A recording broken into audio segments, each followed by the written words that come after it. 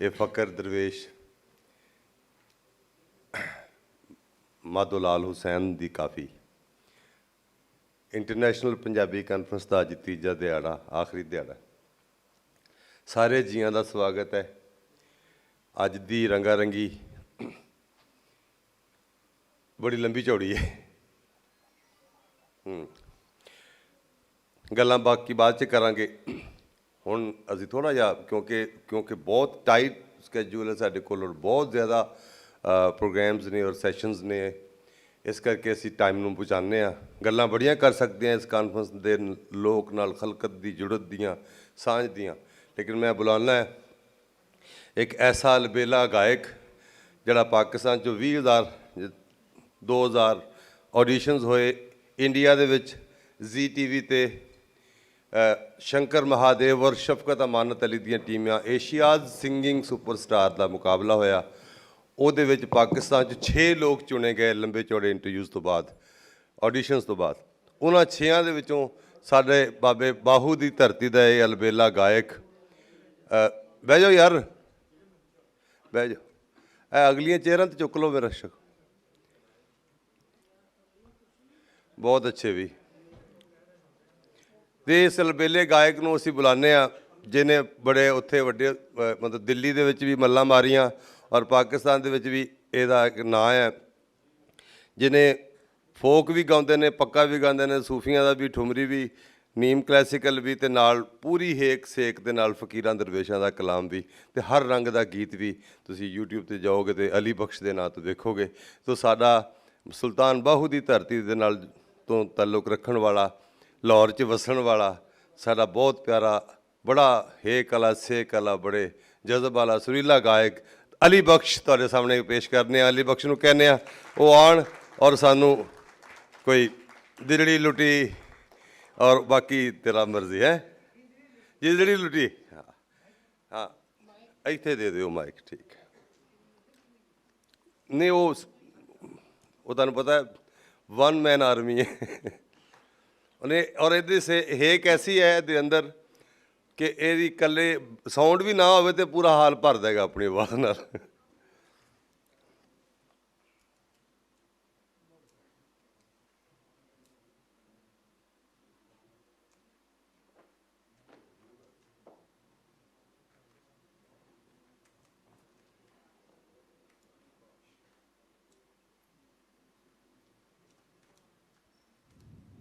Hello hello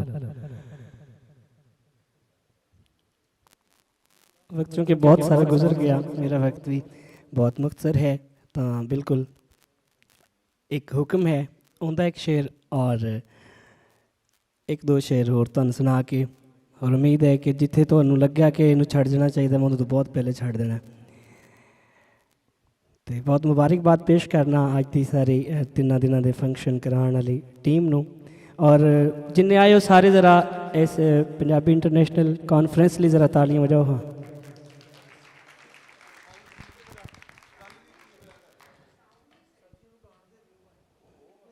नहीं आना है, छड़ दो तुसी। तो बिल्कुल शुरू है तो 2 शेर मियाँ साहब दे और उनके बाद फिर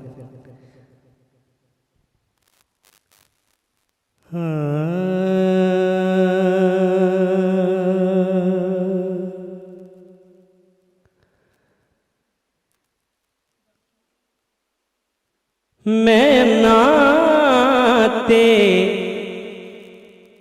तिलकण रस्ता देवे कौन संभाला,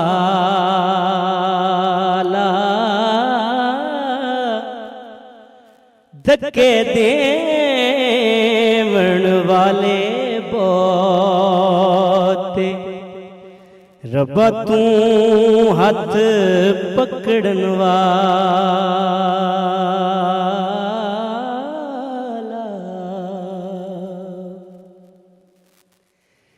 ते सैयां दे संग खेडण दुनिया, सैयां दे संग खेडण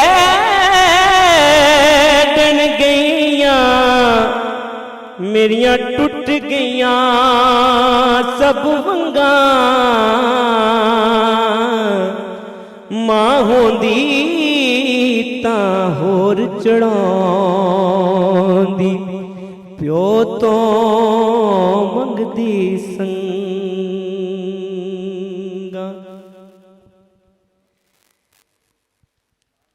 ते खस खस जिन्ना कदरे न मेरा हाँ खस खस जिन्ना कदरे न मेरा वो मेरे साहिब नू वड्याया मैं गलियां दा रूड़ा कूड़ा मैल चढ़ाया साया मैं गलियां दा रूड़ा कूड़ा मैल चढ़ाया साया।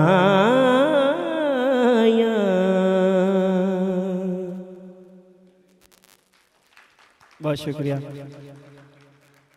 ना दिल दा जुल्म न मेरी गलती वो सारे जुर्म करे इना अखियां ने बंदे चुन चुन मारे चाक तल करे न अखियां। बहुत शुक्रिया। बेदीदियां ते बेतरसिया अगे वो साडे सिर झुकवाए इन अखियां होता आदमिया गल मुकदी साथू वतान छुड़ाए न अखियां। सब्जी ले ताजी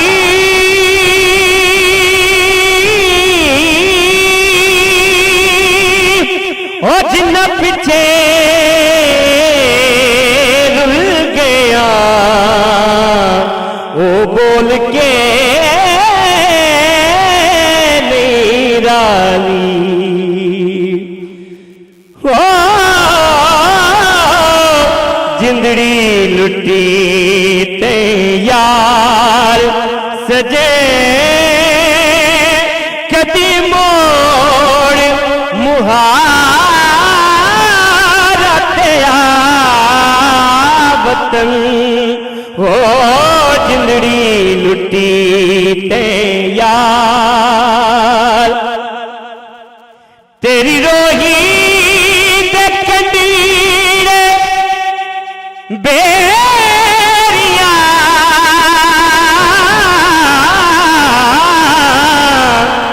वे तेरी रोही दे कंडीरे बेरिया वे मैं तेरी वे मैं तेरिया वे जो काया वसा जा मेरिया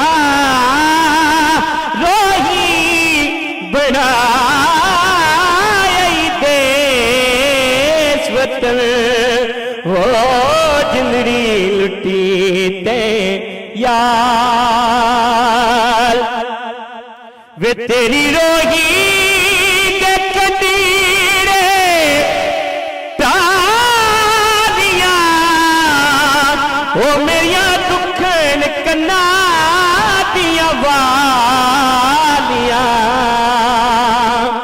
तेरी रोही दे कंडीरे तालियां ओ मेरिया दुखन कन्ना दिया वालियां मैं तराता हिजर विच जालियां जो रोई बना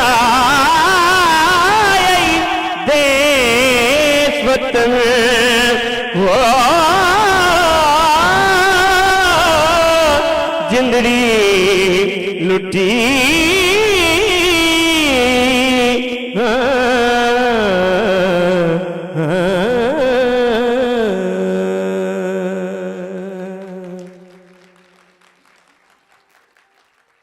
सार सब अजे नहीं आए तो मैं एक शेर तुहानूं होर सुना लवां जे तुहाडे सारिਆਂ ਦਾ दिल होवे तो किसे दा यार ना परदेस जाए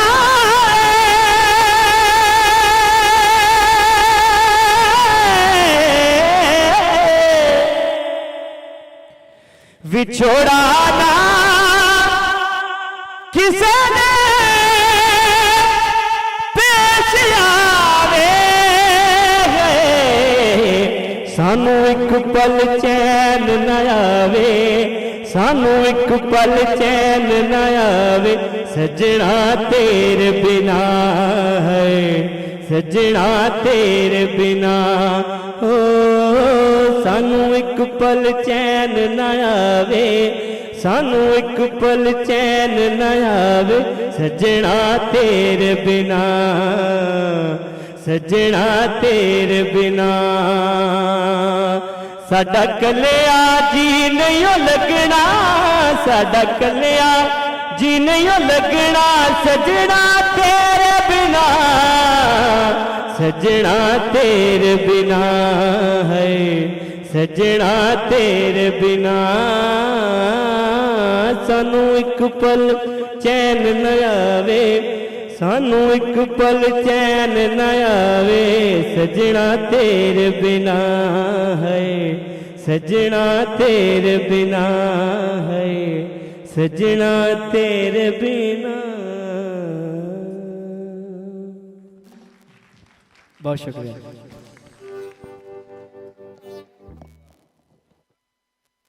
अली बख्श तेरे बिना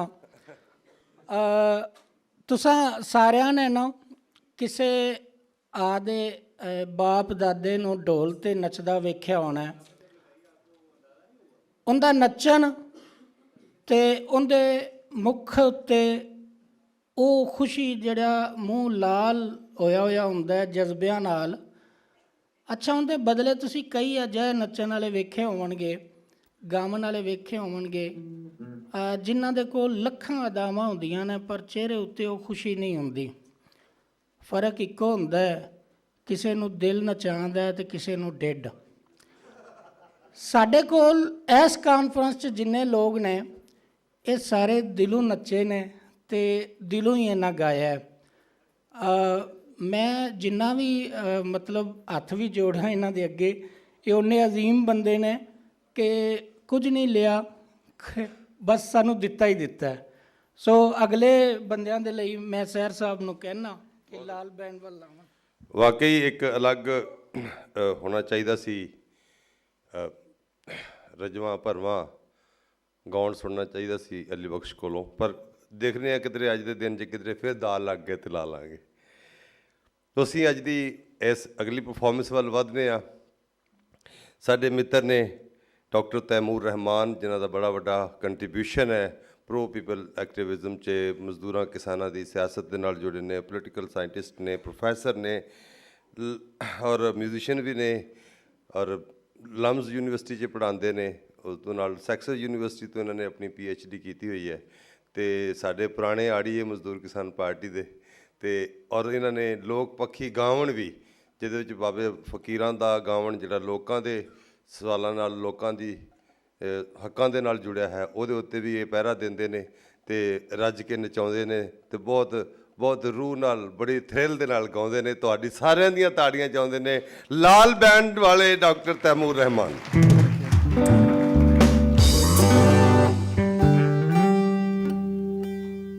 ਦੋਸਤੋ ਮੈਨੂੰ ਬੜੀ ਖੁਸ਼ੀ ਹੋ ਰਹੀ ਹੈ ਤੁਹਾਡੇ ਵਿੱਚ ਸ਼ਰੀਕ ਹੋ ਕੇ ਔਰ ਇੰਟਰਨੈਸ਼ਨਲ ਪੰਜਾਬੀ ਕਾਨਫਰੰਸ ਦੇ ਵਿੱਚ ਸ਼ਰੀਕ ਹੋ ਕੇ ਇੱਥੇ ਜਿਹੜੇ ਪੰਜਾਬੀ ਬੈਠੇ ਨੇ ਉਹ ਨਹੀਂ ਹੈਗੇ ਜਿਨ੍ਹਾਂ ਨੇ ਰਾਤੀ ਬਲੋਚ ਮਾਰਚ ਨੂੰ ਦੇ ਉੱਤੇ ਠੰਡਾ ਪਾਣੀ ਸੁੱਟ ਕੇ ਤੇ ਉਹਨਾਂ ਨੂੰ ਗੱਡੀਆਂ 'ਚ ਪਾ ਕੇ ਤੇ ਬਾਹਰ ਭੇਜਿਆ ਇੱਥੇ ਜਿਹੜੇ ਪੰਜਾਬੀ ਬੈਠੇ ਨੇ ਉਹ ਜੈਨੂਇਨ ਪੰਜਾਬ ਦੇ ਲੋਕ ਨੇ ਜਿਹੜੇ ਦੂਜਿਆਂ ਦੇ ਨਾਲ ਰਲ ਕੇ ਆਵਾਮ ਦੇ ਹਕੂਕ ਲਈ ਜਦੋਜਹਿਦ ਕਰਨਾ ਬਿਹਤਰ ਸਮਝਦੇ ਨੇ। ਮੈਨੂੰ ਬੜਾ ਦੁੱਖ ਔਰ ਅਫਸੋਸ ਹੋਇਆ ਜਿਹੜਾ ਰਾਤੀ ਵਾਕਿਆ ਹੋਇਆ, ਔਰ ਮੈਂ ਚਾਹੁੰਦਾ ਸੀ ਕਿ ਮੈਂ ਆਪਣੀ ਪਰਫਾਰਮੈਂਸ ਉਹਨਾਂ ਦੇ ਨਾਲ ਇਜ਼ਹਾਰ ਯਕਜਹਿਤੀ ਕਰਕੇ ਸ਼ੁਰੂ ਕਰਾਂ, ਔਰ ਮੈਨੂੰ ਅੰਦਾਜ਼ਾ ਹੈ ਤੁਸੀਂ ਸਾਡੇ ਨਾਲ ਹੋ। ਤੇ ਮੇਰੇ ਕੁਝ ਸਾਥੀ ਮਿੱਤਰ ਲੰਡਨ ਤੋਂ ਵੀ ਆਏ ਨੇ ਜਨਾਬ, ਰਿਸ਼ਤੇਦਾਰ ਨੇ ਮੇਰੇ, ਖਾਸ ਉਹ ਸਵੇਰ ਉੱਠ ਕੇ ਆਏ ਨੇ ਕਿ ਅਸੀਂ ਜ਼ਰਾ ਲਾਲ ਬੈਂਡ ਦੀ ਪਰਫਾਰਮੈਂਸ ਸੁਣੀਏ। ਤੇ ਪੰਜਾਬੀ ਥੋੜੀ ਔਖੀ ਹੈ ਮਗਰ ਸਮਝ ਤੇ ਆ ਰਹੀ ਨਾ ਫੇਰ ਵੀ ਤੁਹਾਨੂੰ। ਅੱਛਾ ਜੀ, ਲੋਕੀ ਮੈਨੂੰ ਪੁੱਛਦੇ ਨੇ ਕਿ ਤੁਸੀਂ ਯੂਨੀਵਰਸਿਟੀ ਦੇ ਪ੍ਰੋਫੈਸਰ ਹੋ, ਤੁਸੀਂ ਕੀ ਕਰ ਰਹੇ ਹੋ ਇੱਥੇ, ਗੀਤ ਗਾਉਂਦੇ ਹੋ। ਮੇਰੀ ਵਾਈਫ ਵੀ ਮੇਰੇ ਨਾਲ ਨੇ, ਮਾਂ ਵਿਸ਼ਵਕਾਰ, ਇਹਨਾਂ ਵਾਸਤੇ ਵੀ ਜ਼ਰਾ ਤਾਲੀਆਂ ਵਜਾ ਦਿਓ। ਤੇ ਉਹਨਾਂ ਨੂੰ ਜਵਾਬ ਮੈਂ ਉਹੀ ਦਿਆਂਗਾ ਜਿਹੜਾ ਕਿ ਬੁੱਲੇ ਸ਼ਾਹ ਨੇ ਦਿੱਤਾ ਸੀ ਕਿ ਕੰਜਰੀ ਬਣਿਆ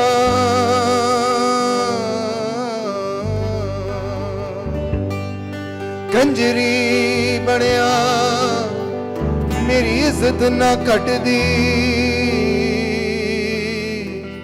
ਉਹ ਮੈਨੂੰ ਨੱਚ ਕੇ ਯਾਰ ਮਨਾਵਣ ਦੇ। ਲੋਕ ਇਸ਼ਕ ਨੂੰ ਭੁੱਲ ਕਹਿੰਦੇ ਤੇ ਸਾਨੂੰ ਗਲ ਵਿੱਚ ਮਾਲਾ ਪਾਵਣ ਦੇ। ਬੁੱਲੇ ਸ਼ਾਹ ਦੀ ਹੋ ਜਾਣੇ ਮੈਨੂੰ ਆਪਣੀ ਰੀਤ ਨਿਭਾਵਣ ਦੇ। ਐ ਇਸ਼ਕ ਨੂੰ ਡਰਦਾ ਮੌਤ ਕੋਲੋਂ ਭਾਵੇਂ ਸੂਲੀ ਚੜਨਾ ਪੈ ਜਾਵੇ। ਨੱਚ ਨੱਚ ਕੇ ਯਾਰ ਮਨਾਵਣ ਲਈ ਭਾਵੇਂ ਕੰਜਰੀ ਬਣਨਾ ਪੈ ਜਾਵੇ।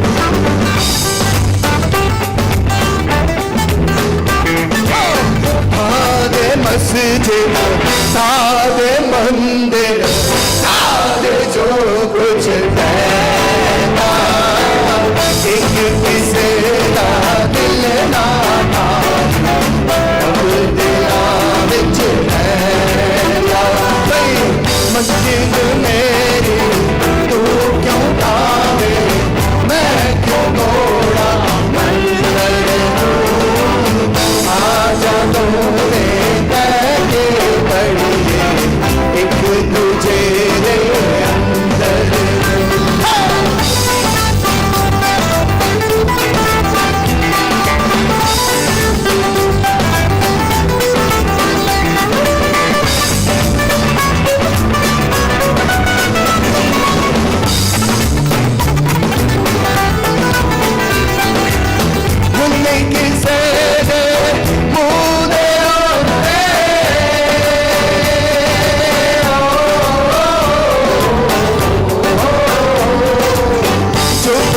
चंद्रा नैना मुन्नी जुल्म किसे ने यारों चुप चुपी ले सहरा, रहनी नहीं मेरा नावे,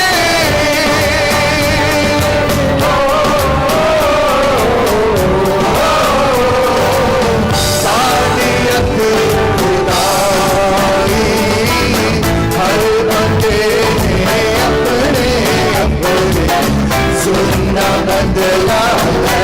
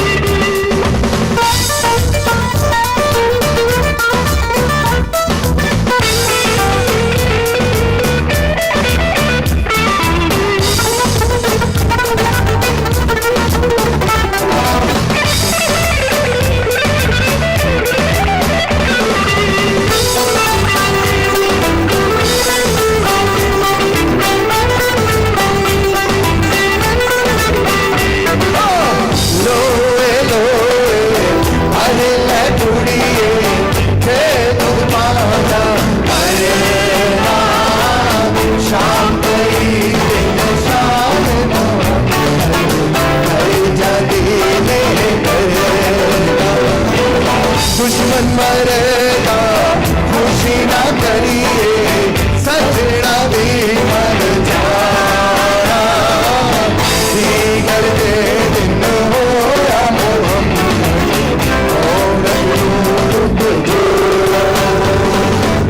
मस्जिद मेरी तू क्यों ढावे, मैं क्यों तोड़ा मंदिर नू, आजा तूने बैके पड़िए एक तुझे दे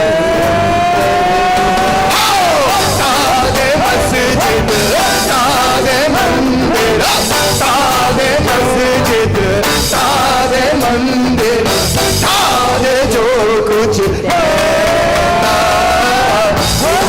से दिल ना रब दिला बिच रहना, से दिल ना रब दिला बिच रहना, से दिल ना रब दिला बिच रहना, से दिल ना रब दिला बिच, रब दिला बिच, रब दिला बिच रहना।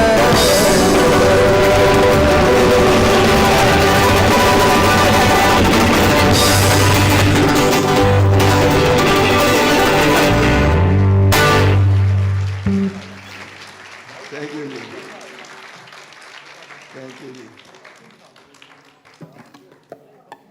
ਸਾਨੂੰ ਬੜੀ ਖੁਸ਼ੀ ਹੈ ਜਨਾਬ ਕਿ ਇਸ ਇੰਟਰਨੈਸ਼ਨਲ ਪੰਜਾਬੀ ਕਾਨਫਰੰਸ ਦੇ ਵਿੱਚ ਨਾ ਸਿਰਫ ਪਾਕਿਸਤਾਨੀ ਪੰਜਾਬ ਤੋਂ ਬਲਕਿ ਦੂਜੇ ਪੰਜਾਬ ਤੋਂ ਵੀ, ਇੰਡੀਆ ਦੇ ਪੰਜਾਬ ਤੋਂ ਵੀ ਸਾਡਾ ਸਾਂਝਾ ਪੰਜਾਬ ਹੀ ਹੈ।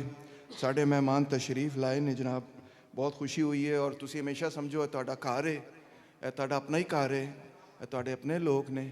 ਔਰ ਅਸੀਂ ਚਾਹੁੰਦੇ ਹਾਂ ਕਿ ਇਹ ਜਿਹੜੀ ਵੰਡ ਪਈ ਹੈ, ਉਹ ਦਿਲਾਂ ਦੀ ਵੰਡ ਜਿਹੜੀ ਉਹ ਤੇ ਕਮ ਅਜ਼ ਕਮ ਖਤਮ ਹੋਏ ਨਾ। ਇਹ ਸਭ ਤੋਂ ਜ਼ਰੂਰੀ ਗੱਲ ਹੈ।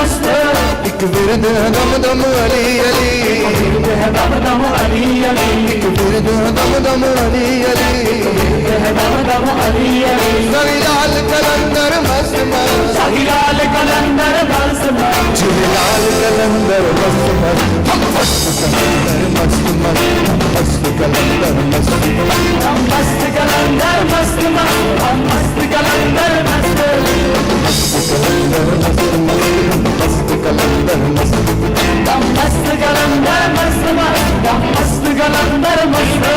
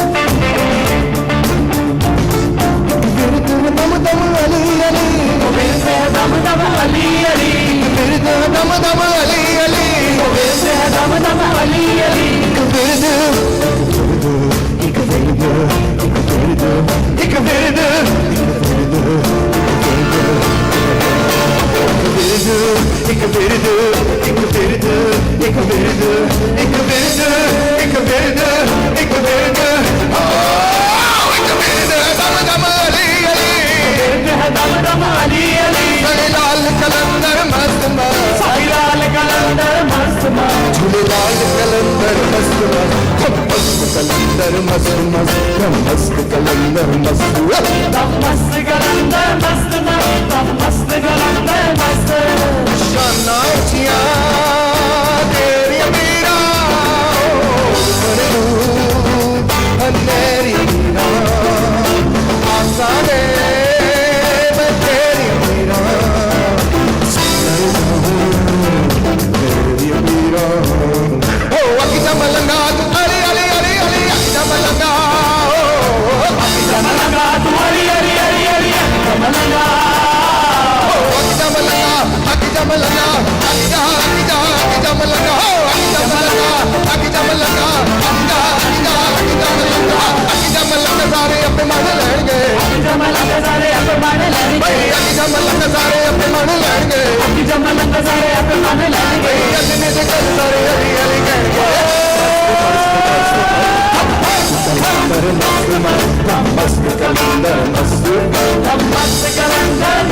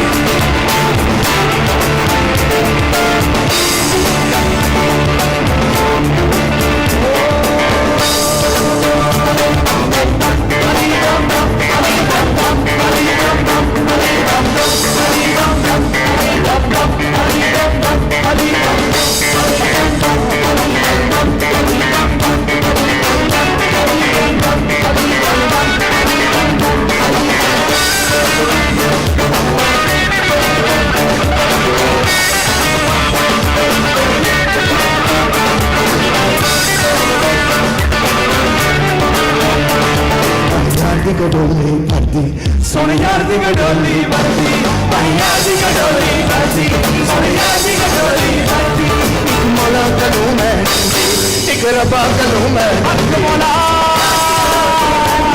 सोने यार दी गडोली हक मौला यार दी गडोली हक मौला यार दी गडोली हक मौला पीर पीरा हजरत मीरा हो पीर पीरा हजरत मीरा ना लैंदे दुनिया में जंजीरा हो ना लैंदे दुनिया में जंजीरा नीना मुर्शिद हादी नीना हरदम रब रब हक मौला याद कडोले करती सोने याद कडोले करती सोने याद कडोले करती कडोले याद कडोले करती तुसी ना ताली बजानी ताली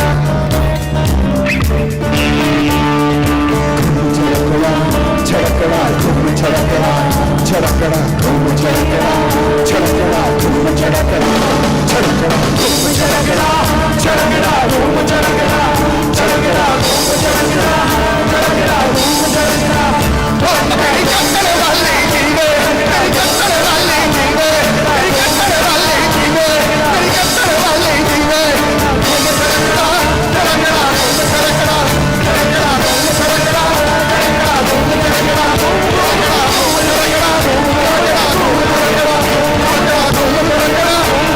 तेरी कत्तर वाली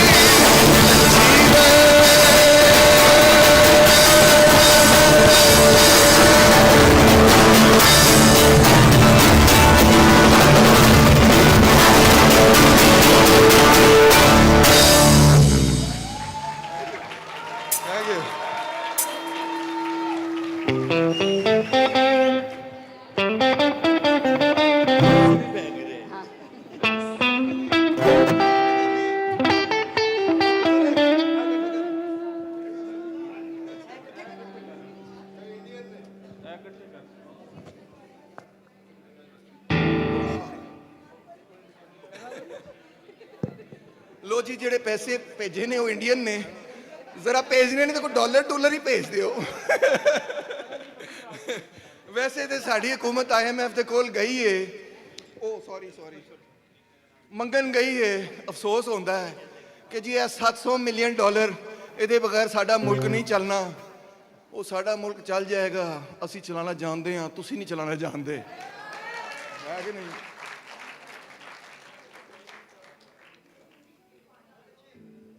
ਹਾਂ ਬਿਲਕੁਲ ਆਇਆ ਮਜ਼ਾ।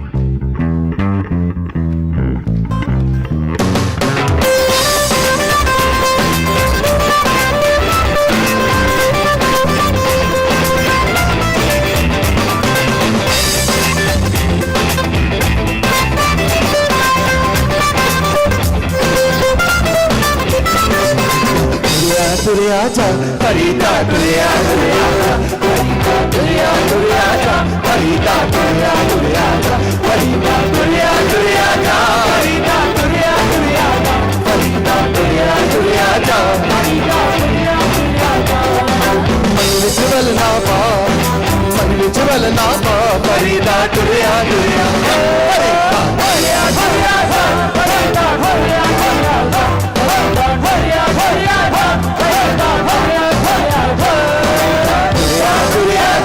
फरीदा तुरिया तुरिया जा फरीदा तुरिया तुरिया जा फरीदा तुरिया तुरिया जा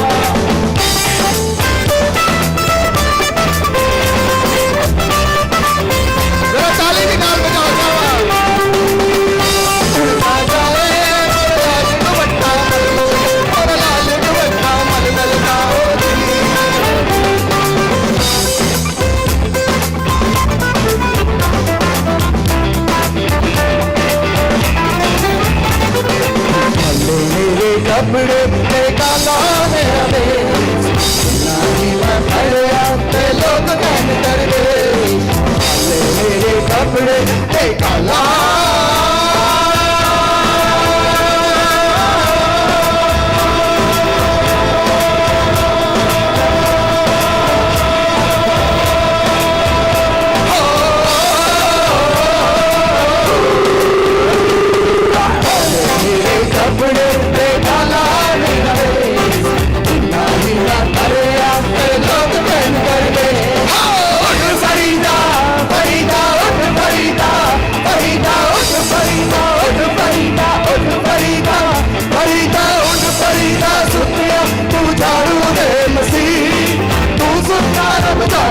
तेरी डांटे नाल फरीदा तुरिया तुरिया जा फरीदा तुरिया तुरिया जा फरीदा तुरिया तुरिया जा फरीदा तुरिया तुरिया जा फरीदा तुरिया जा फरीदा टुरिया जा फरीदा टुरिया जा फरीदा टुरिया जा फरीदा हरि हरि जा फरीदा यार हरि जा फरीदा हरि हरि जा फरीदा यार हरि जा फरीदा हरि हरि जा फरीदा यार हरि जा फरीदा हरि हरि जा फरीदा टुरिया टुरिया फरीदा टुरिया टुरिया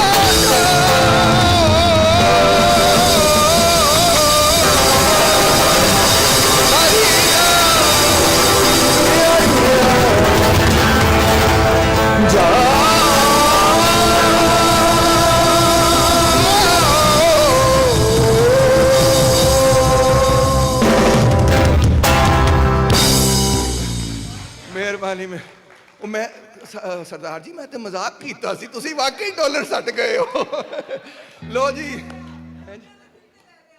ਥੈਂਕ ਯੂ ਜੀ ਥੈਂਕ ਯੂ ਲੋ ਜੀ ਇਹਨਾਂ ਵਾਸਤੇ ਢੇਰ ਸਾਰੀ ਤਾਲੀਆਂ ਜਨਾਬ ਕਮਾਲ ਸਖੀ ਦਿਨ ਬੰਦੇ ਨੇ ਇਹ ਅਸੀਂ ਸਟੇਟ ਬੈਂਕ ਆਫ ਪਾਕਿਸਤਾਨ ਨੂੰ ਜਮ੍ਹਾਂ ਕਰਾਵਾਂਗੇ ਕਿ ਸਾਡਾ ਖਰਚਾ ਜਿਹੜਾ ਥੋੜਾ ਲੰਘ ਜਾਏ ਥੈਂਕ ਯੂ ਜੀ ਥੈਂਕ ਯੂ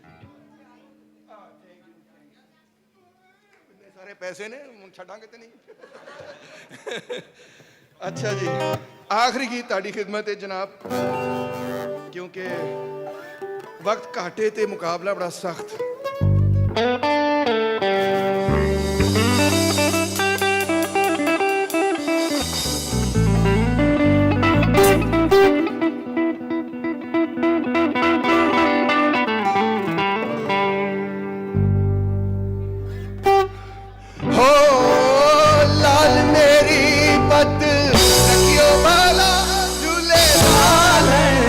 ਸਿੰਦੜੀ ਦਾ ਸੇਵਣ ਦਾ ਸਿੰਦੜੀ ਦਾ ਸੇਵਣ ਦਾ ਸਗੀ ਸ਼ਾਬਾਜ਼ ਕਲੰਦਰ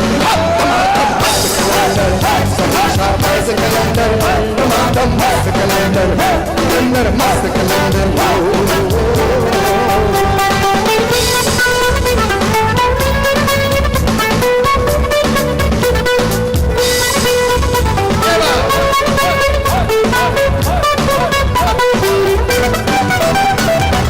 चारों चिराग तेरे पर हमेशा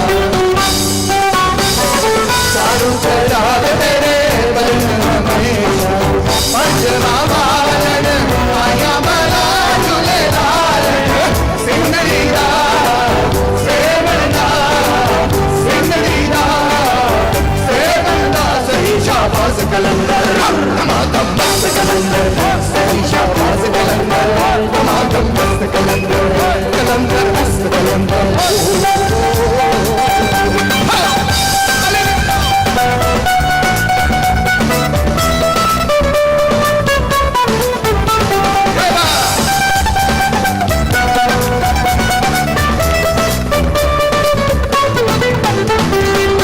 मावा ते पुत्रा नू इज्जत दी रोटी मावा ते पुत्रा नू इज्जत दी रोटी मैं भरा नू बंधन मिले लालो लाल होवे जिंदड़ी मेरी ओ जी मेरी जिंदड़ी मेरी है जी मेरी इस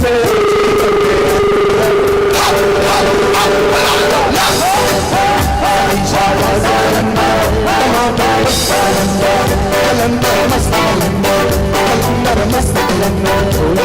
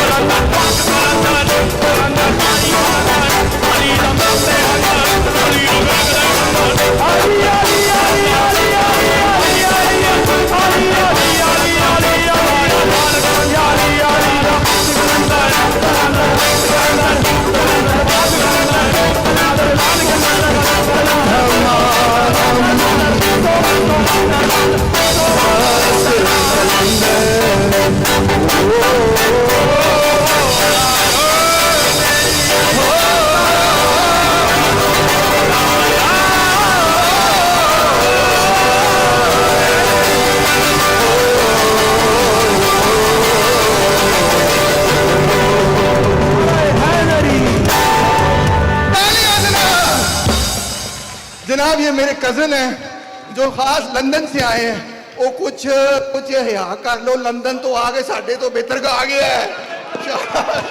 शाबाश। मैनू पता भी नहीं सी कि यह गाना गा सकते हैं। बहरहाल जी साहिर साहब बड़ी मेहरबानी, बड़ी मोहब्बत comrade, thank you. International Punjab conference सारिਆਂ ਦੀ बड़ी मेहरबानी, और खास तौर ਤੇ ਜਿਹੜੇ ਸਾਡੇ ਮਹਿਮਾਨ ਆਏ ਨੇ ਉਹਨਾਂ ਦੇ ਨਾਲ ਸਾਡੀ ਇੱਕ ਦਿਲੀ ਮੁਹੱਬਤ ਹੈ ਔਰ ਹਮੇਸ਼ਾ ਰਹੇਗੀ ਔਰ ਹਮੇਸ਼ਾ ਕੋਸ਼ਿਸ਼ ਰਹੇਗੀ ਕਿ ਦਿਲ ਦੀਆਂ ਵੰਡਾਂ ਨੂੰ ਦੂਰ ਕੀਤਾ ਜਾਏ, ਆਵਾਮ ਜਿਹੜੀ ਉਹ ਇਕੱਠੀ ਹੋਏ। Thank you so much sir, ਤੁਸੀਂ ਆਏ ਹੋ, ਸਾਰਿਆਂ ਨੂੰ ਖੁਸ਼ ਬਹੁਤ ਬਹੁਤ ਸ਼ੁਕਰੀਆ ਕਮਰੇਡ ਡਾਕਟਰ ਤੈਮੂਰ ਰਹਿਮਾਨ ਜੀ, ਤੁਸੀਂ ਬਹੁਤ ਵਧੀਆ ਰੌਣਕ ਲਾਈ, ਸਾਰਿਆਂ ਦੇ ਦਿਲਾਂ ਨੂੰ ਗਰਮਾਇਆ ਤੇ ਸਾਰਿਆਂ ਨੂੰ ਸੋਹਣਾ ਨਚਾਇਆ ਹੈ। ਤੇ ਐਸਾ ਸ਼ੁਭ ਦਿਹਾੜਾ ਆਇਆ ਵੀ ਅਸਾਂ ਤੇ ਰੱਬ ਦਾ ਸ਼ੁਕਰ ਮਨਾਇਆ। ਤੇ ਤੁਸੀਂ ਹੁਣ ਤਾੜੀ ਕਿਉਂ ਨਹੀਂ ਲਾਉਂਦੇ ਇੱਕ ਵਾਰੀ ਖੁੱਲ ਕੇ? ਕਮਰੇਡ ਨੇ ਬਹੁਤ ਵਧੀਆ ਰੰਗ ਜਮਾਇਆ ਜੀ, ਮਾਸ਼ਾਅੱਲਾ। ਤੇ ਜਦ ਤੱਕ ਇਹ ਆਪਣੀਆਂ ਚੀਜ਼ਾਂ ਡੀਪਲੇਸ ਕਰਦੇ ਤੇ ਉਨੀ ਦੇਰ ਤੱਕ ਅਸੀਂ ਥੋੜੀ ਜਿਹੀ ਗੱਲ ਟੋਰ ਲਈਏ। ਸਾਡੇ ਬੜੇ ਪਿਆਰੇ ਮਿੱਤਰ, ਸਾਡੇ ਉਚੇਚੇ ਉਚੇਚੇ ਪ੍ਰਾਹੁਣੇ ਜਿਹੜੇ ਖਾਸ ਤੌਰ ਤੇ ਇਸ ਕਾਨਫਰੰਸ ਦੀ ਸ਼ਿਰਕਤ ਲਈ ਯੂਕੇ ਤੋਂ ਸੌਰੀ ਅਮਰੀਕਾ ਤੋਂ ਆਏ ਨੇ, ਕੈਲੀਫੋਰਨੀਆ ਤੋਂ, ਨਹੀਂ ਹੋਰ ਨੇ, ਬਹੁਤ ਜੀ ਨੇ ਆਏ ਨੇ। ਸੋ ਉੱਥੇ ਉਹਨਾਂ ਦਾ ਆਪਣਾ ਬਿਜ਼ਨਸ ਹੈ, ਆਪਣਾ ਉਹ ਪੰਜਾਬ ਔਰ ਪੰਜਾਬੀਅਤ ਦੀ ਵਗੋ ਉਹਨਾਂ ਦਾ ਮਿਠਾਈਆਂ ਦਾ ਬਿਜ਼ਨਸ ਹੈ।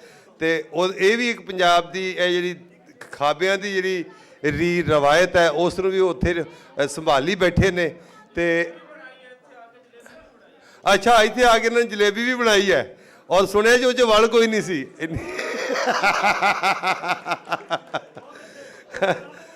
ਬਗੈਰ ਵਲਾਂ ਤੋਂ ਜਲੇਬੀ ਹੈ, ਵਾਹ ਜੀ ਵਾਹ। ਉਹ ਹੁਣ ਲਾਡੀਆਂ ਦੀ ਲੰਬੀਆਂ ਨੇ, ਬਹੁਤ ਸੈਸ਼ਨ ਹੈ ਸਾਡੇ। ਸੋ ਮੈਂ ਪੰਜਾਬ ਔਰ ਪੰਜਾਬੀਅਤ ਦੇ ਸੇਵਕ ਵੀ ਇੱਕ ਤਰ੍ਹਾਂ ਆਪਣੇ ਜ਼ਾਹਿਰ ਹੈ ਸਾਰੇ ਨਾਲ ਹੀ ਇੱਕ ਸਾਂਝੀ ਸੇਵਾ ਵੀ ਬਣ ਜਾਂਦੀ ਹੈ। ਸਾਡੇ ਉਚੇਚੇ ਪ੍ਰਾਹੁਣੇ ਰਵਿੰਦਰ ਸਿੰਘ ਜੀ ਅਮਰੀਕਾ ਤੋਂ ਆਏ ਨੇ, ਅਸੀਂ ਚਾਹਾਂਗੇ ਕਿ ਉਹ ਆ ਕੇ 1 ਜਾਂ 2 ਮਿੰਟ 'ਚ ਆਪਣੇ ਪਿਆਰ ਤੇ ਵਿਚਾਰ ਨਾਲ ਸਾਨੂੰ ਮਤਲਬ ਸਾਡਾ ਦਿਲ ਖੁਸ਼ ਕਰਨ। ਤੁਹਾਡੇ ਸਾਰਿਆਂ ਦੀਆਂ ਤਾੜੀਆਂ 'ਚ ਜਿਨ੍ਹਾਂ ਨੇ ਇਸ ਤਰ੍ਹਾਂ ਸਿਹਰੇ ਗਾਨੇ ਵਾਲੀ ਵੇਲ ਕਰਾਈ ਸੀ ਤੇ ਬੜੀ ਸੋਹਣੀ ਧਮਾਲ ਪਾਈ ਸੀ, ਹੁਣ ਇਹਨਾਂ ਦੀ ਗੱਲ ਸੁਣਦੇ ਹਾਂ। ਜਨਾਬ ਰਵਿੰਦਰ ਸਿੰਘ ਜੀ। ਵਾਹਿਗੁਰੂ ਜੀ ਕਾ ਖਾਲਸਾ, ਵਾਹਿਗੁਰੂ ਜੀ ਕੀ ਫਤਿਹ। ਸਲਾਮ ਅਲੈਕਮ ਸਾਰਿਆਂ ਨੂੰ। ਬਹਿ ਜਾਓ ਵੀ, ਬਹਿ ਜਾਓ। ਮੈਂ ਤਾਂ ਸਿਰਫ 1 ਮਿੰਟ ਲੈਣਾ। ਬਹਿ ਜਾਓ, ਬਹਿ ਜਾਓ। ਇੰਨਾ ਸੋਹਣਾ ਰੰਗਾ ਰੰਗ ਪ੍ਰੋਗਰਾਮ ਹੋਇਆ, ਬਹੁਤ ਮਨ ਖੁਸ਼ ਹੋਇਆ। ਔਰ ਇਹ ਜਿਹੜਾ ਸਾਰਾ ਸਿਹਰਾ ਸਾਡੇ ਸ਼ੌਕ ਭੌਰਾਂ ਨੂੰ ਜਾਂਦਾ, ਉਹਨਾਂ ਦੀ ਇੰਨੀ ਮਿਹਨਤ ਸਦਕਾ ਅਸੀਂ ਇੱਥੇ ਪਹੁੰਚੇ ਹਾਂ। ਕੁਛ ਰਹਿਮਤ ਰਾਜਾ ਹੁਣੀ ਇੰਨੀ ਬੜੀ ਮਿਹਨਤ ਕੀਤੀ ਆ। ਮੈਂ ਤਾਂ ਸਿਰਫ ਇਹੀ ਗੱਲ ਕਰਨੀ ਹੈ ਵੀ ਆਪਣੀ ਸਾਰੇ ਦੋਸਤ ਇਹ ਜਿਹੜੇ ਆ ਰਹੇ ਨੇ ਇਹ ਜ਼ਰਾ ਟਿਕ ਜਾਓ, ਜਿਹੜੇ ਟਿਕੇ ਹੋਏ ਨੇ ਉਹ ਦੂਜੇ ਨੂੰ ਟਿਕਾਣ, ਜਿਹੜੇ ਟਿਕਦੇ ਨਹੀਂ ਪਏ। ਇਹ ਬਹੁਤ ਜ਼ਰੂਰੀ ਹੈ ਕਿਉਂਕਿ ਸਾਡੇ ਪ੍ਰਾਹੁਣਿਆਂ ਨੂੰ ਅਗਰ ਪੂਰੇ ਸਲੀਕੇ ਨਾਲ, ਤਰੀਕੇ ਨਾਲ, ਧਿਆਨ ਨਾਲ ਅਗਰ ਉਹਨਾਂ ਦੀ ਗੱਲ ਨਹੀਂ ਸੁਣਾਂਗੇ, ਕਿਉਂਕਿ ਉਹਨਾਂ ਦੇ ਅੰਦਰ ਜਿਹੜੇ ਜਜ਼ਬਾਤ ਨੇ ਇਸ ਲਾਹੌਰ, ਇਸ ਪੰਜਾਬ 'ਚ ਆਉਣ ਦੇ, ਇੱਥੇ ਦੇ ਰੰਗਾਂ ਦੇ ਨਾਲ ਆਪਣੇ ਆਪ ਨੂੰ ਸਾਂਝਾ ਕਰਨ ਦੇ, ਉਹਨਾਂ ਦੇ ਇੱਕ ਬੋਲ ਜਿਹੜਾ ਉਹਨਾਂ ਦੇ ਦਿਲ ਤੋਂ ਨਿਕਲਦਾ ਹੈ। ਇਸ ਕਰਕੇ ਅਸੀਂ ਅਗਰ ਦਿਲ ਦੇ ਨਾਲ ਸੁਣਾਂਗੇ, ਉਹਨਾਂ ਦੇ ਮਾਸੂਮ ਜਜ਼ਬੇ ਨੇ ਨਿੱਘ ਹੈ, ਉਹਨਾਂ ਦੇ ਅੰਦਰ ਇੱਥੇ ਦਾ ਚਾਅ ਹੈ, ਇਹਨਾਂ ਸਾਂਝ। ਯਾਰ ਸਾਰੇ ਬਹਿ ਜਾਓ, ਅਜਾ ਵੀ ਰੌਲਾ ਖਰਾਬੀ ਹੋ ਰਹੀ। ਤੇ ਕਮਰੇਡ ਨਿਬੇੜ ਦੀ ਜੋ ਜ਼ਰਾ ਜਲਦੀ, ਬਿਸਮਿਲ੍ਲਾ। ਲਓ ਜੀ, ਦੁਬਾਰਾ ਅਸੀਂ ਜਨਾਬ ਰਵਿੰਦਰ ਸਿੰਘ ਜੀ ਹੋਰਾਂ ਕੋਲੋਂ ਗੱਲ ਸੁਣਨੇ ਆ। ਪਲੀਜ਼ ਜ਼ਰਾ ਖਾਮੋਸ਼ੀ ਨਾਲ ਜੋ ਕਰਨਾ ਕਰੀ ਜਾਓ। ਅਗੇਨ ਵਾਹਿਗੁਰੂ ਜੀ ਕਾ ਖਾਲਸਾ, ਵਾਹਿਗੁਰੂ ਜੀ ਕੀ ਫਤਿਹ। ਸਲਾਮ ਅਲੈਕਮ। ਔਰ ਮੈਂ ਰਜਤ ਅਹਿਮਦ ਨੂੰ ਪਹਿਲੀ ਵਾਰੀ ਮਿਲਿਆ, ਬਹੁਤ ਇਹਨੇ ਪਿਆਰ ਦਿੱਤਾ। ਔਰ ਭੌਰਾ ਸਾਹਿਬ ਜਿਹੜੇ ਬਹੁਤ ਦੇਰ ਤੋਂ ਪੱਤਰਕਾਰੀ 'ਚ ਪਏ ਹੋਇਆ, ਇਹਨਾਂ ਦੀ ਤਾਂ ਤੁਸੀਂ ਗੱਲਾਂ ਹੀ ਛੱਡ ਦਿਓ, ਪਰ ਇਹਨਾਂ ਦੇ ਸਦਕਾ ਅਸੀਂ ਤੁਹਾਡੇ ਕੋਲ ਪਹੁੰਚੇ ਹਾਂ। ਬਹੁਤ ਜ਼ਿਆਦਾ ਇੱਥੇ ਪਿਆਰ ਮਿਲਿਆ ਅਤੇ ਅਸੀਂ ਇੱਦਾਂ ਚਾਹੁੰਦੇ ਹਾਂ ਵੀ ਇਹ ਪਿਆਰ ਇੱਦਾਂ ਬਰਕਰਾਰ ਰਹੇ। ਆਪਣੀ ਪੰਜਾਬੀ ਮਾਂ ਬੋਲੀ ਨਾਲ ਜੁੜ ਕੇ ਰਹੋ ਹਮੇਸ਼ਾ ਹੀ। ਬੱਚਿਆਂ ਨੂੰ ਪੰਜਾਬੀ ਮਾਂ ਬੋਲੀ ਨਾਲ ਜੋੜੋ ਔਰ ਬਾਣੀ ਅਤੇ ਬਾਣੇ ਨਾਲ ਜੋੜੋ। ਜਿਹੜੀ ਗੁਰਬਾਣੀ ਹੈ, ਗੁਰੂ ਦੀ ਬਾਣੀ ਹੈ, ਬਾਬੇ ਬੁੱਲ੍ਹੇ ਸ਼ਾਹ ਦੀ ਬਾਣੀ ਹੈ, ਉਹਨੂੰ ਵੀ ਦਿਲ 'ਚ ਵਸਾ ਕੇ ਰੱਖੋ। ਜਿਹੜਾ ਨਹੀਂ ਇੱਥੇ ਸਿੰਗਿੰਗ ਕੀਤੀ ਆ। ਕਾਲੇ ਮੈਂਡੇ ਕੱਪੜੇ ਕਾਲਾ ਮੈਂਡਾ ਵੇਸ, ਗੁਣ ਹੀ ਭਰਿਆ ਮੈਂ ਫਿਰਾਂ ਲੋਕ ਕਹੈ ਦਰਵੇਸ਼। ਇਹ ਬਾਬੇ ਸ਼ੇਖ ਫਰੀਦ ਦੀ ਬਾਣੀ ਹੈ, ਇਹਨੂੰ ਦਿਲ 'ਚ ਵਸਾਓ ਔਰ ਇਹ ਜਿਹੜੀਆਂ ਪਿਆਰ ਦੀਆਂ ਤੰਦਾਂ ਨੂੰ ਜੋੜੀ ਰੱਖੋ। ਆਪਸ ਵਿੱਚ ਮਿਲੋ ਗਿਲੋ, ਗੱਲਾਂ ਬਾਤਾਂ ਕਰੋ, ਕੋਈ ਦੁੱਖ ਸਾਂਝੇ ਕਰੋ, ਤਦ ਅਸੀਂ ਇਹਨੂੰ ਅੱਗੇ ਵਧਾ ਸਕਦੇ ਹਾਂ। ਤੇ ਬਾਕੀ ਮੈਂ ਤਾਂ ਇੰਨੇ ਜੋਗਾ ਹੈ ਨਹੀਂ ਵੀ ਇੱਥੇ ਖੜ੍ਹ ਕੇ ਤੁਹਾਨੂੰ ਕੁਝ ਦੱਸ ਸਕਾਂ ਜਾਂ ਕੁਝ ਕਹਿ ਸਕਾਂ, ਪਰ ਫਿਰ ਵੀ ਤੁਹਾਡਾ ਬਹੁਤ ਧੰਨਵਾਦ ਟਾਈਮ ਦੇਣ ਦਾ। ਵਾਹਿਗੁਰੂ ਜੀ ਕਾ ਖਾਲਸਾ, ਵਾਹਿਗੁਰੂ ਜੀ ਕੀ ਫਤਿਹ।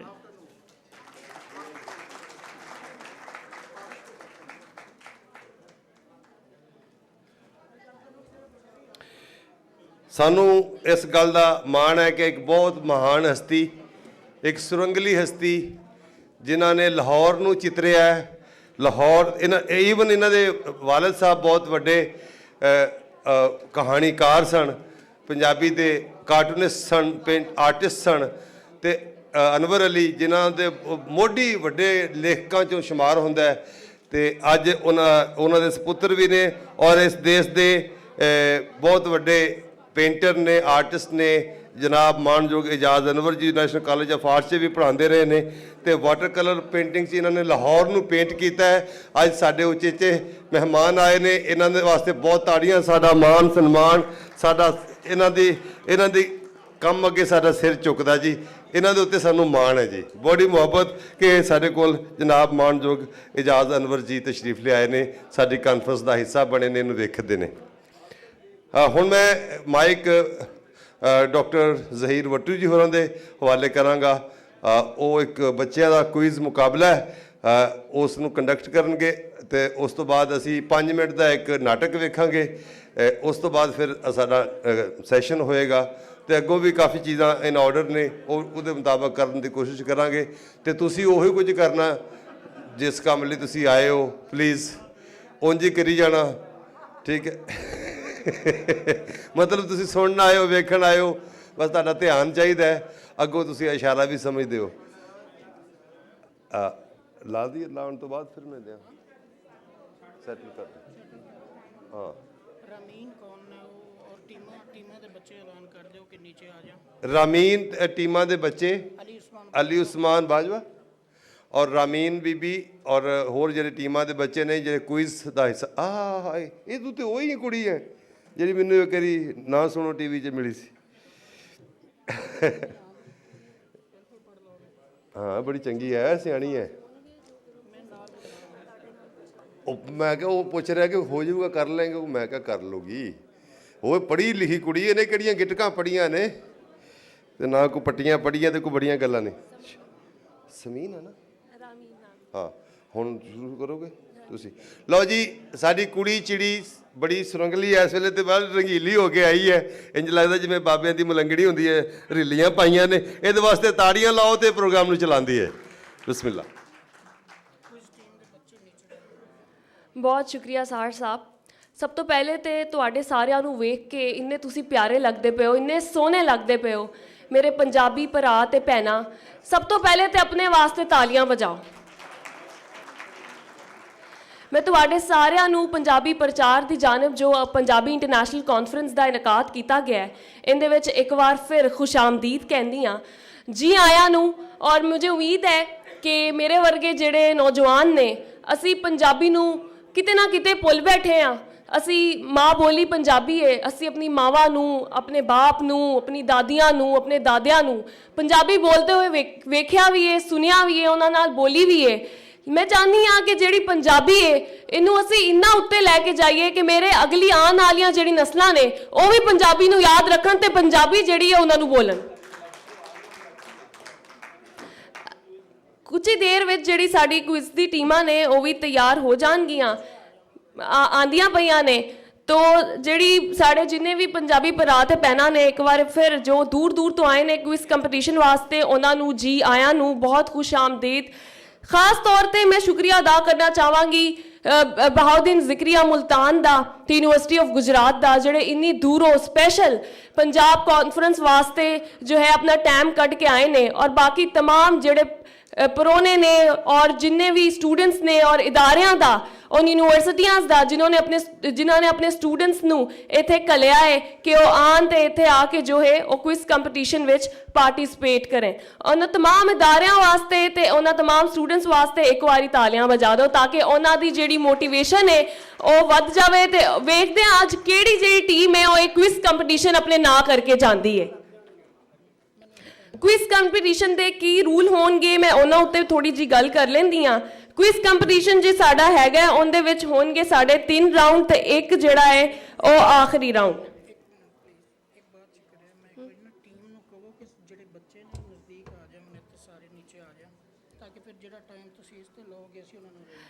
ठीक है जी, मेरी तमाम टीमां तो रिक्वेस्ट है कि सारे ਜਿਹੜੇ ਨੇ ਉਹ ਅੱਗੇ ਆ ਜਾਣ ਸਟੇਜ ਦੇ ਕੋਲ ਤਾਂ ਕਿ ਜਿੱਦਾਂ ਜਿੱਦਾਂ ਮੈਂ ਟੀਮਾਂ ਨੂੰ ਬੁਲਾਉਂਦੀ ਜਾਵਾਂ ਉਹ ਇੱਕ ਇੱਕ ਕਰਕੇ ਸਟੇਜ ਦੇ ਉੱਤੇ ਆਈ ਜਾਣ।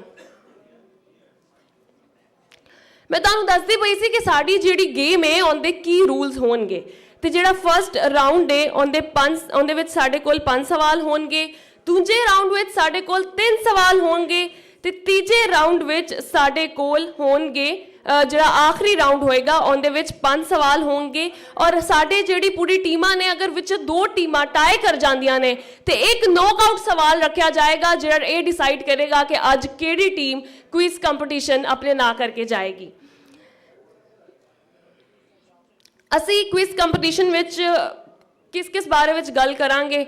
ਅਸੀਂ ਪੰਜਾਬ ਦੀ ਬੁਨਿਆਦੀ ਤਾਰੀਖ ਦੇ ਬਾਰੇ ਵਿੱਚ ਗੱਲ ਕਰਾਂਗੇ, ਰਾਜਾ ਪੂਰਸ, फिर अफगान इन्वेडर्स, राजा रणजीत सिंह, मुगल्स और अंग्रेज़, और फिर जेडे पंजाब ਦੇ ਵਿੱਚ ਮਸ਼ਹੂਰ ਲੋਕ ਗੁਜ਼ਰੇ ਨੇ ਮਸ਼ਾਹੀਰ ਔਰ ਸਾਡੇ ਕੋਲ ਜਿੰਨੇ ਵੀ ਵੱਡੇ ਵੱਡੇ ਸ਼ਾਇਰ ਨੇ ਉਹਨਾਂ ਦੇ ਹਵਾਲੇ ਤੋਂ ਅਸੀਂ ਸਵਾਲਾਤ ਕਰਾਂਗੇ ਤੇ ਵੇਖਾਂਗੇ ਕਿ ਜਿਹੜੇ ਬੱਚੇ ਅੱਜ ਸਾਡੇ ਕੋਲ ਆਂਦੇ ਪਏ ਨੇ ਉਹ ਪੰਜਾਬ ਨੂੰ ਕਿੰਨਾ ਜਾਣਦੇ ਨੇ ਜਾਂ ਪੰਜਾਬ ਦੀ ਤਾਰੀਖ ਨੂੰ ਕਿੰਨਾ ਜਾਣਦੇ ਨੇ। ਜੀ ਬਿਲकुल। ਕਮਲੀਏ ਅਫਗਾਨ ਇਨਵੇਡਰ ਕਹਿੰਦੇ ਅੱਛਾ ਇਰਫਾਨ ਸ਼ਾਹ ਸਾਹਿਬ ਕਿੱਥੇ ਹੋ ਤੁਸੀਂ? ਆ ਰਮੀਨ ਦੇ ਮੂੰਹ ਨਿਕਲੇ ਹੋਏ ਲਫ਼ਜ਼ਾਂ ਦੇ ਜ਼ਿੰਮੇਦਾਰ ਤੁਸੀਂ ਹੋ। ਅੱਛਾ ਅਲੀ ਉਸਮਾਨ ਬਾਜਵਾ ਔਰ ਤੀਸਰੀ ਦਫਾ ਅਲੀ ਉਸਮਾਨ ਬਾਜਵਾ ਗਵਾਹ ਰਹਿਣਾ ਕਿ ਅਸੀਂ ਤੁਹਾਨੂੰ 3 ਵਾਰੀ ਬੁਲਾਇਆ ਸੀ। ਅੱਛਾ ਇਸਲਾਮੀਆ ਕਾਲਜ ਲਾਹੌਰ ਦੀ ਟੀਮ ਆ ਚੁੱਕੀ ਹੈ। यूनिवर्सिटी ऑफ लाहौर 3 लोग ने लेकिन जेडे इस टाइम 2 लोग भी होवणगे असी उनके नाल क्योंकि टाइम के उपर शुरू करना चाह रहे हैं असी उन कंपीटिशन च लियावांगे सैमीफाइनल तक अगर वो पहुँच जाएंगे तो फिर असी 3 शामिल कर लवांगे। Punjab university Lahore, BZU Multan, lead law college, Dyal Singh college आ चुके हैं और university of central Punjab, government college university Lahore ये भी मौजूद ने। जो लोग भी है वो नीचे आओ और असी उन्हों का कोई स्टार्ट करन लगे हैं। हुण करो अपनी गल। कुछ सवाल होणगे मुख्तलिफ तरह के तो उनके जवाब साढ़े लोग देणगे।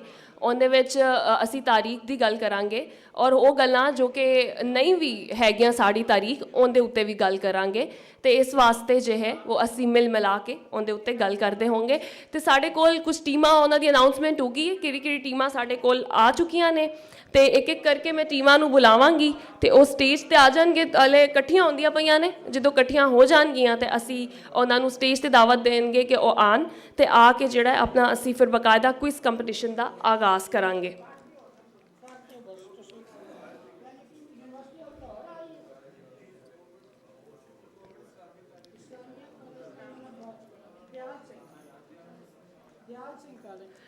पहली टीम साढ़े कोल है दयाल सिंह कॉलेज लाहौर तो मैं उन्होंने दावत देंदी हाँ कि वो स्टेज ते आन ताकि असी बकायदा अपने कंपीटिशन का आगाज़ कर सकीए।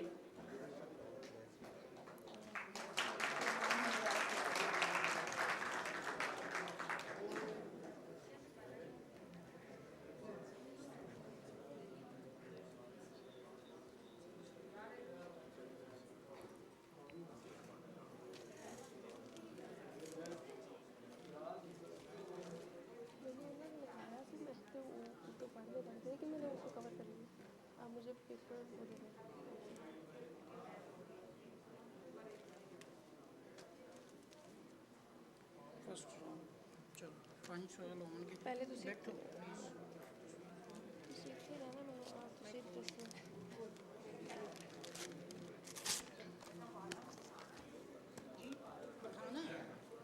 ਬੇਟਾ ਚੇਅਰ ਤੇ ਬੈਠੋ ਨਾ, ਤੁਹਾਡੇ ਲਈ ਚੇਅਰ ਨੇ।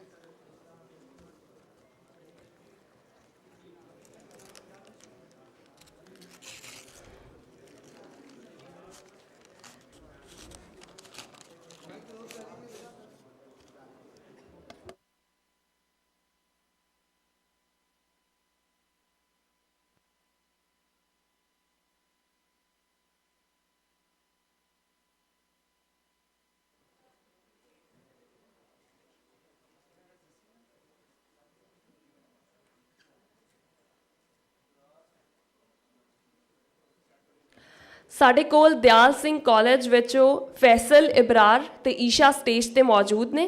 ਅਸੀਂ ਬਕਾਇਦਾ ਆਪਣੇ ਸਵਾਲਾਂ ਦਾ ਆਗਾਜ਼ ਕਰਨ ਲੱਗੇ ਹਾਂ। ਵੇਖਦੇ ਹਾਂ ਕਿ ਤਿੰਨਾਂ ਵਿੱਚੋਂ ਕੌਣ ਬੱਚਾ ਜਿਹੜਾ ਹੈ ਉਹ ਸਹੀ ਜਵਾਬ ਦੇ ਪਾਉਂਦਾ ਹੈ।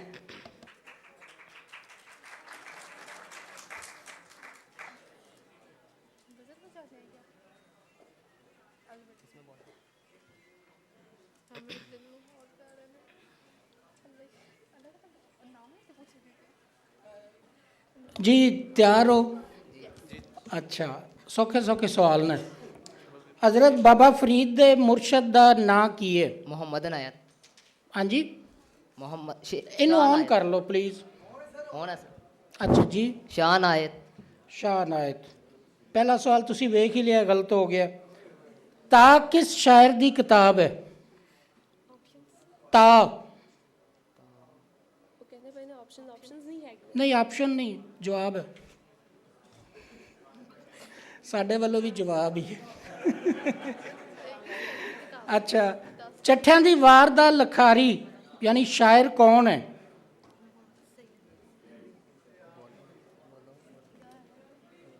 चलो मैं ऑप्शन देना जी।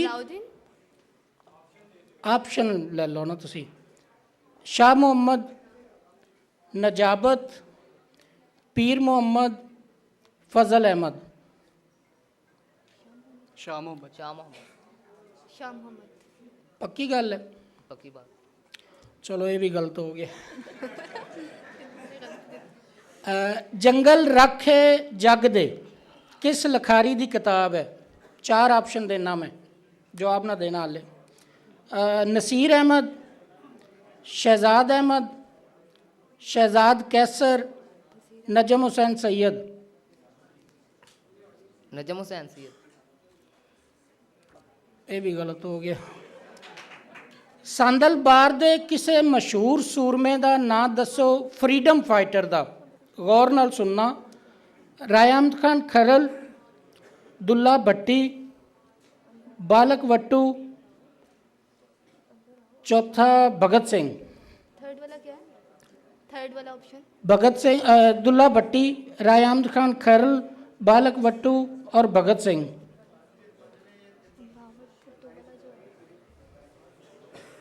भगत सिंह।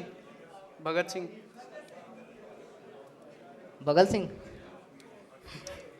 चलो इन्नी को रैत दी सी ना कि 4 सांदल बार दे कर दिते सन।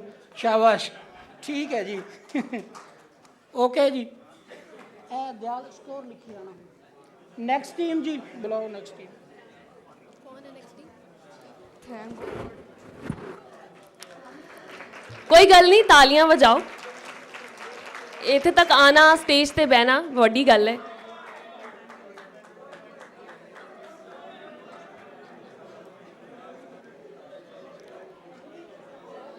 ਅਸੀਂ ਆਪਣੀ ਅਗਲੀ ਟੀਮ ਦੀ ਜਾਨਿਬ ਵਧਾਂਗੇ।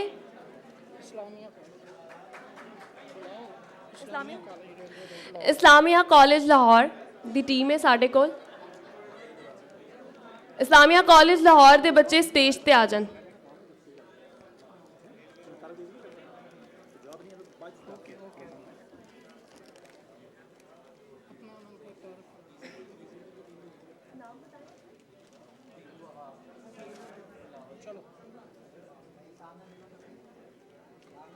अपना तारफ बच्चों को। बेटा माइक ऑन है, अपना तारफ करा दो। अपने नाम और इंस्टीट्यूशन असी दस चुके। अब्दुल वहाब। मोहम्मद बिलावल ਮੁਹੰਮਦ ਬਿਲਾਵਲ, अयान ਅਯਾਨ।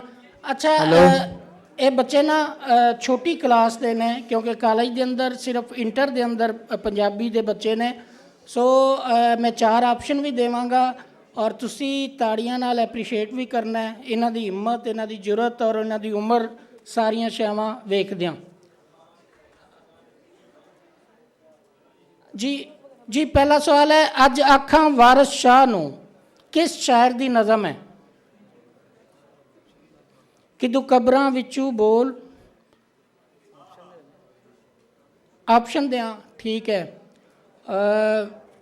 ਪੀਰ ਫਜ਼ਲ ਗੁਜਰਾਤੀ, ਸਾਬਰ ਅਲੀ ਸਾਬਰ, ਆਬਾਦ ਨਬੀਲ ਸ਼ਾਦ, ਅਮਰਤਾ ਪ੍ਰੀਤਮ। पीर फजल गुजराती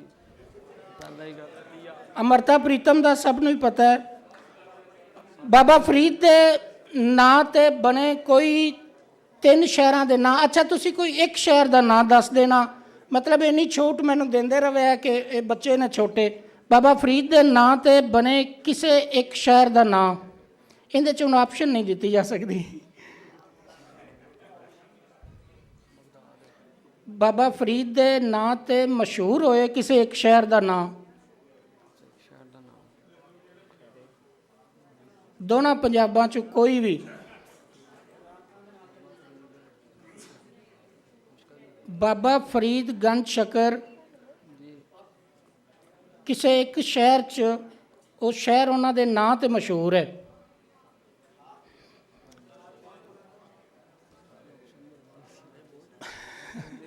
ਪਾਕ ਪਤਨ ਸ਼ਰੀਫ ਤਾਂ ਕਹਿ ਦਿਓ ਪਾਗਲੋ। ਚਲੋ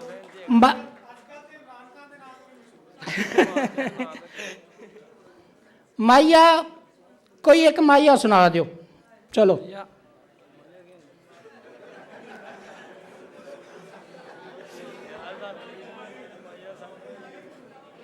ਅੱਛਾ, ਇੱਕ ਮਿੰਟ ਪਲੀਜ਼, ਕੋਈ ਇੱਕ ਪੰਜਾਬੀ ਗਾਵਨ ਸੁਣਾ ਦਿਓ, ਕੋਈ ਇੱਕ ਪੰਜਾਬੀ।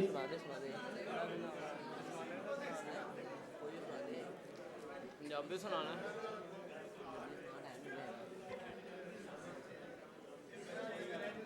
किसी भी सिंगर का।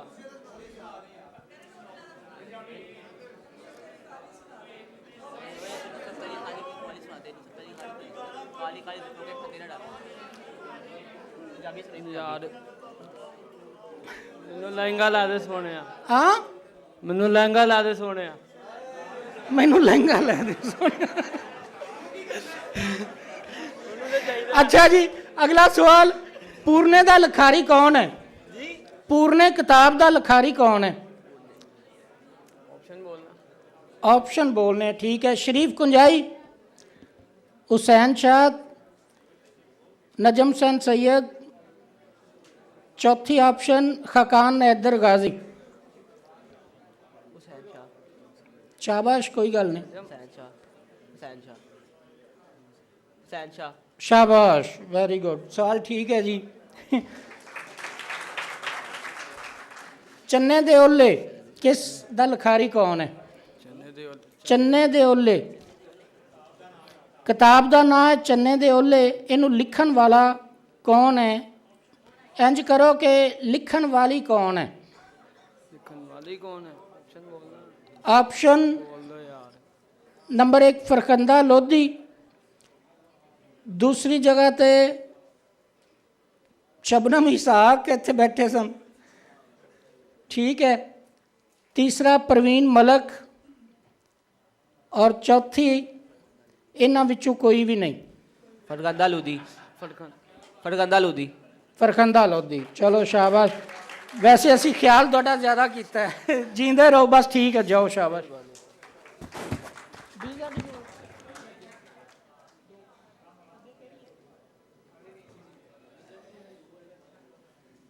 Punjab university team, Punjab university,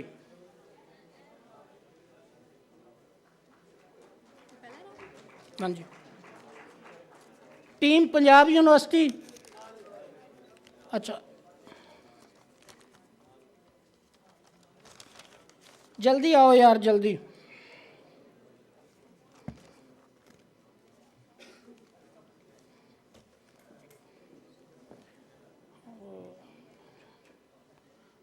ਸ਼ਾਬਾਸ਼, ਆਪਣੀ ਜਗ੍ਹਾ ਤੇ ਬੈਠ ਜਾਓ। ਪਹਿਲਾ ਨਾਮ ਆਪਣਾ ਦੱਸੋ ਜੀ। अहमद इजाज ਅਹਿਮਦ ਇਜਾਜ਼। अहमद हफ़ी ਅਹਿਮਦ हफ़ी ਅਹਿਮਦ ਫੀ। निम्रा मजीद। ਨਿਮਰਾ ਮਜੀਦ। ਬੀਐਸ ਦੇ ਯਾਨੀ ਐਮਏ ਦੇ ਸਟੂਡੈਂਟ ਹੋ ਤੁਸੀਂ? ਜੀਂਦੇ ਰਹੋ ਬੀਐਸ। ਪੰਜਾਬ ਦਾ ਮਸ਼ਹੂਰ ਕਿਰਦਾਰ ਰਾਣੀ ਜਿੰਦ ਕੌਰ ਕੌਣ ਸੀ?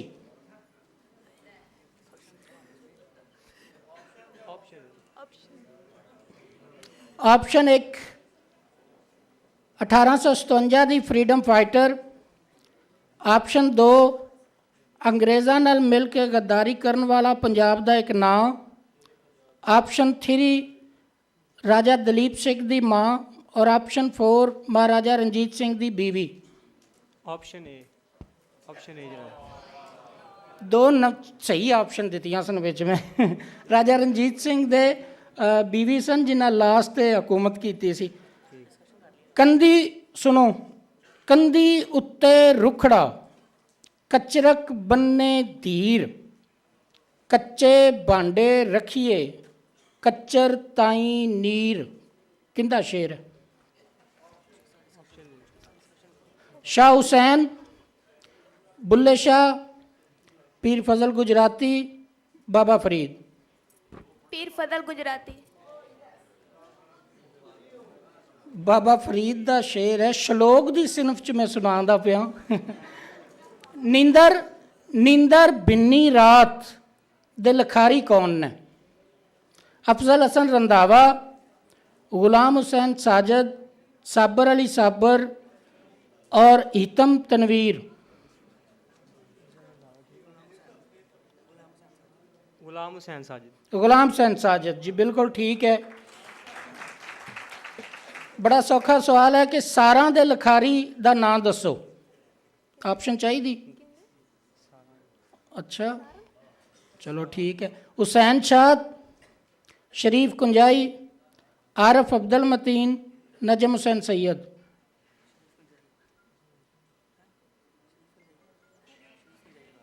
शरीफ कुंजाई। नजम हुसैन सैयद की बहुत मशहूर किताब है जी। काजी शेर सुनना। काजी मुल्ला मत्ती देंदे, खड़े सियाने राह दसेंदे, इश्क की लगे राह दे नाल। ये मिसरे किंदे ने? ऑप्शन बुल्ले शाह, सुल्तान बाहू, बाबा फरीद, शाह हुसैन।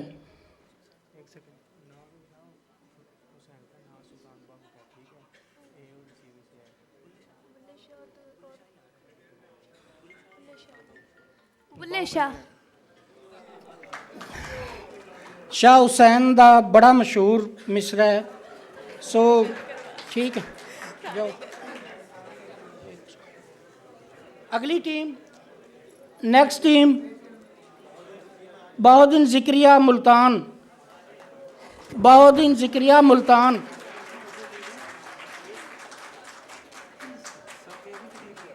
एक तो दो भी हो गए ना।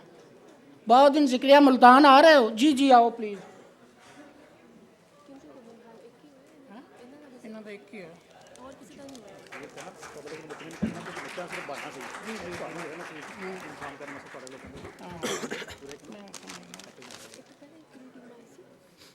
ਉਹ ਬੱਚਿਆਂ ਕੋਲ ਲਿਖੀ ਹੋਈ ਅਸਲ 'ਚ ਇੱਕ ਸ਼ੈ ਤੁਸੀਂ ਸਾਰੇ ਨਾ ਧਿਆਨ 'ਚ ਰੱਖਿਆ।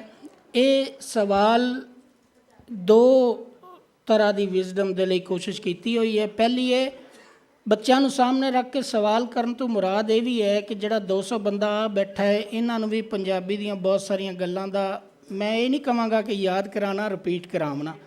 ਸੋ ਬੱਚਿਆਂ ਦਾ ਕਿਸੇ ਸਵਾਲ ਦਾ ਗਲਤ ਹੋ ਜਾਣਾ ਇਹਨੂੰ ਐਵੇਂ ਨਾ ਸਮਝਿਆ ਕਿ ਇਹ ਬੱਚੇ ਕੀ ਪੇ ਕਰਦੇ ਨੇ। ਸਾਡੇ 'ਚ ਵੀ ਬਹੁਤ ਸਾਰੇ ਹੈਗੇ ਨੇ, ਸਾਨੂੰ ਵੀ ਨਹੀਂ ਆਉਂਦਾ, ਮੈਨੂੰ ਕਈਆਂ ਦੇ ਨਹੀਂ ਆਉਣੇ। ਠੀਕ ਹੈ, अपना नाम प्लीज़। सबीउल हसनैन। सुहेल अहमद खान। मुबशिर अमीन। मुबशर, शाबाश। सुन वंजली दी मिठड़ी तान वे, मैं तां हो गईयां कुर्बान वे।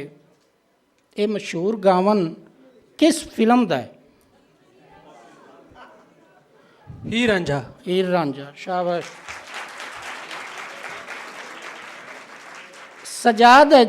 ਸਜਾਦ ਹੈਦਰ ਦੀ ਕਿਸੇ ਇੱਕ ਕਿਤਾਬ ਦਾ ਨਾਂ ਦੱਸੋ।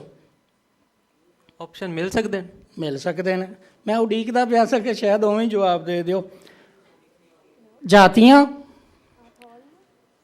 ਪੂਰਨੇ, ਅੰਨੇ ਘੋੜੇ ਦਾ ਦਾਨ, ਕਾਲਾ ਪੱਤਨ।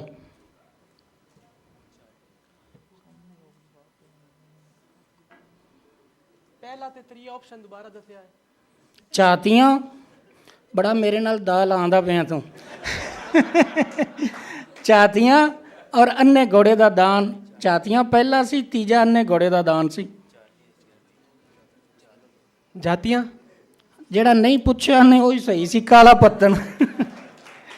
ਅੱਛਾ, ਸ਼ਾਹਜਹਾਨ ਮਕਬਲ ਦੀ ਮਸ਼ਹੂਰ ਲਿਖਤ ਕਿਹੜੀ ਹੈ।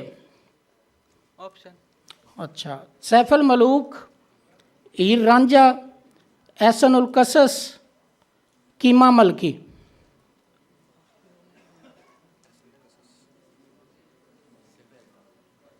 कीमा मलकी। ਹੀਰ ਰਾਂਝਾ ਸਭ ਤੋਂ ਮਸ਼ਹੂਰ ਦਾਸਤਾਨ ਹੈ ਉਹਨਾਂ ਦੀ। ਗੰਜੀ ਬਾਰ ਦਾ ਇਲਾਕਾ ਕਿਹੜਾ ਹੈ।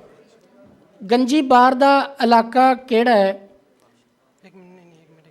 ਰਾਵੀ ਤੇ, ਆਪਸ਼ਨ ਸੁਣ ਲਓ, ਰਾਵੀ ਤੇ ਚਨਾਹ ਦੇ ਵਿਚਕਾਰਲਾ ਜੰਗਲ, ਬਿਆਸ ਤੇ ਰਾਵੀ ਦੇ ਵਿਚਕਾਰਲਾ ਜੰਗਲ, ਸਤਲੁਜ ਤੇ ਬਿਆਸ ਦੇ ਵਿਚਕਾਰਲਾ ਜੰਗਲ, ਈਸਟ ਪੰਜਾਬ ਦਾ ਇਲਾਕਾ। गंजी बार तुसी पूछा है ना? ਜੀ ਗੰਜੀ ਬਾਰ। ऑप्शन दोबारा दसिया। ਅੱਛਾ, ਟਾਈਮ ਵੀ ਹੈਗਾ, ਚਲੋ ਸੁਣ ਲਓ। ਆਪਸ਼ਨ 1 ਚਨਾਹ ਤੇ ਰਾਵੀ ਦੇ ਵਿਚਕਾਰਵਾ ਇਲਾਕਾ ਚਨਾਹ ਚਨਾਬ। ਆਪਸ਼ਨ ਬੀ ਚਨਾਬ ਤੇ ਰਾਵੀ ਤੇ ਬਿਆਸ ਦਾ ਵਿਚਕਾਰਲਾ ਹਿੱਸਾ। ਆਪਸ਼ਨ ਸੀ, ਉਹ ਮੇਰੀਆਂ ਆਪਸ਼ਨ ਤਾਂ ਸੁਣ ਲੈ ਫਿਰ ਦੁਬਾਰਾ ਪੁੱਛੇਗਾ। ਅੱਛਾ, ਬਿਆਸ ਤੇ ਸਤਲੁਜ ਦਾ ਵਿਚਕਾਰਵਾ ਹਿੱਸਾ। ਔਰ ਆਪਸ਼ਨ ਸੀ ਈਸਟ ਪੰਜਾਬ ਦਾ ਇਲਾਕਾ।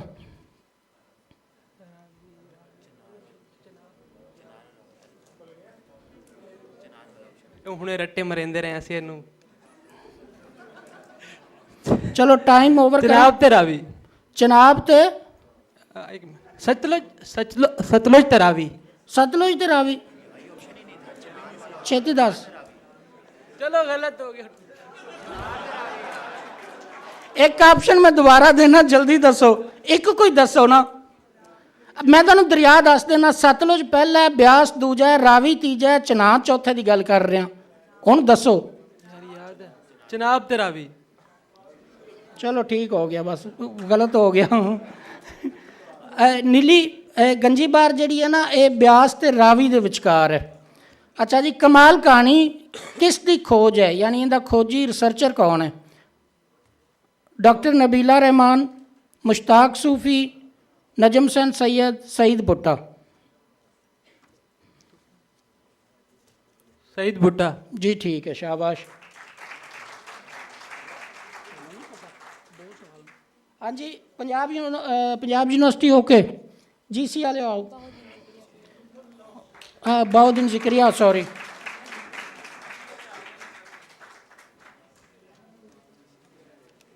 मैं क्योंकि GC ਦਾ ਰਹਿਣ ਵਾਲਾ ਔਰ ਬਹੁਤ ਸਾਰੇ ਲੋਕਾਂ ਨੂੰ ਭੁਲੇਖੇ ਪੈ ਜਾਂਦੇ ਨੇ ਕਿ ਜੀ ਮੈਂ ਕੁਐਸਚਨ ਪਹਿਲੇ ਦੱਸੇ ਹੋਣ ਦੇ ਸਵਾਲ ਬੰਦ ਨੇ, ਆਪਸ 'ਚ ਰਿਪੀਟ ਕੀਤੇ ਹੋਏ ਨੇ। ਜਿਹੜਾ ਜਿੰਦੇ ਅੱਗੇ ਆਉਂਦਾ ਪਿਆ ਉਹ ਪੁੱਛਦਾ ਪਿਆ। ਚਲੋ ਪਹਿਲਾਂ ਆਪਣਾ ਤਾਰਫ ਕਰਾ ਦਿਓ। हेतम तनवीर अकरम। एहसन अली। ਜੀ ਪਹਿਲਾ, ਇਹ ਪੁੱਤਰ ਹਟਾਂ ਤੇ ਨਹੀਂ ਵਿਕਦੇ, ਤੂੰ ਲੱਭਦੀ ਫਿਰੇ ਬਾਜ਼ਾਰ ਕੁੜੇ। ਇਹ ਤਰਾਨਾ ਕਿਸ ਸ਼ਾਇਰ ਦਾ ਹੈ। ਆਪਸ਼ਨ ਚਾਹੀਦੀ ਹੈ। ਅੱਛਾ, ਹਮੀਦ ਰਾਜ਼ੀ, शरीफ कुंजाई, सूफ़ी तबस्सम, नजम हुसैन सैयद। सवाल सही है जी। उथल पुथल किस लखारी दियां कहानियां ने। नैन सुख। सही है, शाबाश। सब इको रंग कपाई दा किस शायर दी काफ़ी है। ਸ਼ਾਹ ਹੁਸੈਨ ਉਹ ਬੁੱਲੇ ਸ਼ਾਹ ਅਸੀਂ ਮੈਂ ਇਹਨਾਂ ਦਾ ਉਸਤਾਦ ਹਾਂ ਔਰ ਸਵਾਲ ਮੈਂ ਬਣਾਏ ਹੋਏ ਨੇ। ਅੱਲਾ ਲਾਲਾਨ ਕਹਿੰਦਾ ਪਿਆ ਤੇ ਲਿਹਾਜ਼ਾ ਮੈਂ ਇਹਦਾ ਪਹਿਲਾ ਸਵਾਲ ਮੰਨ ਕੇ ਇਹਨੂੰ ਗਲਤ ਕਰਨਾ ਆਪਣੀ ਵਜ੍ਹਾ ਤੋਂ ਕਿ ਮੈਂ ਇਹਦਾ ਉਸਤਾਦ ਹਾਂ। ਬੁੱਲੇ ਸ਼ਾਹ ਦੀ ਕਾਫੀ ਹੈ, ਸ਼ਾਬਾਸ਼। ਹੁਣ ਜ਼ਰਾ ਸੋਚ ਤੇ ਜਵਾਬ ਦੇਣਾ। ਰਾਏ ਮੁਹੰਮਦ ਖਾਨ ਨਾਸਰ ਦੀ ਕੋਈ ਇੱਕ ਕਿਤਾਬ ਦਾ ਨਾਂ ਦੱਸੋ। ਹਿਡਕ ਸਹੀ, ਸ਼ਾਬਾਸ਼। ਪਰਵੀਨ ਮਲਕ ਦੀ ਹੱਡ ਬੀਤੀ ਕਿਸ ਨਾਂ ਤੋਂ ਛਪੀ ਹੈ। ਕੱਸੀਆਂ ਦਾ ਪਾਣੀ। ਕੱਸੀਆਂ ਦਾ ਪਾਣੀ, ਸ਼ਾਬਾਸ਼। 4 ਸਵਾਲ ਠੀਕ ਨੇ। ਅਗਲੀ ਕਿਹੜੀ ਠੀਕ ਨੇ? ਯੂਨੀਵਰਸਿਟੀ ਆਫ ਲਾਹੌਰ ਬੁਲਾ ਲਓ। ਹੁਣ ਅਗਲੀ ਜਿਹੜੀ ਸਾਡੀ ਟੀਮ ਹੈ ਯੂਨੀਵਰਸਿਟੀ ਆਫ ਲਾਹੌਰ, ਸਟੇਜ ਤੇ ਆ ਜਾਓ। ਯੂਨੀਵਰਸਿਟੀ ਆਫ ਲਾਹੌਰ ਆਓ।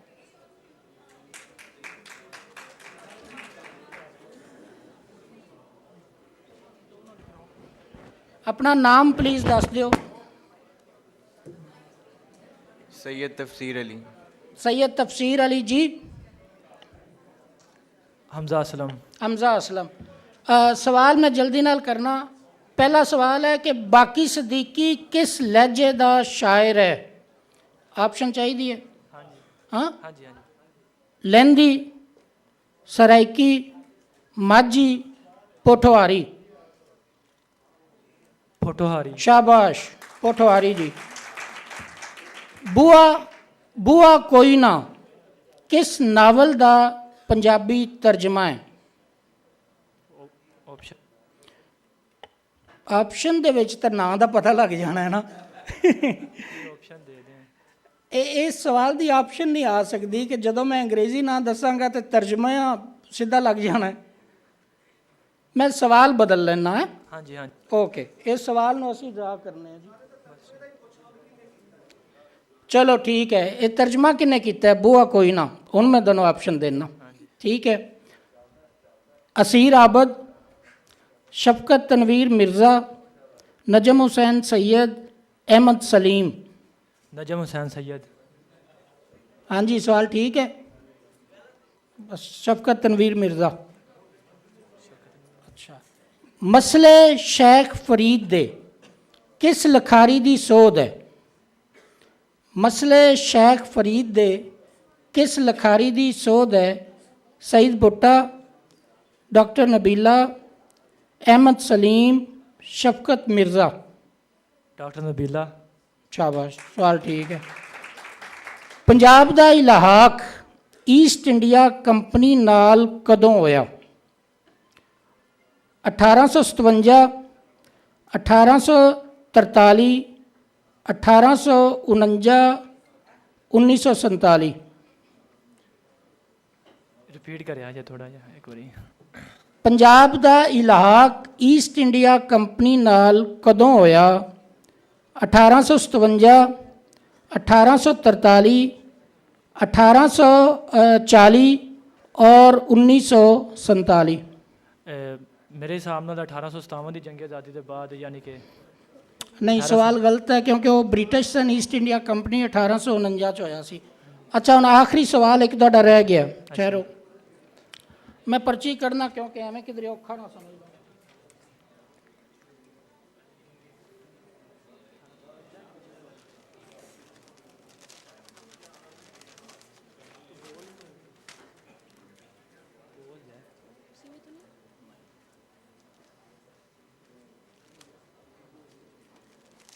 ओके,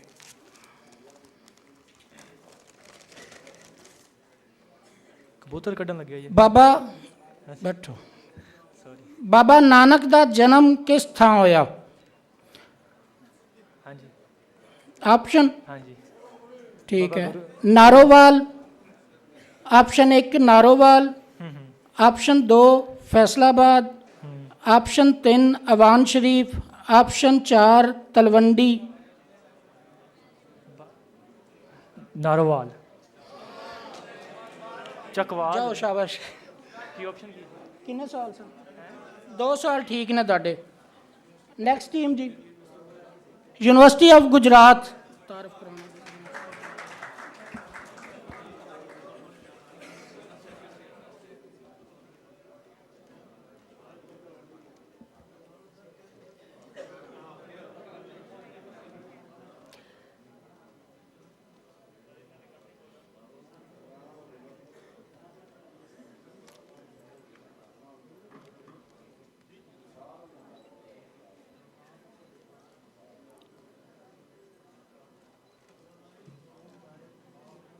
अपना तारफ़ करा दो।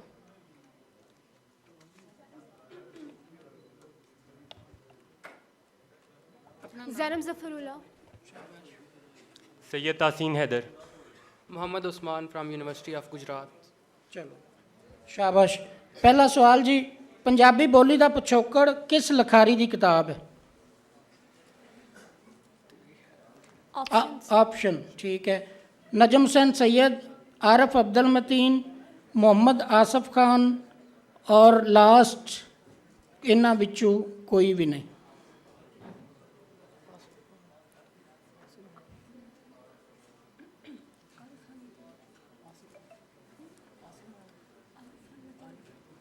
आरिफान मतीन। मोहम्मद आसफ खान की बड़ी मशहूर रिसर्च की किताब है।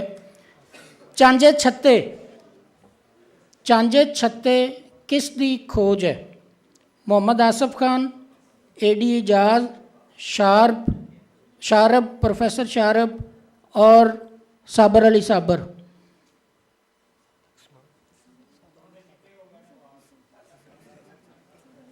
साबर अली साबर। एडी एजाज की बहुत मशहूर किताब है। किस शायर ने आपदे मिसरियां विच ऊ दा काफिया वरत्या? ऑप्शन चाहिए कलाम बाबू। जी, सुल्तान बाहू। शाबाश, एक सवाल ठीक है। लाहौर दियां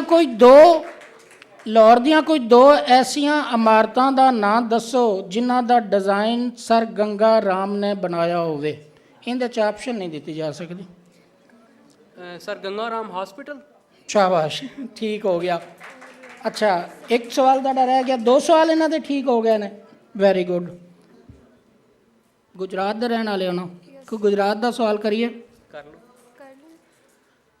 अच्छा, तुहाडे नेड़े फालिया एक शहर है, फालिया ना किसी मशहूर बंदे की वजह तो पिया सी? सिकंदर आजम।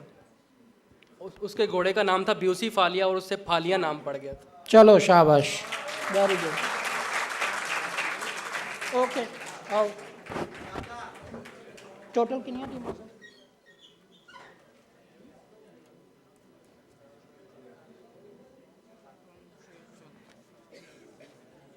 टोटल 7 टीमां दा ऐसी कंपीटिशन और साढ़े चो पहली जीसी यूनिवर्सिटी लाहौर जिन्हें 4 सवालों के ठीक जवाब दिते और सैकंड साढ़े कोल ने जिन्हों ने 2-2 सवालों के सैकंड साढ़े कोल यूनिवर्सिटी ऑफ गुजरात 3 सवालों के जवाब ठीक ने और थर्ड और फोर्थ साढ़े कोल 2-2 सवाल 3 टीमां ने जिन्हों 2-2 सवालों के सही जवाब दिते ने। Government Islamia college railway road, university of Lahore और BZU।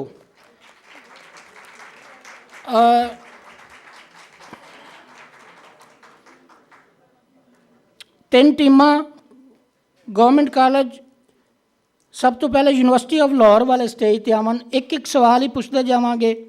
तीनों टीमां स्टेज पर ही आ जावन तो जिहड़ा जिथे ड्रॉप हो जाएगा उसने असी बाहर कढ़ के 4 टीमां अगे लै जावांगे। नॉकआउट सिस्टम जी। Government Islamia college railway road, university of Lahore और BZU मुल्तान। जल्दी ना लाना यार।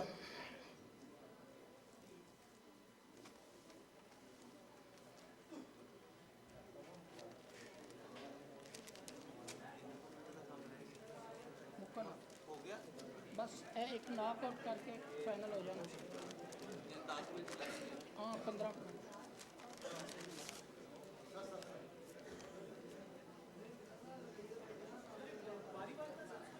नहीं एवं ही आ जाओ नाल ही। तीनों टीमां प्लीज़ स्टेज पे आ जाओ ताकि टाइम की बचत होवे।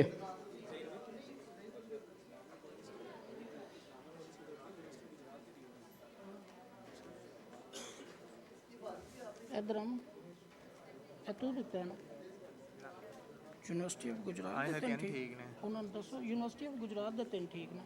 वही कह रहा हाँ, तो यही मैं बोले बुलाया है। यूनिवर्सिटी ऑफ गुजरात ਨੂੰ नहीं बुलाना, 2-2 वालियां ਨੂੰ बुलाना है। BZU मुल्तान स्टेज पे आ चुकी है, यूनिवर्सिटी ऑफ लाहौर स्टेज पे है, यूनिवर्सिटी ऑफ लाहौर स्टेज पे और इस्लामिया कॉलेज ओके ਚੇਅਰ ਛੱਡ ਦਿਓ ਯਾਰ, ਖੜੇ ਹੋ ਕੇ ਤਿੰਨੋਂ ਟੀਮਾਂ, ਤਾਂ ਕਿ ਫਿਰ ਇੰਜ ਨਾ ਕਰੀਏ। University of Lahore, university of Lahore. अगर यूनिवर्सिटी ऑफ लाहौर वैसे ही चली गई है तो मेरा ख्याल है फैसला हो गया।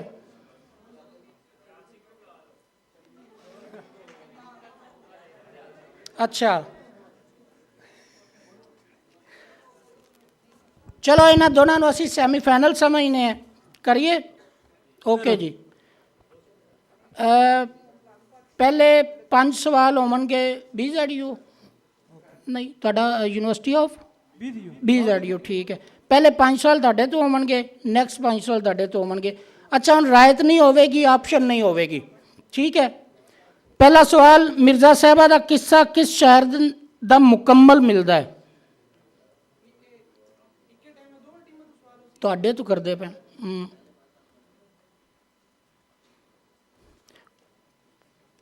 बोलो। मिर्ज़ा साहिबा दा किस्सा सब तो पहले किस शायर दा मुकम्मल मिलदा है?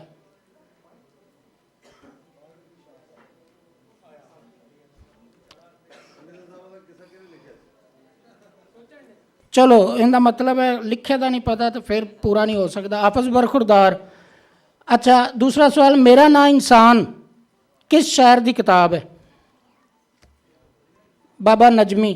सैफल मलूक दास्तान विच आसम बिन सफवान कौन सी? उहदा तारफ करा दिओ। सैफल मलूक मिस्र दा बादशाह सी, सैफल मलूक दा बाप सी। पंजाबी लफज वार दे लफजी मानी की ने?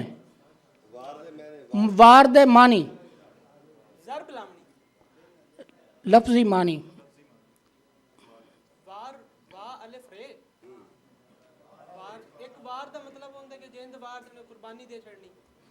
इस सवाल नूं ठीक समझने असी, वैसे तारीख दे माने च है ना, लेकिन ये सारे माने मौजूद ने।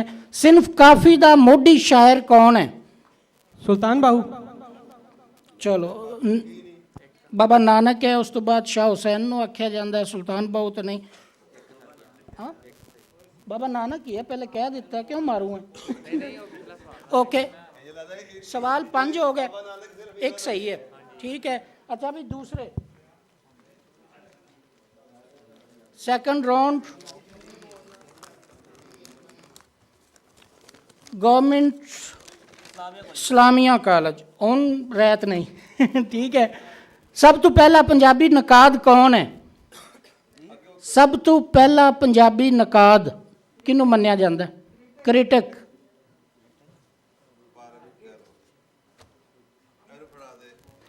नहीं पता मेरा ख्याल है। ओके ओके अगला बाबा वैसे बाबा बुद्ध सिंह की किताब नूं मन्निया जाता है उस बंदा नूं, लेकिन एक मीर करामत का जिहड़ा दिबाचा है उन्होंने भी कहा जाता है। एक रात रावी दी, एक रात रावी दी सिनफ दे इतबार नाल की है? यानी सिनफ नावल जिवें हुंदा है, जिवें अफसाने हुंदे ने। अच्छा वो गलत हो गया। ड्रामा। मशहूर अफसाना जनाजा दा लखारी कौन है? पंजाबी दा मशहूर अफसाना अनवर अली। तख्त न मिलदे मंगिया, चले गया ना। तख्त न मिलदे मंगिया किस शायर ने आख्या सी? तख्त न मिलदे मंगे, शाह हुसैन। शाबाश, एक सवाल ठीक है। पाकपतन शरीफ का पुराना नाम की है? अजोदन। शाबाश, दोनों सवाल ठीक हो गए, वेरी गुड। चलो जी तुसी फाइनल चो। जीसी और दूसरी टीम केड़ी सी? यूनिवर्सिटी ऑफ गुजरात और जीसी। जल्दी आ जाओ ऊपर।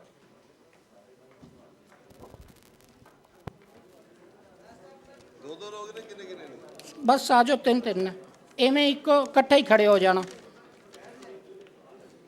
चलो एक खड़े हो जाओ प्लीज़, तो एक बैठ जाओ। जीसी वाले तुसी खड़े हो जाओ। आ जाओ जल्दी प्लीज़। ऑप्शन नहीं मिलेगी और टाइम ओवर होया तो सवाल गलत समझा जाएगा। जल्दी बैठो जल्दी। ਤੀਸਰਾ ਬੰਦਾ ਤੁਹਾਡੇ ਨਾਲ ਹੈ ਸੀ? ਵਾਸ਼ਰੂਮ ਗਿਆ। ਚਲੋ ਮੈਂ ਉਹਨਾਂ ਤੋਂ ਸਵਾਲ ਕਰਨਾ ਪਹਿਲੇ ਫਿਰ। ਅੱਛਾ ਜੀ, ਪਹਿਲਾ ਸਵਾਲ, ਕਾਲ ਬੁਲੰਦੀ ਕਿਸ ਦੀ ਖੋਜ ਹੈ? ਕਾਲ ਬੁਲੰਦੀ ਕਿਸ ਦੀ ਖੋਜ ਹੈ? ਏਡੀ ਇਜਾਜ਼। ਏਡੀ ਇਜਾਜ਼, ਸ਼ਾਬਾਸ਼। ਹੀਰ ਇੱਕ ਜ਼ਿੱਦਲ ਕੁੜੀ ਕਿਸ ਨਕਾਬ ਦਾ ਲੇਖ ਹੈ? ਸ਼ਰੀਫ ਕੁੰਜਾਹੀ। ਸ਼ਾਬਾਸ਼। ਰਾਵੀ ਤੇ ਚਨਾ ਵਿਚਕਾਰ ਕਿਹੜੀ ਬਾਰ ਹੈ?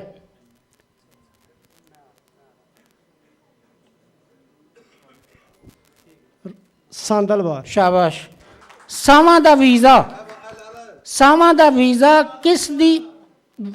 ਵੀਜ਼ਾ ਕਿਸ ਦੀ ਹੱਡ ਬੀਤੀ ਹੈ? ਆਟੋਬਾਇਓਗ੍ਰਾਫੀ। ਸ਼ਰੀਫ ਕੁੰਜਾਹੀ। ਸ਼ਾਬਾਸ਼। ਜਦੋਂ ਸਦਰ ਕਤਲ ਹੋਇਆ ਦਾ ਤਰਜਮਾਕਾਰ ਕੌਣ ਹੈ?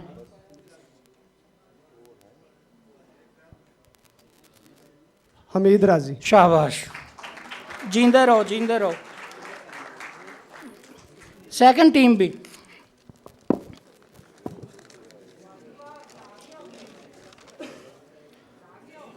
हाँ जी, यूनिवर्सिटी ऑफ गुजरात।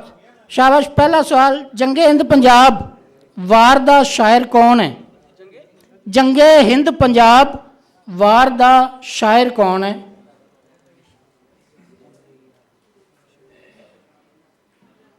चलो नेक्स्ट, किस्सा दो भरावां दा लखारी कौन है?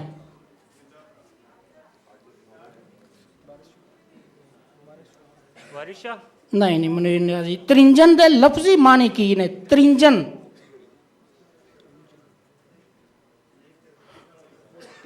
ਉਹ ਵੇੜਾ ਜਿੰਦੇ ਚਰਖੇ ਕੱਤੇ ਜਾਂਦੇ ਨਾ। ਰਾਜਾ ਪੋਰਸ ਨੇ ਕਿਸ ਮਸ਼ਹੂਰ ਹਮਲਾਵਰ ਨਾਲ ਜੰਗ ਲੜੀ? सिकंदर आजम। ਸਿਕੰਦਰ ਆਜ਼ਮ ਨਾ, ਇਹਨੂੰ ਕਿਆ ਕਰੋ, ਸਿਕੰਦਰ ਯੂਨਾਨੀ। 1857 ਦੀ ਜੰਗ ਆਜ਼ਾਦੀ ਦੇ ਦੋ ਸੂਰਮਿਆਂ ਦੇ ਨਾਂ ਦੱਸੋ, ਮਸ਼ਹੂਰ ਸੂਰਮਿਆਂ ਦੇ ਕੋਈ ਦੋ। भगत सिंह। ओके, नहीं। अच्छा भी स्कोर।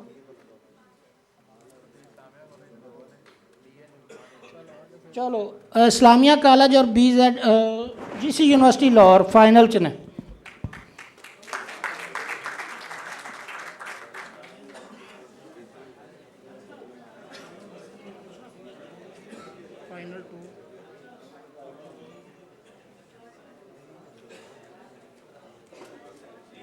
इकट्ठे कर दइए।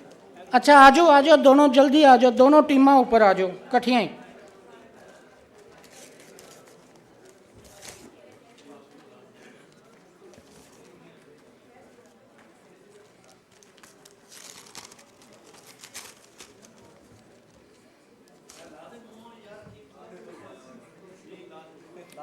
ओए कुछ नहीं होंदा, दूर हो तो खलो जाने। आ जाओ पूरे हो जाना। आओ, शाबाश।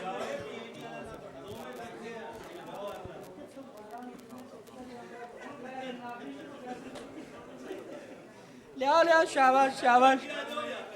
चलो भी पहला, अच्छा इंज करांगे, कितने हो स्कोर लिखने वाले बैठे हो? एक सवाल एक टीम तू, एक सवाल एक टीम तू, ठीक है? ओके, 5 सवाल होवणगे टोटल। बैठो बेटा, कोई गल नहीं, बैठ जाओ, जल्दी करो। फाइनल। पहला सवाल, GC, नीली बार किहड़े दो दरियावां विचकार है?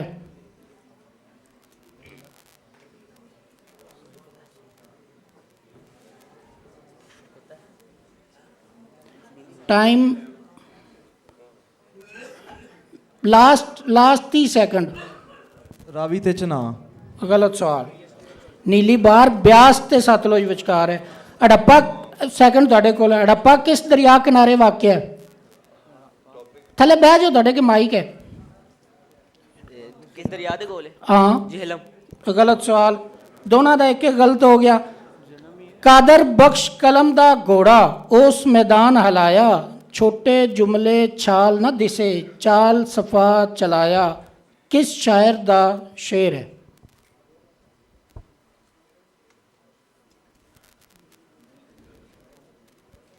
मियाँ मोहम्मद बख्श। शाबाश, ठीक है।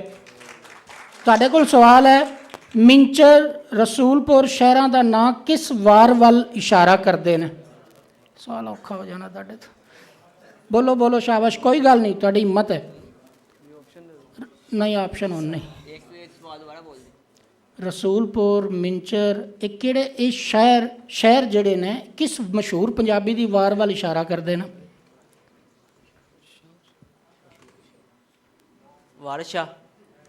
ਠੀਕ ਹੈ, ਇਹ ਗਲਤ ਸਵਾਲ ਹੈ। ਵਾਰ ਦਾ ਪੁੱਛਿਆ ਸੀ ਨਾ, ਚੱਠਿਆਂ ਦੀ ਵਾਰ। ਅੱਛਾ ਵੀ ਤੁਹਾਡੇ ਕੋਲ ਮਾਹੀਆ ਤੇ ਟੱਪਾ ਵਿਚਕਾਰ ਕੀ ਫਰਕ ਹੈ? ਮਾਹੀਆ, ਕਿਉਂਕਿ ਆ ਸਾਡੇ ਕੋਲ ਮਾਹੀਆ ਟੱਪੇ ਇਕੱਠਾ ਬੋਲਿਆ ਜਾਂਦਾ ਹੈ, ਮਾਹੀਆ ਤੇ ਟੱਪਾ ਵਿਚਕਾਰ ਕੀ ਫਰਕ ਹੈ? ਮਾਹੀਆ ਡੇਢ ਮਿਸਰੇ ਦਾ ਹੁੰਦਾ, ਜਿਸ ਤਰ੍ਹਾਂ ਆਪਣਾ ਸ਼ਾਬਾਸ਼, ਡੇਢ ਮਿਸਰੇ ਦਾ ਹੁੰਦਾ ਜਾਂ 3 ਮਿਸਰੇ ਦਾ। ਅੱਗੇ ਚੱਲੋ, ਇਹ ਠੀਕ ਹੈ। ਟੱਪਾ ਟੱਪਾ 12 ਬਰਸੀ ਖਟਕ 2 ਮਿਸਰੇ ਪੂਰੇ ਹੁੰਦੇ ਨੇ, 12 ਬਰਸੀ ਉਹ 2 ਮਿਸਰੇ ਜੀ, ਜਿੰਦੇ 2 ਮਿਸਰੇ ਪੂਰੇ ਹੋਣ ਉਹ ਟੱਪਾ ਹੈ, ਤੇ ਜਿਹੜਾ 1.5 ਜਾਂ 3 ਮਿਸਰੇ ਦੀ ਫਾਰਮ ਤੇ ਹੋਵੇ ਉਹ ਮਾਹੀਆ ਹੈ। ਸ਼ਾਬਾਸ਼। ਜੰਗਨਾਮਾ ਤੇ ਵਾਰ ਵਿੱਚ ਕੀ ਫਰਕ ਹੈ? ਜੰਗਨਾਮਾ ਤੇ ਵਾਰ ਵਿੱਚ ਕੀ ਫਰਕ ਹੈ?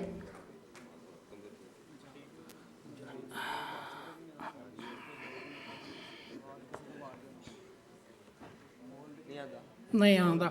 ਅੱਛਾ, ਵਾਰ ਇੱਕ ਵਿਦੇਸ਼ੀ ਜਿਹੜੀ ਵਾਰ ਹੈ ਉਹ ਦੇਸੀ ਤਾਰੀਖ ਹੁੰਦੀ ਹੈ, ਦੂਸਰਾ ਫਾਰਮ ਵਾਈਜ਼ ਉਹ ਛੰਦਾਬੰਦੀ ਤੇ ਹੁੰਦੀ ਹੈ, ਤੇ ਜੰਗਨਾਮਾ ਜਿਹੜਾ ਹੈ ਉਹ ਇਸਲਾਮੀ ਤਾਰੀਖ ਦਾ, ਕਰਬਲਾ ਦਾ ਵਾਕਿਆ ਔਰ ਇਸ ਤਰ੍ਹਾਂ, ਔਰ ਉਹਦੇ ਨਾਲ ਜਿਹੜੀ ਬਹਿਰ ਹੈ ਉਹ ਹੋਰ ਹੁੰਦੀ ਹੈ। ਚਲੋ ਵੀ ਔਖਾ ਸਵਾਲ ਆਖਰੀ। ਸਰਖੁੰਡੀ ਛੰਦ ਦੀ ਪਛਾਣ ਕੀ ਹੈ? ਸਰਖੁੰਡੀ ਛੰਦ ਦੀ ਪਛਾਣ ਕੀ ਹੈ? ਕਾਫੀਆ ਵਿਚਕਾਰ ਹੁੰਦਾ ਹੈ। ਜ਼ਾਲਮਾ, ਠੀਕ ਹੈ। ਕਿਸ ਪੰਜਾਬੀ ਕਹਾਣੀਕਾਰ ਤੋਂ 2 ਵਾਰੀ ਡਾਂ ਪ੍ਰਾਈਜ਼ ਮਿਲਿਆ? ਬੜਾ ਸੌਖਾ ਸਵਾਲ ਆ ਗਿਆ।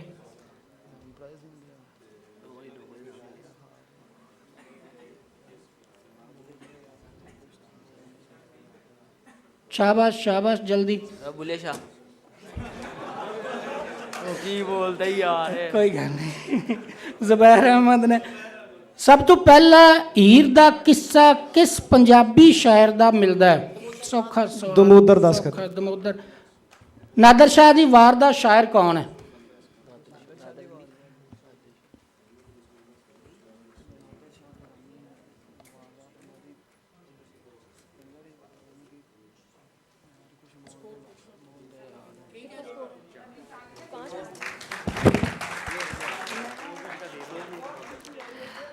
GCU जो है उसका उनका जो स्कोर है और 4 है, और दूजे वेले दूजी तरफ जो स्कोर सी वो 0 सी, ते इन्ना जड़ा डिफरेंस है, तालियां ते होनियां चाहिदियां ने।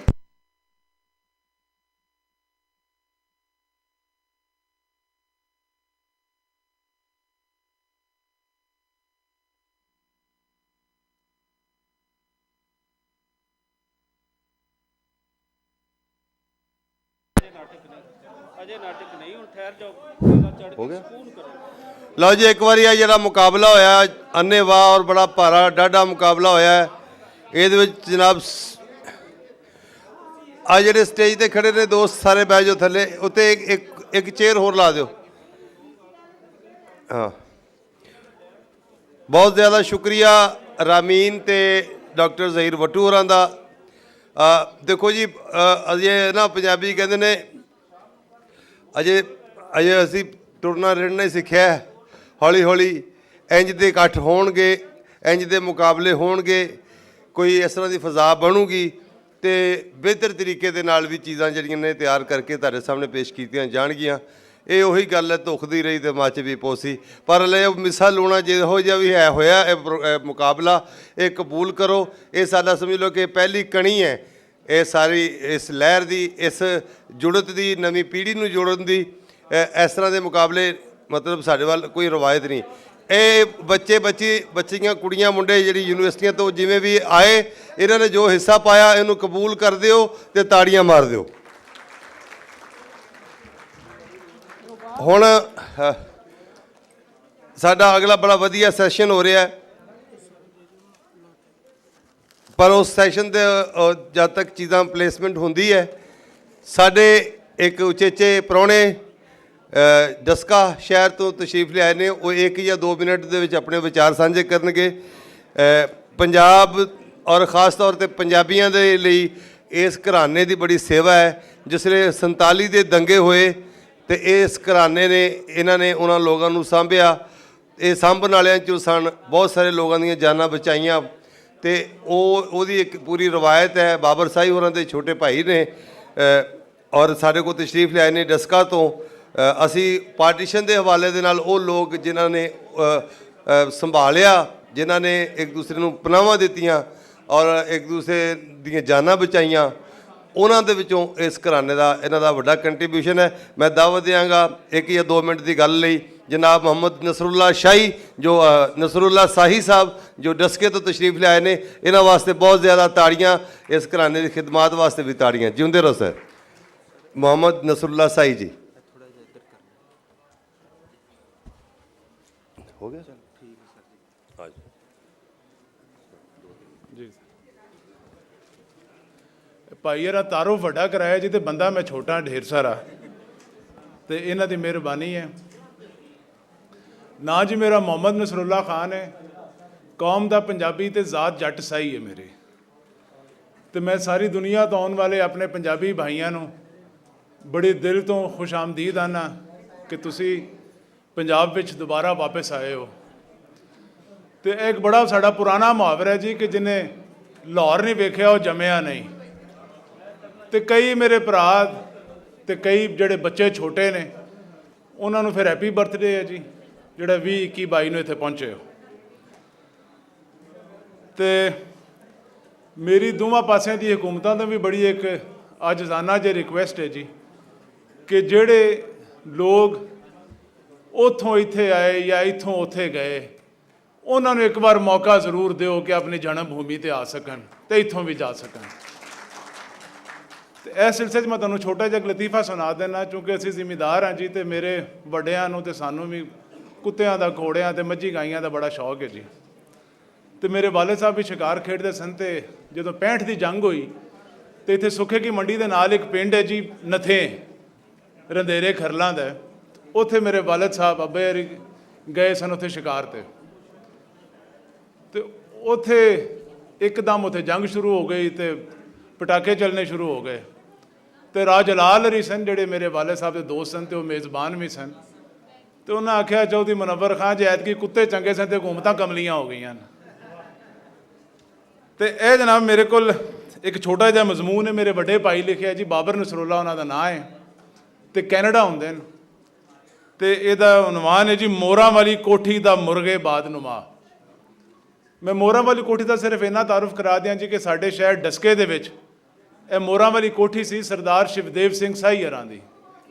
ਤੋ ਰਈਸੇ ਡਸਕਾ ਸਨ, ਤੇ ਡਸਕੇ ਦੇ ਬੜੇ ਉਹਨਾਂ ਦੇ ਇਹਸਾਨਾਤ ਵੀ ਨੇ। ਜਿਹੜਾ ਸਾਡੇ ਉੱਤੇ ਸਰਕਾਰੀ ਹਸਪੀਟਲ ਹੈ, ਸਿਵਲ ਹਸਪੀਟਲ, ਉਹਦੀ ਇਮਾਰਤ ਵੀ ਉਹਨਾਂ ਤਾਮੀਰ ਕੀਤੀ, ਤੇ ਜਿਹੜਾ ਉੱਥੇ ਰੈੱਡ ਕਰਾਸ ਦਾ ਜਿਹੜਾ ਦਫ਼ਤਰ ਹੈ ਉਹ ਵੀ ਉਹਨਾਂ ਬਣਾਇਆ। ਤੇ ਉਹਨਾਂ ਦੀ ਕੋਠੀ ਜਿਹੜੀ ਮਸ਼ਹੂਰ ਹੈ ਜੀ ਉਹ ਮੋਰਾਂ ਵਾਲੀ ਕੋਠੀ ਦੇ ਨਾਮ ਤੋਂ ਹੈ। ਪ੍ਰੀ ਪਾਰਟੀਸ਼ਨ ਉੱਥੇ 300-400 ਮੋਰ ਸੀ ਜੀ ਉਹਨਾਂ ਕੋਲ। ਤੇ ਇਜਾਜ਼ਤ ਹੋਵੇ ਤੇ ਮੈਂ ਸ਼ੁਰੂ ਕਰਨਾ ਜੀ, ਵੈਰੀ ਸ਼ਾਰਟ ਹੈ। ਮੋਰਾਂ ਵਾਲੀ ਕੋਠੀ ਦਾ ਮੁਰਗੇ ਬਾਦਨੁਮਾ। ਹੁਣ ਤੇ ਨਵੀਂ ਪੌਦ ਚੋਂ ਸ਼ਾਇਦ ਕਿਸੇ ਨੂੰ ਵੀ ਪਤਾ ਨਾ ਹੋਵੇ ਕਿ ਮੁਰਗੇ ਬਾਦਨੁਮਾ ਕਿਸ ਸ਼ੈ ਦਾ ਨਾਂ ਸੀ। ਸਿੱਧੀ ਗੱਲ ਕਰੀਏ ਤੇ ਮੁਰਗੇ ਬਾਦਨੁਮਾ ਇੱਕ ਜਿਹਾ ਆਲਾ ਹੁੰਦਾ ਹੈ ਜਿਹਦੇ ਜ਼ਰੀਏ ਹਵਾ ਦੇ ਰੁੱਖ ਦਾ ਪਤਾ ਚੱਲ ਲੱਗਦਾ ਹੈ।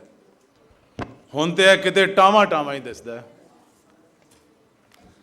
ਪਰ ਕਿਸੇ ਜ਼ਮਾਨੇ ਵਿੱਚ ਉੱਚੀਆਂ ਤੇ ਵੱਡੀਆਂ ਇਮਾਰਤਾਂ ਦੀਆਂ ਛੱਤਾਂ ਤੇ ਨਜ਼ਰ ਆਉਂਦਾ ਸੀ। ਕਹਿਣ ਨੂੰ ਤੇ 4 ਸੀਖਾਂ ਦੇ ਅਖੀਰ ਤੇ 4 ਕੁੱਪੇ ਲੱਗੇ ਹੁੰਦੇ ਨੇ ਜਿਹੜੇ ਘੁੰਮ ਕੇ ਹਵਾ ਦਾ ਰੁੱਖ ਦੱਸਦੇ ਨੇ। ਬੰਦੇ ਵਾਂਗੂ ਹਵਾ ਦੇ ਨਾਲ ਰੁੱਖ ਬਦਲਣਾ ਇਹਦਾ ਨਕਸ ਨਹੀਂ ਬਲਕਿ ਖਾਸੀਅਤ ਹੈ। ਜੇ ਫੌਰਨ ਹਵਾ ਦੇ ਨਾਲ ਆਪਣਾ ਰੁੱਖ ਨਾ ਬਦਲੇ ਤੇ ਕਾਹਦਾ ਮੁਰਗੇ ਬਾਦਨੁਮਾ। ਪਰ ਜੇ ਬੰਦਾ ਮੁਰਗੇ ਬਾਦਨੁਮਾ ਬਣ ਜਾਵੇ ਤੇ ਕਾਹਦਾ ਬੰਦਾ। ਫਰਕ ਸਿਰਫ ਇੰਨਾ ਹੈ ਕਿ ਬੰਦੇ ਨੂੰ ਹਵਾ ਦੇ ਰੁੱਖ ਦੇ ਨਾਲ ਪੈਂਤਰਾ ਬਦਲਣ ਲਈ ਕਿਸੇ ਇਮਾਰਤ ਦੀ ਚੋਟੀ ਤੇ ਖਲੋਣ ਦੀ ਕੋਈ ਲੋੜ ਨਹੀਂ ਹੁੰਦੀ। ਉਹ ਚੂਹੇ ਦੀ ਖੁੱਡ ਵਿੱਚ ਵੀ ਹੋਵੇ ਤੇ ਹਵਾ ਦੇ ਰੁੱਖ ਦੇ ਨਾਲ ਆਪਣਾ ਪੈਂਤਰਾ ਬੜੀ ਆਸਾਨੀ ਨਾਲ ਬਦਲ ਲੈਂਦਾ। ਅਸੀਂ ਹੁਣ ਮੋਰਾਂ ਵਾਲੀ ਕੋਠੀ ਦੇ ਮੁਰਗੇ ਬਾਦਨੁਮਾ ਵੱਲ ਆਉਂਦੇ ਹਾਂ। ਇਹ ਆਪਣੇ ਵੇਲੇ ਦਾ ਬੜਾ ਚੰਗਾ ਤੇ ਹਸਾਸ ਮੁਰਗੇ ਬਾਦਨੁਮਾ ਸੀ, ਜਿਹੜਾ ਹਵਾ ਦੇ ਹੌਲੇ ਜਿਹੇ ਥਪੇੜੇ ਨਾਲ ਵੀ ਰੁੱਖ ਬਦਲ ਲੈਂਦਾ ਸੀ। ਕਈ ਵਾਰ ਇਹਨੇ ਪੂਰੇ ਦਾ ਦੱਸ ਕੇ ਕੋਠੇ ਤੇ ਧੁੱਪੇ ਪਿਆ ਰੂੰ ਥੱਲੇ ਲਵਾਇਆ ਸੀ। ਬੜੀ ਵਾਰ ਖਿਲਰੀ ਮੁੰਜੀ ਇਕੱਠੀ ਕਰਵਾ ਕੇ ਤਰਪਾਲ ਪਵਾਈ ਸੋ। 7100 ਵਾਰੀ ਵਿਹੜੇ ਵਿੱਚ ਛਿੜੀ ਚਿੱਕਾ ਖੇਡਣ ਤੋਂ ਡੱਕਿਆ ਸੋ। ਤੇ ਕਈ ਵਾਰ ਘਰ ਦਿਆਂ ਨੌਕਰਾਂ ਨੂੰ ਇਸ਼ਾਰਾ ਕੀਤਾ ਸੋ ਕਿ ਕੋਠੇ ਤੇ ਸੁੱਕਣੇ ਪਏ ਲੀੜਿਆਂ ਨੂੰ ਝੂੰਡੀ ਨਾਲ ਪੱਕਿਆਂ ਕਰ ਲਓ, ਮਤੇ ਉੱਡ ਨਾ ਜਾਣ। ਵਿਹੜੇ ਵਿੱਚ ਆਉਂਦਿਆਂ ਤੇ ਜਾਂਦਿਆਂ ਵੇਲੇ ਅਗਲੇ ਪ੍ਰੋਗਰਾਮ ਇਹਦੀ ਸਿਮਤ ਤੇ ਤ੍ਰਿਖਾਪਣ ਵੇਖ ਕੇ ਬਣਦੇ ਸਨ। ਪਰ ਸੜ ਜਾਣੇ ਨੂੰ 47 ਦੇ ਝੱਖੜ ਵਿੱਚ ਹੋਰੇ ਕੀ ਹੋਇਆ? ਉਹਦਾ ਘਰਦਿਆਂ ਨੂੰ ਦੱਸਣਾ ਹੀ ਨਹੀਂ, ਉਹਦਾ ਘਰਦਿਆਂ ਨੂੰ ਦੱਸਿਆ ਹੀ ਨਹੀਂ ਸੋ। ਨਾ ਸ਼ਿੱਦਤ ਦੱਸੀ ਤੇ ਨਾ ਹੀ ਸਿਮਤ ਤੇ ਨਾ ਹੀ ਰੋਖ। ਇਹਨੂੰ ਤੇ ਨਾ ਨਿਰੀ ਸ਼ਿੱਦਤ ਤੇ ਸਿਮਤ ਦੱਸਣੀ ਚਾਹੀਦੀ ਸੀ, ਬਲਕਿ ਵੇਲੇ ਸਿਰ ਦੱਸਣਾ ਚਾਹੀਦਾ ਸੀ ਕਿ ਉਹ ਮੇਰਿਓ ਸਰਦਾਰੋ, ਰੁੱਖ ਨੂੰ ਛੱਡੋ, ਹੁਣ ਤੇ ਹਵਾ ਹੀ ਬਦਲ ਗਈ ਹੈ।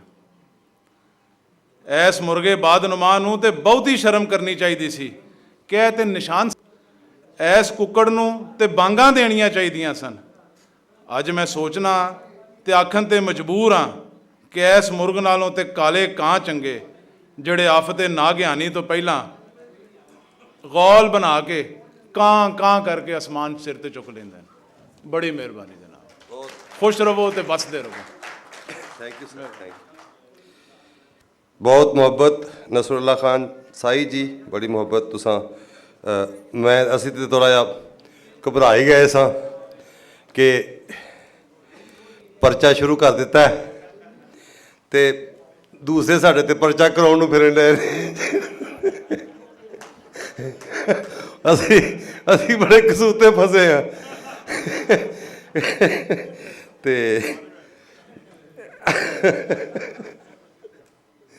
ਲਓ ਜੀ, ਵਿੱਚ ਥੋੜ੍ਹੀ ਜਿਹੀ ਇੱਕ ਨੋਈਅਤ ਹੈ। 1 ਮਿੰਟ ਗੱਲ ਉਹੀ ਵਧਾਉਣੀ ਪੈਣੀ ਹੈ, ਕਿਉਂਕਿ ਸਾਡੇ ਇੱਕ ਪੈਨਲਿਸਟ ਜਿਹੜੇ ਨੇ ਉਹ ਆਪਣੇ ਕਿਸੇ ਮਾਮਲੇ ਲਈ 1 ਮਿੰਟ ਦੀ ਇਜਾਜ਼ਤ 2 ਮਿੰਟ ਦੀ ਲੈ ਕੇ ਗਏ ਨੇ। ਗੱਲ ਇਹ ਹੈ ਕਿ ਸਾਡਾ ਅਗਲਾ ਸੈਸ਼ਨ ਜਿਹੜਾ ਸ਼ੁਰੂ ਹੋਣਾ ਹੈ ਉਹ ਵਿਚਾਰ ਇਕੱਠ ਹੈ, ਬੜਾ ਅਹਿਮ ਹੈ ਕਿ ਅਵਾਮੀ ਨਿਸਾਬੀ ਜਿਹੜੀ ਕਰਿਕੂਲਮ ਦੀ ਅਤੇ ਲਿਟਰੇਚਰ ਦੀ ਬੋਲੀ, ਇਹਦਾ ਸਾਰਿਆਂ ਦਾ ਆਪਸੀ ਜਿਹੜਾ ਜੋ ਫਰਕ ਹੈ, ਅਵਾਮੀ ਬੋਲੀ ਨਿਸਾਬੀ, ਅਸੀਂ ਕਰਿਕੂਲਮ ਨੂੰ ਟੈਕਸਟ ਨੂੰ ਜਿਹੜਾ ਕਹਿ ਲਓ ਕਿ ਨਿਸਾਬ ਵੀ ਕਹਿੰਦੇ ਹਾਂ, ਉਹਦੀ ਬੋਲੀ ਅਤੇ ਲੋਕਾਈ ਦੀ ਖਲਕਤ ਦੀ ਬੋਲੀ ਦੇ ਵਿੱਚ ਫਰਕ। ਇਸ ਨੂੰ ਮੋਡਰੇਟ ਕਰਨਗੇ ਦਿਆਲ ਸਿੰਘ ਕਾਲਜ ਦੇ ਮੈਸ ਕਮਿਊਨੀਕੇਸ਼ਨ ਡਿਪਾਰਟਮੈਂਟ ਦੇ ਹੈੱਡ HOD ਔਰ ਲਿਖਾਰੀ ਵੀ ਨੇ ਔਰ ਵੀਲੋਗਰ ਵੀ ਨੇ, ਮੀਡੀਆ ਪਰਸਨ ਨੇ, ਸਾਡੇ ਇਸ ਪੂਰੀ ਕਾਨਫਰੰਸ ਦੇ ਕੋਆਰਡੀਨੇਟਰ ਵੀ ਨੇ, ਅਤੇ ਜਨਾਬ ਨਾਸਰ ਅਦੀਬ ਜੀ। ਮੈਂ ਤੁਹਾਡੇ ਸਾਰਿਆਂ ਦੀਆਂ ਤਾੜੀਆਂ 'ਚ ਉਹਨਾਂ ਨੂੰ ਦਾਵਤ ਦਿਆਂ ਕਿ ਉਹ ਐਜ਼ ਏ ਮੋਡਰੇਟਰ ਆਉਣ, ਇਸ ਸਾਰੇ ਸੈਸ਼ਨ ਨੂੰ ਚਲਾਉਣ। ਔਰ ਦੂਸਰਾ ਤਾਹਿਰ ਮਲਕ ਜੀ, ਜੋ ਫਾਸਟ ਯੂਨੀਵਰਸਿਟੀ ਦੇ ਉਸਤਾਦ ਵੀ ਨੇ, ਜਰਨਲਿਸਟ ਨੇ, ਪੱਤਰਕਾਰ ਨੇ, ਬਾਕੀ ਤਾਰਫ ਉਹਨਾਂ ਦਾ ਕਰਾਂਗੇ। ਸਾਡੇ ਯਾਰ ਨੇ, ਸਾਡੇ ਆੜੀ ਨੇ, ਲਾਹੌਰੀਏ ਨੇ ਪੱਕੇ, ਦੁਨੀਆ ਇਹਨਾਂ ਨੇ ਗਾਈ ਹੈ ਅਤੇ ਇਲਮ ਅਦਬ ਦੇ ਨਾਲ ਇਹਨਾਂ ਦੀ ਗਹਿਰੀ ਜੁੜਤ ਹੈ। ਇਹ ਸਾਰੇ ਬੜੇ ਮੁਹੱਬਤੀ ਜੀ ਨੇ, ਇਹਨਾਂ ਨੂੰ ਵੀ ਮੈਂ ਉਂਝ ਕਹਾਂਗਾ ਕਿ ਉਹ ਵੀ ਤਸ਼ਰੀਫ ਲਿਆਉਣ। ਜਾਨੇ ਮਨ ਔਰ ਲੰਮੇ ਚੰਡੇ ਗੱਭਰੂ ਜਵਾਨ ਸਾਡੇ ਅਤੇ ਇੰਝ ਹੀ ਮੈਂ ਹੁਣ ਨਾਲ ਬੁਲਾ ਹੀ ਦਿਆਂ। ਨਹੀਂ ਉਹ ਤੁਸੀਂ ਕਰਾ ਦੇਣਾ, ਉਹ ਕੋਈ ਗੱਲ ਨਹੀਂ। ਅਗਲੇ ਹੈਗੇ ਨੇ, ਹਾਂ, ਡਾਕਟਰ ਗੁਰਪ੍ਰੀਤ ਧੁੱਗਾ ਜੀ। ਅਸੀਂ ਸੋਚਿਆ ਕਿ ਚੜ੍ਹਦੇ ਪੰਜਾਬ ਔਰ ਜਿਹੜਾ ਤੀਜਾ ਪੰਜਾਬ ਹੈ ਤੁਸੀਂ ਕਹਿੰਦੇ ਆ, ਉਹਦੇ ਵਿੱਚ ਵੀ ਪੰਜਾਬੀ ਇਲਮ ਅਦਬ ਲਿਖਤ ਦਾ ਮਾਮਲਾ ਹੈ। ਗੁਰਪ੍ਰੀਤ ਧੁੱਗਾ ਜੀ ਨਾਵਲਕਾਰ ਨੇ, ਕਹਾਣੀਕਾਰ ਨੇ, ਲੇਖਕ ਨੇ, ਸੇਵਕ ਨੇ ਔਰ ਇਸ ਕਾਨਫਰੰਸ ਦੇ ਉਚੇਚੇ ਪ੍ਰਾਹੁਣੇ ਵੀ ਨੇ, ਅਤੇ ਅਮਰੀਕਾ ਤੋਂ ਆਏ ਨੇ ਉਚੇਚੇ ਤੌਰ 'ਤੇ ਸਾਡੇ ਇਸ ਕਾਨਫਰੰਸ ਦਾ ਹਿੱਸਾ ਬਣਨ। ਇੰਝ ਹੀ ਉਹ ਡਾਕਟਰ ਮਾਰੀਆ ਤਾਹਿਰ ਜੀ, ਜਿਹੜੀ ਲਾਹੌਰ ਦੀ ਮਜਾਜਣ ਹੈ, ਉਹਨੇ ਸਾਡੇ ਕੋਲੋਂ 2 ਮਿੰਟ ਮੰਗੇ ਨੇ। ਮੈਂ ਹੁਣ ਮਾਈਕ ਨਾਸਰ ਅਦੀਬ ਹੋਰਾਂ ਦੇ ਹਵਾਲੇ ਕਰਨਾ ਕਿ ਉਹ ਮਾਰੀਆ ਤਾਹਿਰ ਜੀ ਆ ਗਏ ਨੇ। ਆ ਜਾ, ਨਹੀਂ ਲਾਹੌਰ ਦੀ ਮਜਾਜਣ ਨੇ, ਤੇਰੀ ਕੁਰਸੀ ਖਾਲੀ ਹੋਈ ਹੈ।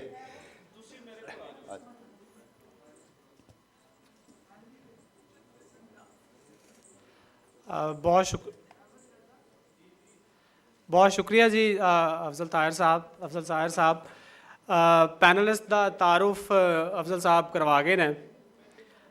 मौजू ये बड़ा इंपॉर्टेंट है सब कॉन्टीनेंट वास्ते, बिलखसूस दोवें पंजाबां वास्ते, कि जिहड़ी अवामी ज़ुबान है, अवामी ज़ुबान थोड़ा जिहा मैनूं इस मौजू का तारुफ करवाने पैना है। ये गल आम तौर पर होंदी नहीं है और मजलिसां मुज़ाकरियां च नहीं होंदी कि एक अवामी ज़ुबान हुंदी है जिन्हों असी डेली यूज़ लैंगुएज कहने हाँ, जिहड़ी सानू कितों पढ़ने नहीं पैंदी, कितों सिखने नहीं पैंदी। वो जिहड़ी साडी माँ बोलदी है, साडा प्यो बोलदा है, वो ज़ुबान असी कैरी कर लैंदे हां। उहदे वास्ते सानू किसी यूनिवर्सिटी नहीं जाने पैंदा, किसी स्कूल कॉलेज नहीं जाने पैंदा, कोई ग्रामैटिकल स्ट्रक्चर नहीं सीखने पैंदा। वो सानू सारिआं नूं ज़ुबान वो आंदी है, जिहड़ी असी आम गलबात के तौर पर इस्तेमाल करने हाँ। उहनूं असी अवामी ज़ुबान या डेली यूज़ लैंगुएज या पब्लिक लैंगुएज कुछ भी कह सकते हैं।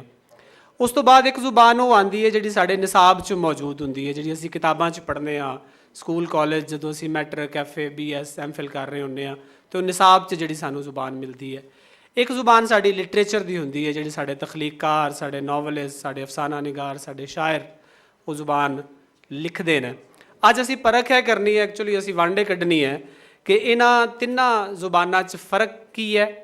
और बुनियादी सवाल मेरा सारे पैनलिस्ट नूं होएगा और फिर उस तो बाद डिस्कशन चो जिहड़े सब क्वेश्चनस निकलते आएंगे कि जिहड़ी आवाम दी ज़ुबान है, बिलखसूस है साडे वाले पंजाब दी, वो निसाब दी ज़ुबान क्यों नहीं बन पाई।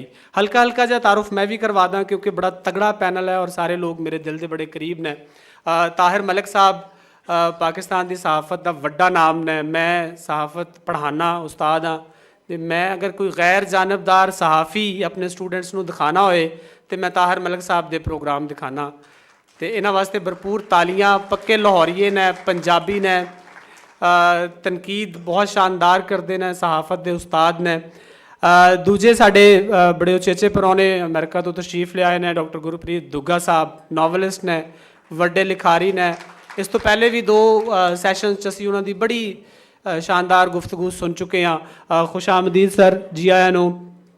डॉक्टर मारिया ताहर साडे नाल मौजूद ने, बड़ी एक्टिव पंजाबी एक्टिविस्ट ने, वीलॉगर ने, साइंटिस्ट ने, यूट्यूबर ने और इंटलैक्चुअल ने। इन्ना सारा काम कर चुके हैं कि शी डिज़र्व दिस स्टेज। और सारे पैनलिस्ट नूं खुश आमदीद। पहला सवाल ताहिर साहब तुहाडे तो कि ये बड़ा बुनियादी जिहा सवाल है कि असी बोलने पंजाबी हाँ, तो असी जदों यूनिवर्सिटी स्कूल या कॉलेज जाने हाँ तो उत्थे साडे निसाब की ज़ुबान कोई होर है, तो वो साडी जिहड़ी डिक्शन है या उसकी अंडरस्टैंडिंग है वो बच्चे की डिवेलप नहीं हो पाती। तो सानू ये दसो कि जिहड़ी आवाम की ज़ुबान है वो इत्थे इस पंजाब च निसाब की ज़ुबान क्यों नहीं बन पाई।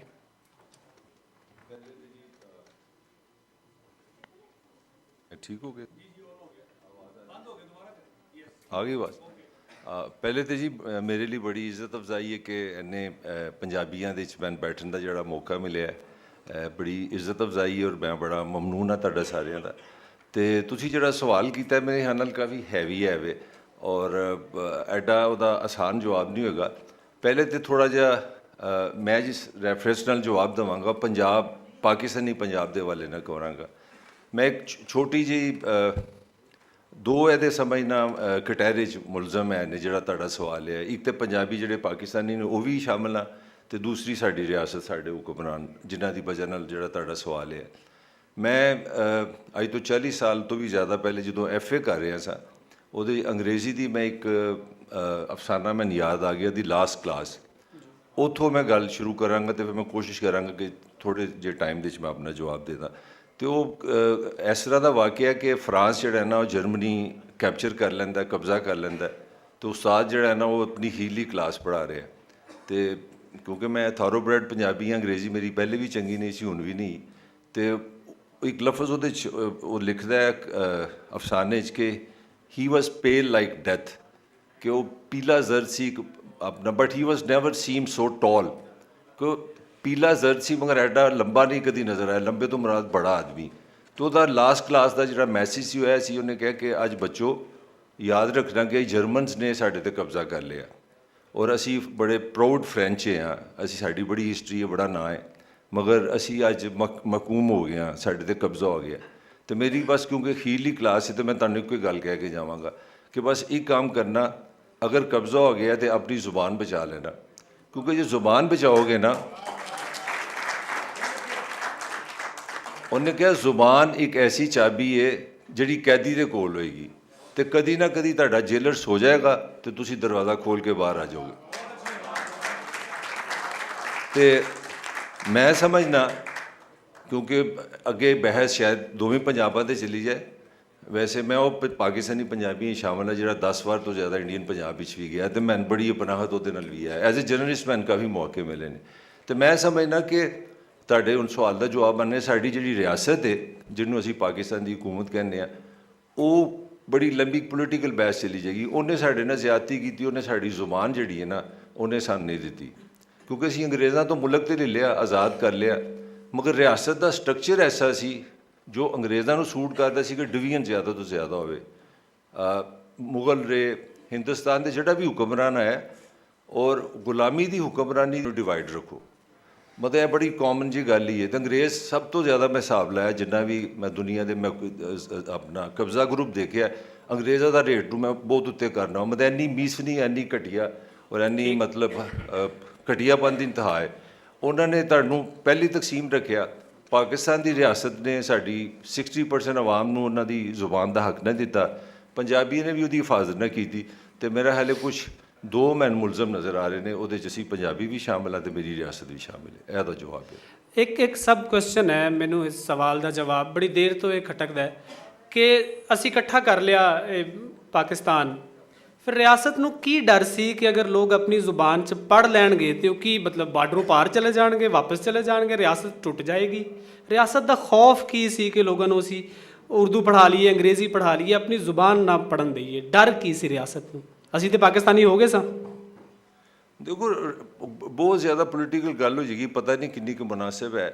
मेरा हाल है कि पाकिस्तान 100 बिस्मिल्लाह करो तुसी। पाकिस्तान बनाने च डेफिनेटली मुसलमानों का भला होया है, एक मिडल क्लास बनी है, पाकिस्तान के बड़े बेनिफिट्स भी हुए हैं, बड़ी चीज़ां भी हुई हैं, मगर मैं लगता किधरे ना किधरे पाकिस्तान बनाने का मकसद जड़ा सी वो बैनुल अक़वामी कुछ मकासद भी है सन उहदे।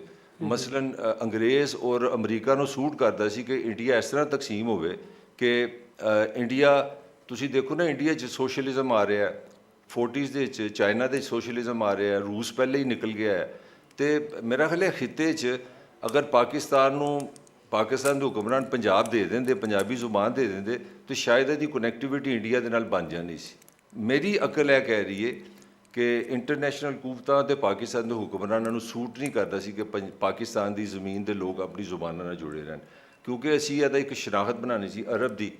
असी देखो ना कितनी मज़ेदार हांडी पकाई, असी उर्दू जुबान लीती कौमी, वो आई अपना उतों नहीं उतों आई तुर्की तो, चलो वाया असी लखनऊ तो पहुँच जाने, मजहबी जुबान असी ले ली सऊदी अरब तो, मक्का मदीना तो लिखण वाली जुबान असी ले ली लंदन। दुनिया की कोई मां ने ऐसी रियासत नहीं जमी जिहदी किसी जुबान का तलक अपनी ज़मीन के नाल ना होवे। और मेरा ख्याल है किसी भी जगह पर हुकूमत करनी हो, किसी ने भी यह सब तो बेहतरीन फार्मूला होंदा है, तुसीं उन्हां दी बुनियादी जुबान तो उन्होंने डिस्टर्ब कर दो, उन्हों का सैल्फ कॉन्फिडेंस खत्म कर दो, उन्होंने सैल्फ रिस्पैक्ट खत्म कर दो, और मेरे ख्याल नाल पंजाबी है साड़ी यही स्टोरी है। ठीक हो गया। डॉक्टर गुरप्रीत दुग्गा जी, तुसी लिखते भी हो, क्या वाकई ऐसा है कि जिहड़ी पंजाबी बोली जाती है लिखी भी उही जाती है? असीं इस स्टेज ते इन्ने दिनों तो देख रहे हैं कि बड़े बड़े मुश्किल अल्फाज ना इस्तेमाल हो रहे हैं। साढ़े इत्थे नौजवान कुड़ी कहंदे ने, लड़की कहंदे ने, वो सवाणी इत्थे सुन रहे हैं, तो जिहड़ी जुबान बोली जाती है, जिहड़ी पब्लिक लैंग्वेज है, क्या अदब च लिखी भी उही जाती है या वो लिखी जानी चाहिए है? देखो एक्चुअली जिहड़ा टॉपिक बहुत ही इंपॉर्टेंट है, क्योंकि एक तो इशू हुण आपां देख ही रहे हैं, इस इशू ने एक होर भी क्रिटिकल मोड लेना। मैं तुहानूं एग्जाम्पल दिना कि की होण वाला आउण वाले समय थोड़े बड़ी जल्दी। एक हैगी आ साडी बोली, भाषा ते लिपि। जदों आपां गल करदे हां वो एक डायलैक्ट बन जाता अलग अलग हिस्सिਆਂ ਦਾ, खित्तिਆਂ ਦਾ। ठीक है कि लਹਿੰਦੇ ਤੇ ਚੜ੍ਹਦੇ ਪੰਜਾਬ ਦਾ ਤਾਂ ਆਪਾਂ ਥੋੜਾ ਦੇਖਦੇ ਹਾਂ। ਤੁਸੀਂ ਚੜ੍ਹਦੇ ਪੰਜਾਬ ਦੇ ਵਿੱਚ ਵੀ ਹੋਰ ਡਾਇਲੈਕਟ ਨੇ, ਜਿਵੇਂ ਇੱਕ ਸਾਡੇ ਬੜਾ ਕਾਮਨ ਹੈਗਾ ਪੁਆਧੀ, ਚੰਡੀਗੜ੍ਹ ਦੇ ਨੇੜੇ ਦੇ ਏਰੀਆ ਜਿਹੜੇ ਜਾਣਦੇ ਨੇ ਉਹਨਾਂ ਨੂੰ ਪਤਾ ਕਿ ਉੱਥੇ ਪੁਆਧ, ਜਿਵੇਂ ਇੱਥੇ ਪੋਠੋਹਾਰੀ, ਠੀਕ ਹੈ।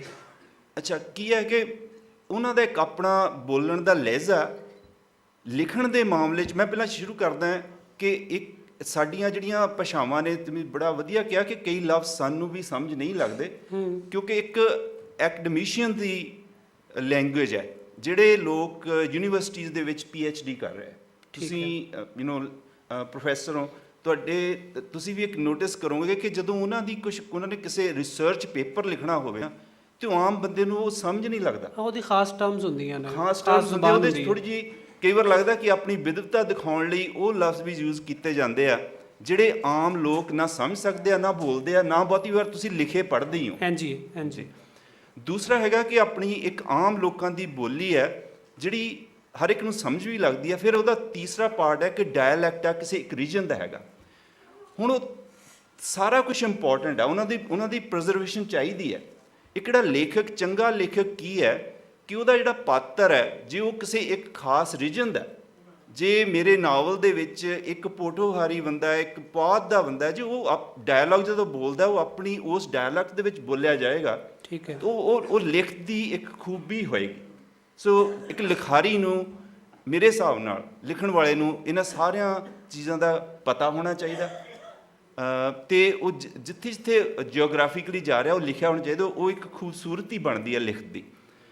ਇੱਕ ਬੋਲੀ, ਇੱਕ ਜਿਹੜਾ ਹੈਗਾ ਨਾ ਟ੍ਰੈਂਡ ਥੋੜ੍ਹਾ ਜਿਹਾ ਬਣ ਰਿਹਾ ਜਦੋਂ ਦਾ ਸੋਸ਼ਲ ਮੀਡੀਆ ਆਇਆ, ਕਿ ਜਿਹੜੇ ਡਾਇਲੌਗ ਜਿਹੜੇ ਹੈਗੇ ਨਾ ਉਹਦੇ ਵਿੱਚ ਉਹਨਾਂ ਦਾ ਵਾਰਤਾਲਾਪ ਜਾਂ ਲਿਖਣ ਦਾ ਲਹਿਜ਼ਾ ਹੋਇਆ। ਮੈਂ ਕਨਫਰਮ ਤੁਸੀਂ ਕਰ ਦਿਓ, ਮੈਂ ਹੁਣ ਸੁਣ ਰਿਹਾ ਸੀ ਕਿ ਇੱਕ ਪੋਠੋਹਾਰੀ ਭਾਸ਼ਾ ਨੂੰ ਇੱਕ ਐਪਲੀਕੇਸ਼ਨ ਜਾਂ ਕੋਈ ਪ੍ਰੋਟੈਸਟ ਹੈ ਕਿ ਇਹਨੂੰ ਇੱਕ ਅਲੱਗ ਭਾਸ਼ਾ ਦਾ ਦਰਜਾ ਦਿੱਤਾ ਜਾਵੇ। ਬਿਲਕੁਲ ਹੈ ਨਾ, ਹੋ ਰਿਹਾ ਨਾ। ਸੋ ਇਹ ਅਸੀਂ ਦੇਖੋ, ਇਹ ਅਲੱਗ-ਅਲੱਗ ਜਿਹੜੀ ਉਸ ਬੋਲੀ ਦੀ ਆਪਣਾ ਉਹਨੂੰ ਕਾਇਮ ਰੱਖਣਾ ਜ਼ਰੂਰੀ ਹੈ, ਪਰ ਹਰ ਇੱਕ ਚੀਜ਼ ਨੂੰ ਅਲੱਗ-ਅਲੱਗ ਭਾਸ਼ਾ ਬਣਾਉਣਾ ਜ਼ਰੂਰੀ ਨਹੀਂ ਹੈ। ਉਹਦਾ ਨੁਕਸਾਨ ਆਪਾਂ ਨੂੰ ਹੋਏਗਾ। ਹੁਣ ਮੈਂ ਤੁਹਾਡੇ ਕੁਐਸਚਨ 'ਤੇ ਆਉਣਾ ਕਿ ਜਿਹੜੀ ਇੱਕ ਕਿਉਂ ਆਪਾਂ ਨੂੰ ਭਾਸ਼ਾ ਇੱਕਸਾਰ ਚਾਹੀਦੀ ਹੈ। ਕੱਲ੍ਹ ਇੱਕ ਇੱਥੇ ਪੈਨਲਿਸਟ ਸੀ, ਉਹਨਾਂ ਨੇ ਰੋਮਨਾਈਜ਼ਡ ਗੱਲ ਕੀਤੀ ਸੀ ਕਿ ਆਪਾਂ ਸੁਹੇਲ ਵੜਾਇਤ ਸਾਹਿਬ ਨੇ, ਹਾਂਜੀ, ਉਹਨਾਂ ਦਾ ਪੁਆਇੰਟ ਬੜਾ ਵੈਸੇ ਪ੍ਰੈਕਟੀਕਲੀ ਠੀਕ ਹੈ ਕਿ ਸਪੋਜ਼ ਜੇ ਆਪਾਂ ਪੰਜਾਬੀ ਨੂੰ ਰੋਮਨ 'ਚ ਲਿਖਣ ਲੱਗ ਜਾਈਏ ਤੇ ਉਹਦਾ ਕੀ ਹੈ ਕਿ ਉਹ ਵਰਲਡ ਦਾ ਜਿੱਥੇ ਮਰਜ਼ੀ, ਉਹ ਭਾਵੇਂ ਪਾਕਿਸਤਾਨੀ ਪੰਜਾਬੀ ਹੈ, ਚਾਹੇ ਉਹ ਉਹ ਚੜ੍ਹਦਾ ਪੰਜਾਬ ਦਾ, ਚਾਹੇ ਅਮਰੀਕਾ, ਕੈਨੇਡਾ, ਕਿਤੇ ਬੈਠਾ ਰੋਮਨਾਈਜ਼ਡ ਆਪਾਂ ਆਮ ਭਾਸ਼ਾ 'ਚ ਵੀ ਲਿਖਣ ਵੀ ਲੱਗ ਗਏ ਹਾਂ। ਪਰ ਨੁਕਸਾਨ ਕੀ ਹੈ ਕਿ ਜੇ ਤੁਸੀਂ ਜਿਹੜੀ ਅੱਜ ਜੋ ਤੁਸੀਂ ਲਿਖਤ ਹੈ ਨਾ, ਉਹ ਸਾਡੇ ਅੱਜ ਲਈ ਨਹੀਂ ਹੈ, ਉਹ ਆਉਣ ਵਾਲੇ 20 ਜਾਂ 30 ਸਾਲ ਲਈ ਵੀ ਹੈ। ਕਿ ਯੂਨੀਫਾਰਮਟੀ ਨਹੀਂ ਹੋਏਗੀ ਤੇ ਫਿਰ ਉਹਨੂੰ ਪ੍ਰੀਜ਼ਰਵ ਵੀ ਨਹੀਂ ਕੀਤਾ ਜਾ ਸਕਦਾ। ਸੋ ਭਾਸ਼ਾ ਨੂੰ, ਇੱਕ ਲਿਪੀ ਨੂੰ ਰੱਖਣਾ ਜ਼ਰੂਰੀ ਹੈ, ਪਰ ਜਿਹੜੇ ਛੋਟੇ ਅੱਗੇ ਡਾਇਲੈਕਟ ਨੇ ਉਹਨਾਂ ਨੂੰ ਪ੍ਰੀਜ਼ਰਵ ਕਰਨਾ ਵੀ ਜ਼ਰੂਰੀ ਹੈ, ਪਰ ਉਹਨੂੰ ਅਲੱਗ ਭਾਸ਼ਾ ਨਹੀਂ ਬਣਾਉਣਾ ਚਾਹੀਦਾ। ਤੀਸਰਾ ਜਿਹੜਾ ਐਕਮੋਡੇਸ਼ਨ ਨੂੰ ਇਹ ਖਿਆਲ ਰੱਖਣਾ ਚਾਹੀਦਾ ਕਿ ਇਹੋ ਜਿਹਾ ਲਫ਼ਜ਼ ਨਾ ਬੋਲੇ ਜਾਣ ਜਿਹੜੇ ਆਮ ਲੋਕਾਂ ਨੂੰ ਨਹੀਂ ਸਮਝ ਲੱਗਦੇ। ਇੱਕ ਹੋਰ ਸਵਾਲ ਹੈ, ਅਸੀਂ ਇੱਥੇ ਪੰਜਾਬ ਵਿੱਚ ਗੱਲ ਕਰਦੇ ਹਾਂ ਨਾ, ਕੋਈ ਸਾਡਾ ਚੰਗਾ ਕ੍ਰਿਕਟਰ ਖੇਡਦਾ ਹੋਏ ਨਾ ਤੇ ਅਸੀਂ ਕਹਿੰਦੇ ਆ ਇਹ ਬੜਾ ਕੁੱਤਾ ਪਲੇਅਰ ਹੀ ਬਈ, ਇਸ ਕੰਜਰ ਨੇ ਆਊਟ ਨਹੀਂ ਹੋਣਾ। ਇਹਦਾ ਇਹ ਮਤਲਬ ਨਹੀਂ ਹੁੰਦਾ ਕਿ ਉਹ ਕੰਜਰ ਹੈ, ਅਸੀਂ ਉਹਦੀ ਕਿਸੇ ਨਾ ਕਿਸੇ ਤਰ੍ਹਾਂ ਤਾਰੀਫ ਕਰ ਰਹੇ ਹੁੰਦੇ ਹਾਂ, ਮਤਲਬ he is a brilliant player as we say this. ਤੇ ਇਹ ਚੀਜ਼ਾਂ ਅਸੀਂ ਇੰਨੇ ਹੀ ਮਤਲਬ ਭਾਰ ਨਾਲ ਔਰ ਇੰਨੇ ਹੀ ਤਗੜੇ ਮੀਨਿੰਗ ਨਾਲ ਲਿਖਦੇ ਨਹੀਂ। ਇਹ ਨਾ ਜਿਵੇਂ ਆਪਾਂ ਜਦੋਂ ਬੜਾ ਵਧੀਆ ਜਦੋਂ ਆਪਾਂ ਸਬਜ਼ੀ ਦਾਲ ਨੂੰ ਇੱਕ ਤੜਕਾ ਨਹੀਂ ਲਾਉਂਦੇ, ਇਹ ਬੋਲੀ ਦਾ ਤੜਕਾ ਹੁੰਦਾ ਜਿਹੜਾ ਇਹਨੂੰ ਸਲੈਂਗ ਆਪਾਂ ਇੰਗਲਿਸ਼ ਨਾ ਸਲੈਂਗ ਕਹਿ ਦਿੰਦੇ ਆ। ਉਹ ਹਰ ਇੱਕ ਖੇਤਰ ਦੀ ਆਪੋ ਆਪਣੀਆਂ। ਮੈਂ ਅਮਰੀਕਾ ਦੇਖਦਾ, ਜਿਹੜੀ ਇੰਗਲਿਸ਼ ਵੀ ਹੈ ਨਾ, ਉਹ British English, European English, American English ਅਲੱਗ ਹੈ, ਐਕਸੈਂਟ ਵੀ ਅਲੱਗ ਹੈ, ਵਰਡਸ ਵੀ ਅਲੱਗ-ਅਲੱਗ ਯੂਜ਼ ਹੁੰਦੇ ਆ। ਈਵਨ ਅਮਰੀਕਾ ਦੇ ਵਿੱਚ ਵੀ ਜਿਹੜੇ ਅਫਰੀਕਨ ਅਮਰੀਕਨ ਨੇ, ਬਲੈਕ ਅਮਰੀਕਨਸ, ਉਹ ਇੱਕ ਅਲੱਗ ਤਰ੍ਹਾਂ ਦੀ ਇੰਗਲਿਸ਼ ਬੋਲਦੇ ਆ, ਐਫਰੋ ਇੰਗਲਿਸ਼ ਉਹਨੂੰ ਕਹਿੰਦੇ ਆ। ਉਹਨਾਂ ਦੀ ਸਲੈਂਗ ਵੀ ਡਿਫਰੈਂਟ ਆ। ਉਹਨਾਂ ਦੀ ਸਲੈਂਗ ਜਿਹੜੇ ਮਿਊਜ਼ਿਕ, ਇੰਗਲਿਸ਼ ਮਿਊਜ਼ਿਕਸ ਉਹਦੇ ਵਿੱਚ ਹੈ, ਉਹ ਆਮ ਲੋਕਾਂ 'ਚ ਵੀ ਆ ਰਹੀ ਹੈ। ਮੈਨੂੰ ਲੱਗਦਾ ਕਿ ਇੰਗਲਿਸ਼ ਦੇ ਪੋਪੂਲਰ ਹੋਣ ਦੇ ਵਿੱਚ ਤੇ ਉਹਦੇ 'ਚ ਇੱਕ ਹੋਰ ਬੜੀ ਉਹਨਾਂ ਦੀ ਖੁੱਲ੍ਹਦਲੀ ਹੈ। ਹੁਣ ਤੁਸੀਂ ਕੱਲ੍ਹ ਵੀ ਆਪਾਂ ਗੱਲ ਕਰ ਰਹੇ ਸੀ, ਭੰਗੜਾ ਜਿਹੜਾ ਹੈ ਉਹ ਆਕਸਫੋਰਡ ਡਿਕਸ਼ਨਰੀ 'ਚ ਆ ਗਿਆ। ਠੀਕ ਹੈ ਨਾ, ਕਈ ਲਫ਼ਜ਼ ਉਹ ਐਡ ਕਰ ਰਿਹਾ। ਸਾਡੀ ਆਪਣੀ ਵੀ ਪੰਜਾਬੀ ਬੋਲੀ ਦੇ ਵਿੱਚ ਵੀ ਬਹੁਤ ਲਫ਼ਜ਼ ਜਿਹੜੇ ਆ ਉਹ ਐਡ ਹੋਏ ਆ। ਉਹ ਅਲੱਗ-ਅਲੱਗ ਜਿਵੇਂ ਜਿਵੇਂ ਹਮਲਾਵਰ ਆਉਂਦੇ ਰਹੇ, ਕੁਛ ਲੋਕ ਇੱਥੇ ਆਏ ਆ, ਅਤੇ ਉਹ ਕਿਸੇ ਬੋਲੀ ਦੀ ਮੇਰਾ ਖਿਆਲ ਹੈ ਰਿਚਨੈਸ ਨੂੰ ਵਧਾ ਦਿੰਦੇ ਆ, ਕਿਉਂਕਿ ਉਹ ਆਮ ਲੋਕਾਂ ਨਾਲ ਜੁੜੇ ਵੀ ਹੁੰਦੇ ਆ ਤੇ ਉਹਦੇ ਵਿੱਚ ਉਹਨੂੰ ਐਕਸਪ੍ਰੈਸ ਵੀ ਬੈਟਰ ਵੇ ਨਾਲ ਕੀਤਾ ਜਾ ਸਕਦਾ। ਜਿਹੜਾ ਹੁਣ ਤੁਸੀਂ ਗੱਲ ਕੀ ਨਾ ਸਲੈਂਗ ਦੀ, ਉਹ ਇੰਨਾ ਤਾਂ ਹੈ ਕਿ ਇੱਕ ਬਈ ਬੜਾ ਕੁੱਤਾ ਹੁੰਦਾ, ਤੁਸੀਂ ਕਿਹਾ ਵੀ ਬੜਾ ਵਧੀਆ, ਉਹ ਕਿਸੇ ਹੋਰ ਲਈ ਉਹ ਗਾਲ ਵੀ ਹੋ ਸਕਦੀ ਆ, ਪਰ ਇਹ ਇੱਕ ਨਾ ਇੱਕ ਖੇਤਰ ਦੀ, ਇੱਕ ਖਿੱਤੇ ਦੀ ਆਪਣੀ ਇੱਕ ਖੂਬਸੂਰਤੀ ਹੈ ਤੇ ਉਹ ਐਕਸੈਪਟ ਵੀ ਅੱਗੇ ਤੋਂ ਹੋਰ ਯੰਗਰ ਜਨਰੇਸ਼ਨ ਨੇ ਸਲੈਂਗ ਨੂੰ ਬਹੁਤ ਐਕਸੈਪਟ ਕਰਦੀ ਹੈ, ਉਹ ਗੱਲ ਹੀ ਸਲੈਂਗਸ ਕਰਦੀ ਹੈ। ਹਾਂਜੀ, ਤੇ ਉਹ ਇੱਦਾਂ ਹੀ ਰਹਿਣੀ ਚਾਹੀਦੀ ਆ। ਪਰ ਸਾਨੂੰ ਪਤਾ ਹੋਣਾ ਅਸਲੀ ਆ ਨਾ, ਉਹ ਇੱਕ ਭਾਸ਼ਾ ਜਿਹਨੂੰ ਯੂਨੀਫਾਰਮਟੀ ਰੱਖਣੀ ਆ ਉਹ ਬੜੀ ਜ਼ਰੂਰੀ ਆ, ਉਸ ਗੱਲ ਦਾ ਵੀ ਖਿਆਲ ਰੱਖਣਾ ਚਾਹੀਦਾ ਤੇ ਜੋ ਆਮ ਲੋਕਾਂ 'ਚ ਚੱਲ ਰਿਹਾ ਇਨਕਲੂਡਿੰਗ ਸਲੈਂਗ ਉਹ ਵੀ ਰਹਿਣੀ ਚਾਹੀਦੀ। ਬਹੁਤ ਸ਼ੁਕਰੀਆ ਮਾਰੀਆ ਜੀ। ਸਾਡੇ ਇੱਥੇ ਨਾ, ਮੇਰੀ ਆਵਾਜ਼ ਆ ਰਹੀ ਹੈ ਮਾਰੀਆ ਜੀ? ਸਾਡੇ ਇੱਥੇ ਨਾ ਇੱਕ ਕਨਫਿਊਜ਼ਨ ਹੈ।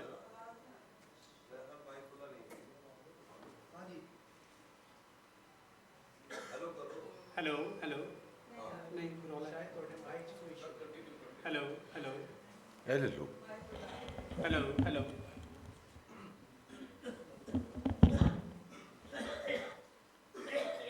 ਹੈਲੋ ਹੈਲੋ ਮਾਰੀਆ ਜੀ, ਸਾਡੇ ਇੱਥੇ ਨਾ ਇੱਕ ਕਨਫਿਊਜ਼ਨ ਹੈ। ਬੱਚਾ ਸਾਡਾ ਘਰ ਪੰਜਾਬੀ ਬੋਲਦਾ ਹੈ, ਮਹੱਲੇ 'ਚ ਉਹ ਪੰਜਾਬੀ ਬੋਲਦਾ ਹੈ, ਕਿਤੇ ਨਾਨ ਲੈਣ ਜਾਂਦਾ ਉੱਥੇ ਪੰਜਾਬੀ ਹੈ, ਨਾਈ ਦੀ ਦੁਕਾਨ 'ਤੇ ਉਹ ਪੰਜਾਬੀ ਬੋਲਦਾ ਹੈ, ਸਕੂਲ ਜਾਂਦਾ ਉਹਨੂੰ ਉਰਦੂ ਪੈ ਜਾਂਦੀ ਹੈ, ਇੰਗਲਿਸ਼ ਵੀ ਪੈ ਜਾਂਦੀ ਹੈ। ਉਹ 3-4 ਜ਼ਬਾਨਾਂ 'ਚ ਕਨਫਿਊਜ਼ ਹੋਇਆ ਫਿਰਦਾ, ਜਿਹਦੇ ਵਿੱਚ ਉਹਦਾ ਨਾ ਇੰਟੈਲੈਕਟ ਬੜਾ ਡਿਸਟਰਬ ਹੁੰਦਾ ਕਿ ਉਹ ਕੋਈ ਘਰ ਤੋਂ ਕੋਈ ਜ਼ੁਬਾਨ ਬੋਲ ਕੇ ਆਇਆ, ਸਿੱਖ ਕੇ ਆਇਆ, ਪੜ੍ਹ ਉਹ ਕੋਈ ਹੋਰ ਰਿਹਾ, ਉਹਦੇ ਵਾਸਤੇ ਉਹਨੂੰ ਨਵਾਂ ਗ੍ਰਾਮੈਟੀਕਲ ਸਟਰਕਚਰ, ਨਵੀਆਂ ਵਰਬ, ਨਵੇਂ ਫੇਲ ਸਿੱਖਣੇ ਪੈਂਦੇ ਨੇ।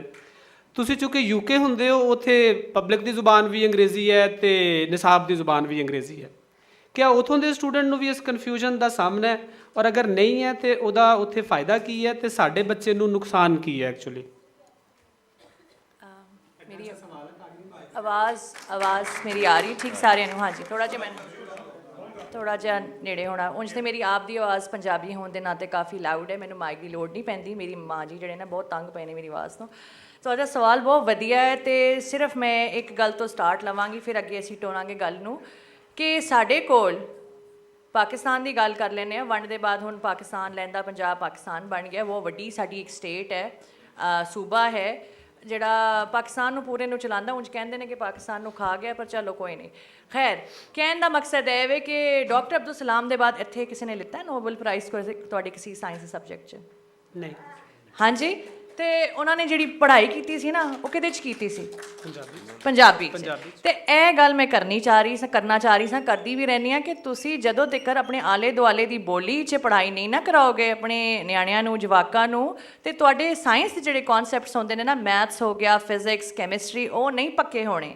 ਸਾਡੇ ਕੋਲ ਮੈਂ ਜੀ PhD ਕੀਤੀ ਹੈ, ਪੋਸਟ ਡੌਕ ਵੀ ਕੀਤੀ ਹੈ, ਮੇਰੇ ਕੋਲ ਪੂਰੇ ਯੂਰਪ ਤੋਂ ਸਟੂਡੈਂਟਸ ਆਉਂਦੇ ਨੇ, PhD ਸਟੂਡੈਂਟਸ ਆਉਂਦੇ ਨੇ, ਸਪੇਨ ਤੋਂ ਆਉਂਦੇ ਨੇ, ਫਰਾਂਸ ਤੋਂ ਆਉਂਦੇ ਨੇ। ਉਹਨਾਂ ਦੀ ਅੰਗਰੇਜ਼ੀ ਕੋ ਇੰਨੀ ਕੁ ਹੁੰਦੀ ਹੈ ਕਿ ਬਸ ਤੁਸੀਂ ਆਪਣਾ ਗੱਲ ਸਮਝਾ ਲਓ ਨਾ, ਅੱਗੇ ਕਟੋਰ ਦਿਓ, ਪਰ ਉਹ ਸਾਰਾ ਕੁਝ ਆਪਣੀ ਆਪਣੀ ਬੋਲੀਆਂ 'ਚ ਪੜ੍ਹ ਕੇ ਆਉਂਦੇ ਨੇ, ਤਾਂ ਉਹਨਾਂ ਨੂੰ ਉੱਥੇ ਪਲੇਸਮੈਂਟਸ ਲੱਭਦੀਆਂ ਨੇ, PhD ਪੋਜੀਸ਼ਨਸ ਲੱਭਦੀਆਂ ਨੇ, ਸਕਾਲਰਸ਼ਿਪਸ ਲੱਭਦੀਆਂ ਨੇ। ਕਨਸੈਪਟ ਪੱਕੇ ਹੁੰਦੇ ਨੇ, ਕਨਸੈਪਟਸ ਪੱਕੇ ਹੁੰਦੇ ਨੇ। ਗੋਰਿਆਂ ਨੂੰ ਐ ਨਹੀਂ ਕਿ ਤੁਸੀਂ ਕਿੰਨੀ ਘੈਂਟ ਅੰਗਰੇਜ਼ੀ ਬੋਲਦੇ, ਕਿੰਨੀ ਵਧੀਆ ਐਕਸੈਂਟ ਦੇ ਨਾਲ ਬੋਲਦੇ ਨੇ, ਦੇ ਡੋਂਟ ਕੇਅਰ ਅਬਾਊਟ ਇਟ। ਕਹਿੰਦਾ ਅਸੀਂ ਸਾਡੀ ਬੋਲੀ ਹੈ, ਸਾਨੂੰ ਦੱਸੋਗੇ ਤੁਸੀਂ।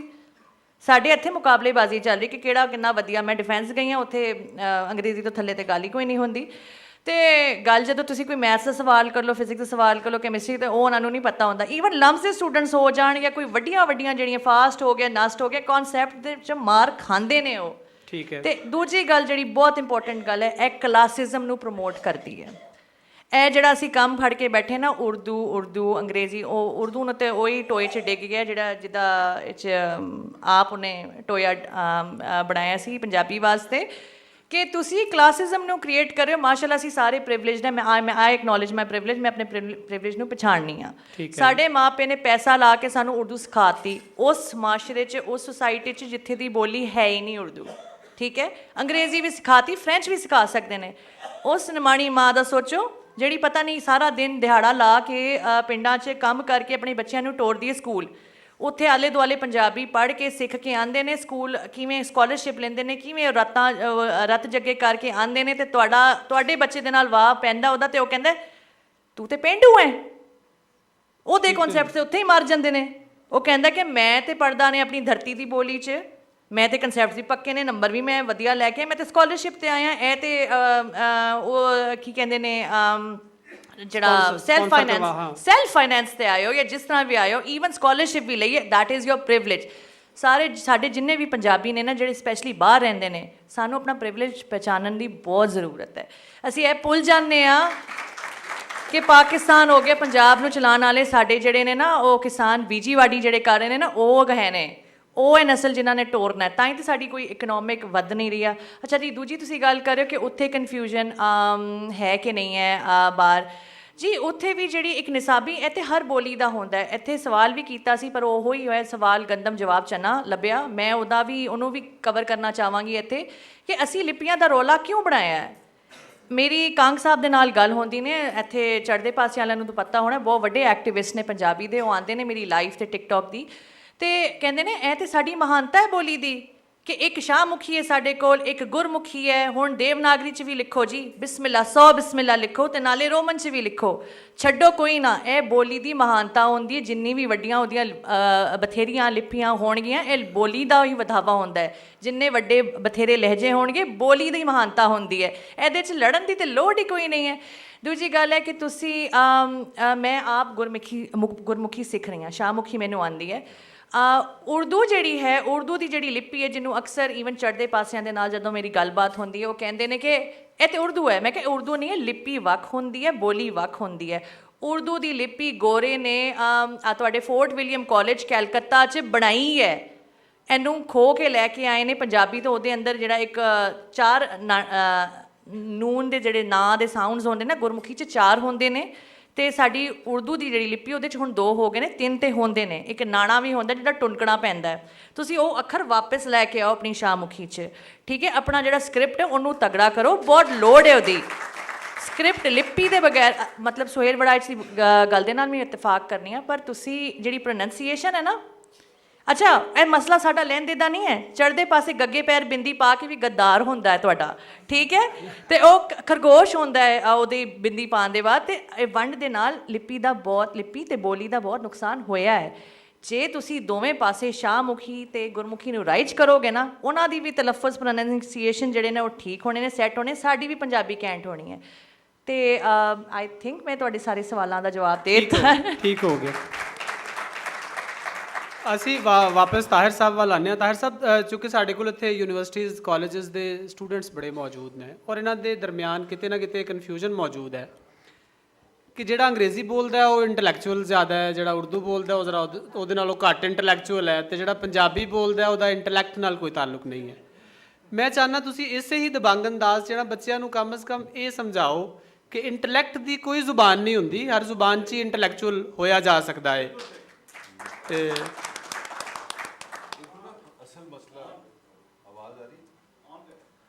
ਅਸਲ ਮਸਲਾ ਹੈ ਕਿ ਤੁਸੀਂ ਆਇਰਲੈਂਡ ਵਿੱਚ ਤੇ ਨਹੀਂ ਨਾ ਰਹਿ ਸਕਦੇ। ਮੇਰਾ ਪਹਿਲੇ ਵੀ ਮੈਂ ਬੜੀ ਔਖੀ ਜਿਹੀ ਗੱਲ ਕੀਤੀ ਸੀ ਕਿ ਪਾਕਿਸਤਾਨੀ ਪੰਜਾਬੀ ਦੇ 2 ਮੁਜਰਮ ਨੇ। ਇੱਕ ਤੇ ਅਸੀਂ ਪੰਜਾਬੀ, ਅਸੀਂ ਵੀ ਜ਼ੁਬਾਨ ਨਹੀਂ ਬਚਾਈ, ਤੇ ਨਾਲ ਸਾਡੀ ਰਿਆਸਤ ਨੇ ਸਾਨੂੰ ਉਹ ਹਾਲਾਤ ਨਹੀਂ ਦਿੱਤੇ ਜ਼ੁਬਾਨ।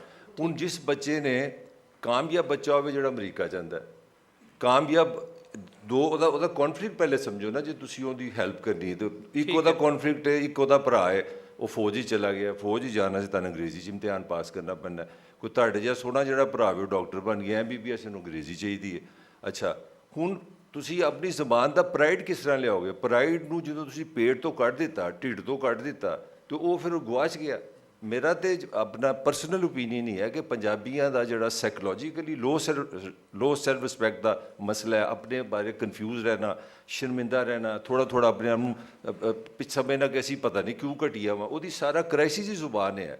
ਕਿਉਂਕਿ ਤੁਹਾਡਾ ਬੇਸਿਕ ਕੌਨਫੀਡੈਂਸ ਖਰਾਬ ਉਦੋਂ ਹੋ ਜਾਂਦਾ ਜਦੋਂ ਤੁਸੀਂ ਜਿਸ ਪੈਕਿੰਗ ਦੇ ਵਿੱਚ ਪੈਦਾ ਹੋਏ ਹੋ ਉਹਦੇ ਨਾਲ ਜ਼ਿੰਦਾ ਨਹੀਂ ਰਹਿ ਸਕਦੇ। ਮੇਰਾ ਖਿਆਲ ਹੈ ਸਾਰਾ ਕ੍ਰਾਈਸਿਸ ਹੈ ਵੇ ਪਾਕਿਸਤਾਨੀ ਪੰਜਾਬ ਦਾ ਕਿ ਤੁਸੀਂ ਅੱਛਾ ਆਪਣਾ ਤੁਸੀਂ ਪਾਸੇ ਦੀ ਕਿਸੇ ਅਸੈਂਬਲੀ ਚਲੇ ਜਾਓ, ਪੰਜਾਬੀ 'ਚ ਅਸੀਂ ਲਾਹੌਰ ਦੇ ਲਫ਼ਜ਼ ਯੂਜ਼ ਕਰਨੇ ਤੁਰ, ਅਗਰ ਤੁਸੀਂ ਪੰਜਾਬੀ ਉਰਦੂ ਬੋਲੇ, ਜਿਹੜਾ ਬੰਦਾ ਆ ਕੇ ਫਰ ਅੰਗਰੇਜ਼ੀ ਬੋਲੇਗਾ ਸਾਰੀ ਉਹਦੀਆਂ ਤੁਰਾਂ ਬਣ ਜਾਣਗੀਆਂ।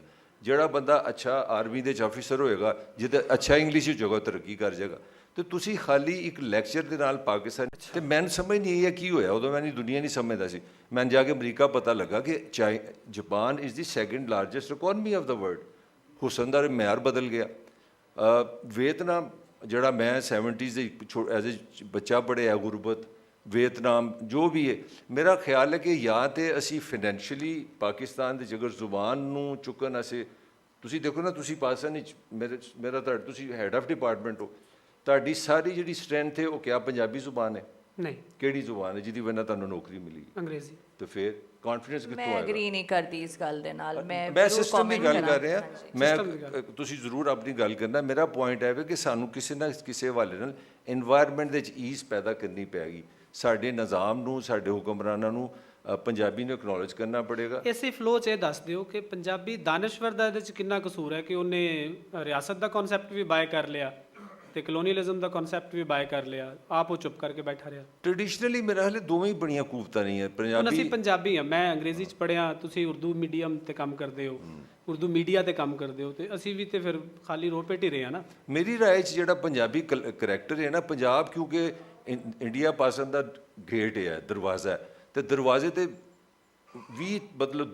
2000 ਸਾਲ ਤੇ ਮਾਰਕੁਟਾਈ ਹੁੰਦੀ ਰਹੀ, ਇਨਵੇਡਰ ਆਉਂਦੇ ਰਹੇ ਨੇ, ਤੇ ਜਿਹੜੀਆਂ ਕੌਮਾਂ ਨੇ ਇਨਵੇਡਰਸ ਨਾਲ ਰਹਿੰਦੀਆਂ ਨੇ, ਉਹ ਚਲਾਕ ਹੋ ਜਾਂਦੀਆਂ, ਸਰਵਾਈਵਲਿਸਟ ਹੋ ਜਾਂਦੀਆਂ, ਫੌਰਨ ਮੌਕੇ ਦੇ ਨਾਲ ਬਦਲ ਜਾਂਦੀਆਂ। ਤੇ ਪੰਜਾਬੀਆਂ 'ਚ ਮੈਨੂੰ ਦੋਵੇਂ ਰੰਗ ਬੜੇ ਨਜ਼ਰ ਆਉਂਦੇ ਨੇ ਕਿ ਸਿਆਣੇ ਵੀ ਬੜੇ ਨੇ, ਬਦਲਦੇ ਹਾਲਾਤ ਨਾਲ ਬਦਲਦੇ ਵੀ ਬਹੁਤ ਨੇ, ਔਰ ਰਜਿਸਟ ਵੀ ਕਰਦੇ ਨੇ।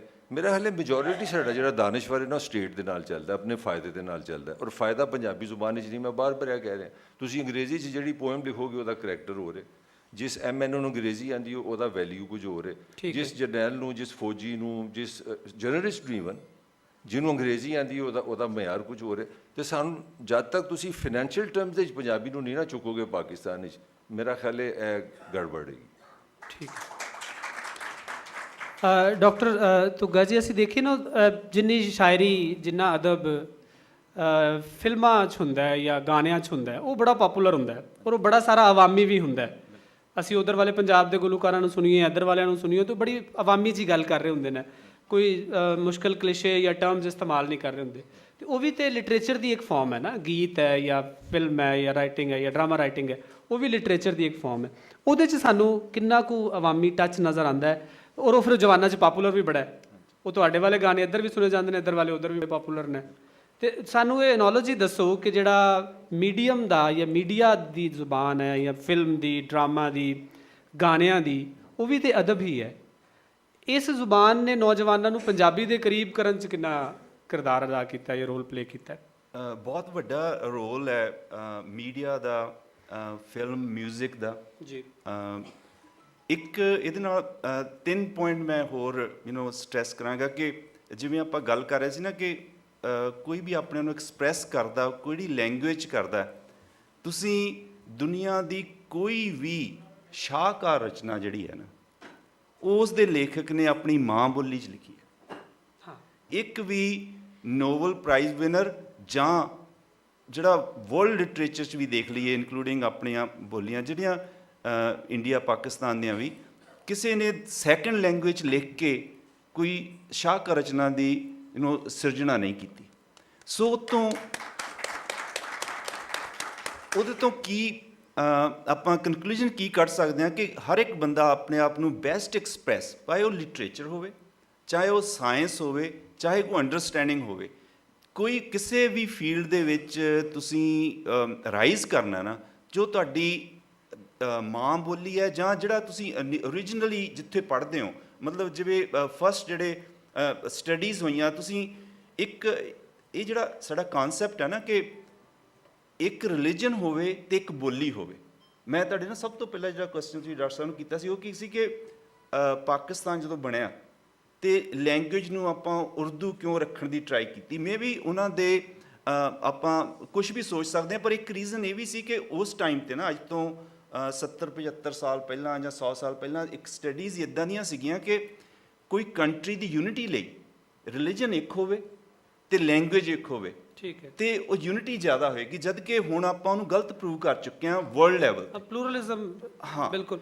ਤੁਸੀਂ ਐਗਜ਼ਾਮਪਲ ਲਓ ਕਿ ਈਵਨ ਅਮਰੀਕਾ ਦੇ ਵਿੱਚ ਜਿਹੜੀਆਂ ਸਟੇਟਸ ਜਿੱਥੇ ਜ਼ਿਆਦਾ ਰਿਲੀਜਨ ਨੇ, ਜ਼ਿਆਦਾ ਲੈਂਗੁਏਜ ਬੋਲੀਆਂ ਜਾਂਦੀਆਂ ਨੇ, ਕੈਲੀਫੋਰਨੀਆ, ਨਿਊਯਾਰਕ, ਉਹ ਅਮਰੀਕਾ ਦੀਆਂ ਰਿਚੈਸਟ ਸਟੇਟਸ ਨੇ।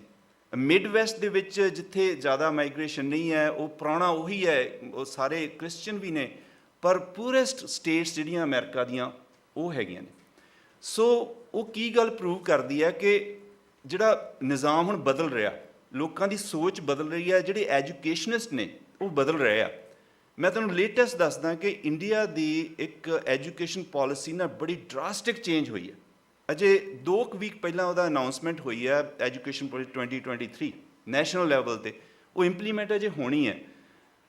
ਉਹਦੇ 'ਚ ਉਹਨਾਂ ਨੇ ਇਹੀ ਕੀਤਾ ਕਿ ਪਹਿਲੇ ਜਿਹੜੇ ਕੁਝ ਸਾਲ ਪ੍ਰਾਇਮਰੀ ਜਿਹੜੀ ਲੈਂਗੁਏਜ ਪ੍ਰਾਇਮਰੀ ਸਟੱਡੀਜ਼ ਨੇ, ਉਹ ਬੱਚੇ ਨੂੰ ਜਿਹੜੀ ਉਹਦੀ ਮਾਂ ਬੋਲੀ ਆ ਜਾਂ ਜਿਹੜੀ ਉਹਦੀ ਲੋਕਲ ਬੋਲੀ ਉਹਦੇ 'ਚ ਪੜ੍ਹਾਇਆ ਜਾਵੇ।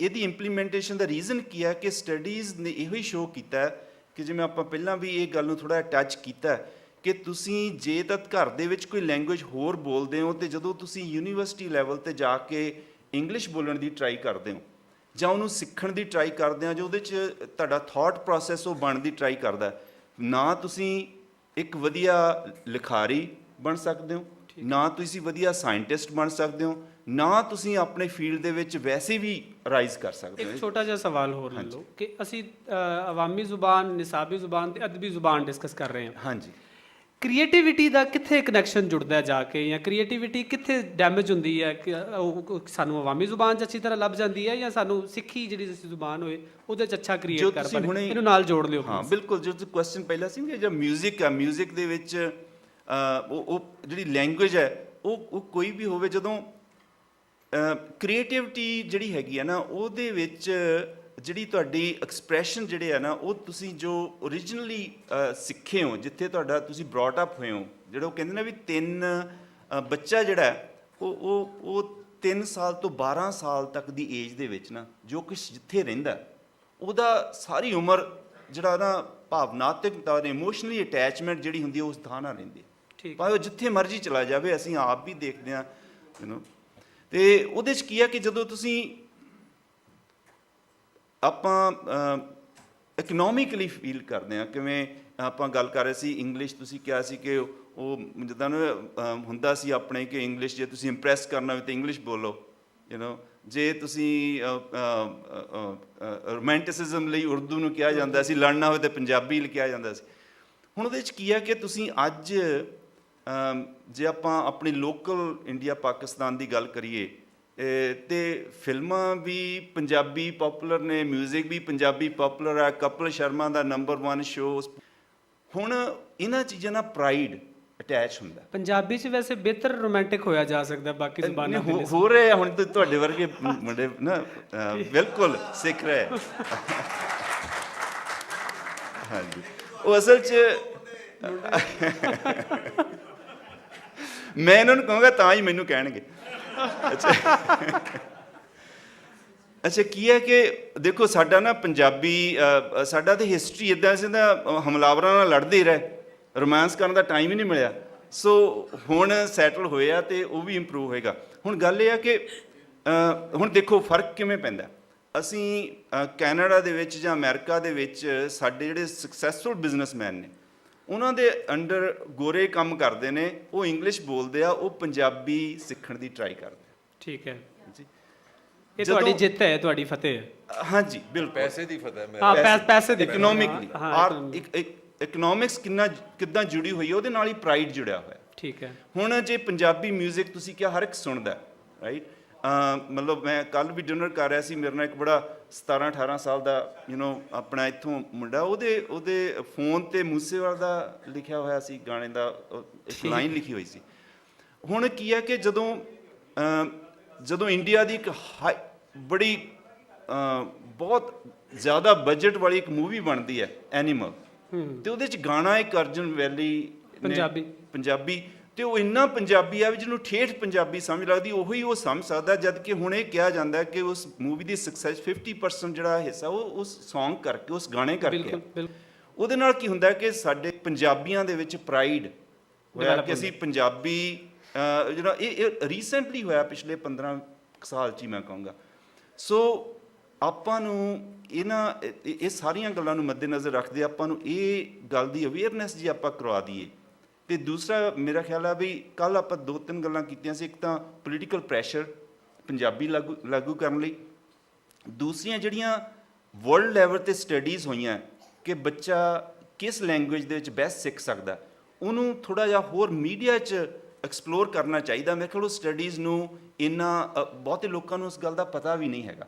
ਸੋ ਆਪਾਂ ਜੇ ਹੋਰ ਨਹੀਂ ਕੁਝ ਤੇ ਇਸ ਆਪਣੀ ਜਿਹੜੀ ਇੰਟਰਨੈਸ਼ਨਲ ਪੰਜਾਬੀ ਕਾਨਫਰੰਸ ਤੋਂ ਇਹੀ ਲਈਏ ਕਿ ਆਪਾਂ ਇੱਕ ਤਾਂ ਪੋਲੀਟੀਕਲ ਪ੍ਰੈਸ਼ਰ ਗਰੁੱਪ ਹੋਣਾ ਚਾਹੀਦਾ ਕਿ ਸਾਨੂੰ ਪੰਜਾਬੀ ਲਾਗੂ ਕਰੋ, ਸਾਨੂੰ ਇਹ ਪੜ੍ਹਾਓ। ਦੂਸਰਾ ਸਟੱਡੀਜ਼ ਨਾਲ ਐਵੀਡੈਂਸ ਦਿਖਾਓ ਕਿ ਅਸੀਂ ਇਹ ਇਮੋਸ਼ਨਲ ਤੌਰ ਤੇ ਨਹੀਂ ਕਹਿ ਰਹੇ ਕਿ ਸਾਡੀ ਬੋਲੀ ਆ ਤੇ ਅਸੀਂ ਝੰਡਾ ਗੱਡ ਦੇਣਾ। ਗੱਲ ਇਹ ਆ ਕਿ ਸਟੱਡੀਜ਼ ਨੇ ਵੀ ਇਹ ਸ਼ੋਅ ਕੀਤਾ ਕਿ ਪਾਕਿਸਤਾਨ ਜਾਂ ਹਿੰਦੁਸਤਾਨ ਦੀ ਜਾਂ ਕਿਸੇ ਹੋਰ ਕੰਟਰੀ ਦੀ ਬਿਹਤਰੀ ਵੀ ਇਸੇ 'ਚ ਆ ਕਿ ਉਹ ਬੱਚਿਆਂ ਨੂੰ ਉਹਨਾਂ ਦੀ ਮਾਂ ਬੋਲੀ 'ਚ ਪੜ੍ਹਾਇਆ ਤੇ ਸਿਖਾਇਆ ਜਾਵੇ। ਬਿਲਕੁਲ। ਮਾਰੀਆ ਜੀ, ਤੁਸੀਂ ਸਾਨੂੰ ਇਹ ਦੱਸੋ, ਕਿਉਂਕਿ ਤੁਸੀਂ ਸੋਸ਼ਲ ਮੀਡੀਆ ਐਕਟਿਵਿਸਟ ਵੀ ਹੋ, ਤੇ ਸੋਸ਼ਲ ਮੀਡੀਆ ਤੇ ਪੰਜਾਬੀ ਨੂੰ ਫੈਲਾਉਣ 'ਚ, ਪੰਜਾਬੀ ਨੂੰ ਵਧਾਉਣ 'ਚ ਸੋਸ਼ਲ ਮੀਡੀਆ ਦਾ ਕਿੰਨਾ ਕਿਰਦਾਰ ਹੈ, ਔਰ ਸਾਡੇ ਸਿਆਣੇ ਸੋਸ਼ਲ ਮੀਡੀਆ ਤੇ ਆ ਕੇ ਪੰਜਾਬੀ 'ਚ ਗੱਲਬਾਤ ਕਿਉਂ ਨਹੀਂ ਕਰਦੇ? ਅਸੀਂ ਦੇਖਦੇ ਹਾਂ ਵੀਲੌਗਰ, ਟਿਕਟੋਕਰ ਮੋਸਟਲੀ ਸਾਡੇ ਨੌਜਵਾਨ ਹੁੰਦੇ ਨੇ, ਉਹਨਾਂ ਨੂੰ ਆਪੇ ਵੀ ਹਲੇ ਬਹੁਤ ਸਾਰਾ ਸਿੱਖਣ ਦੀ ਜ਼ਰੂਰਤ ਹੈ।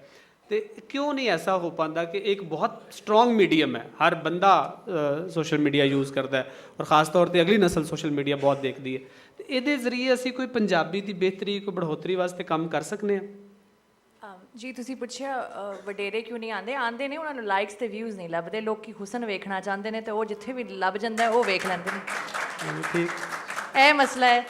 ਦੂਜਾ ਥੋੜ੍ਹਾ ਜਿਹਾ ਮੈਂ ਕਮੈਂਟਸ ਕਰਾਂਗੀ, ਬਿਕੋਜ਼ ਮੈਨੂੰ ਤੁਹਾਡੀਆਂ ਜਿਹੜੇ ਪੈਨਲਿਸਟ ਨੇ ਇਹਨਾਂ ਦੀ ਗੱਲਾਂ ਜਿਹੜੇ ਨੇ ਨਾ, ਉਸ ਤਰ੍ਹਾਂ ਮੈਂ ਵਡੇਰਾ ਤੇ ਨਹੀਂ ਕਹਿਣਾ, ਪਰ ਮੈਂ ਇਹੀ ਕਹਾਂਗੀ ਕਿ ਫੀਲਡ 'ਚ ਵਡੇਰੇ ਨੇ, ਲਿਖਾਰੀ ਨੇ, ਸਾਰਾ ਕੁਝ। ਇਕਨੋਮਿਕ ਪਾਲਿਸੀਜ਼ ਦੀ ਤੁਸੀਂ ਗੱਲ ਕੀਤੀ ਹੈ, ਜਿਹੜੀ ਦੁਨੀਆ ਦੀ ਸਭ ਤੋਂ ਵੱਡੀਆਂ ਇਕਨੋਮਿਕ ਜਿਹੜੇ ਮੁਲਕ ਨੇ ਉਹ ਚਾਈਨਾ ਹੋ ਗਿਆ, ਉਹ ਤੇ ਆਪਣੀ ਬੋਲੀ 'ਚ ਹੀ ਕਰਦਾ ਸਾਰਾ ਕੁਝ, ਤੇ ਉਹਦੇ 'ਚ ਉਹਨਾਂ ਨੂੰ ਤਰੱਕੀ ਲੱਭ ਰਹੀ ਹੈ। ਬੰਗਲਾਦੇਸ਼ ਵੀ ਸਾਡੇ ਤੋਂ ਵੱਖ ਹੋ ਕੇ ਆਪਣੀ ਬੋਲੀ 'ਚ ਪ੍ਰਚਾਰ ਕਰ ਰਿਹਾ, ਤੇ ਯੂਨੈਸਕੋ ਨੇ ਉਹਦੇ ਬਾਅਦ ਹੀ ਕਿਹਾ ਸੀ ਕਿ ਇਹ ਬੁਨਿਆਦੀ ਹੱਕ ਹੈ ਜੀ ਹਰ ਜੀ ਦਾ ਕਿ ਉਹ ਆਪਣੀ ਬਾਲ ਵੇਲੇ ਆਪਣੀ ਮਾਂ ਬੋਲੀ 'ਚ ਕਰੇ, ਤੇ ਉਹ ਕਿੱਥੇ ਨੇ ਤੇ ਅਸੀਂ ਕਿੱਥੇ ਨੇ? ਇਹ ਹੁਣ ਮਾਂ ਬੋਲੀ 'ਚ ਗੱਲ ਕਰਨ ਦੀ ਜਾਂ ਪੜ੍ਹਾਉਣ ਦੀ ਜਿਹੜੀ UNO ਦੀ ਕੈਂਪੇਨ ਹੈ, ਉਹਦੀ ਰੈਜ਼ੋਲੂਸ਼ਨ ਪਹਿਲੀ ਦਫਾ ਬੰਗਲਾਦੇਸ਼ ਨੇ ਹੀ ਪੇਸ਼ ਬਿਲਕੁਲ ਉਹੀ ਤੇ ਮੈਂ ਗੱਲ ਕਰੀ, ਉਹ ਕਿੱਥੇ ਨੇ ਇਕਨੋਮਿਕ ਵਾਈਜ਼? ਉਹਨਾਂ ਦੇ ਜਿਹੜਾ ਉਹ ਹੈ ਪੈਸੇ ਦੀ ਵੈਲਿਊ, ਅਸੀਂ ਪਹਿਲੇ ਕਹਿੰਦੇ ਸੀ, ਹੁਣ ਰੁਪਇਆ ਕਿੱਥੇ ਹੈ?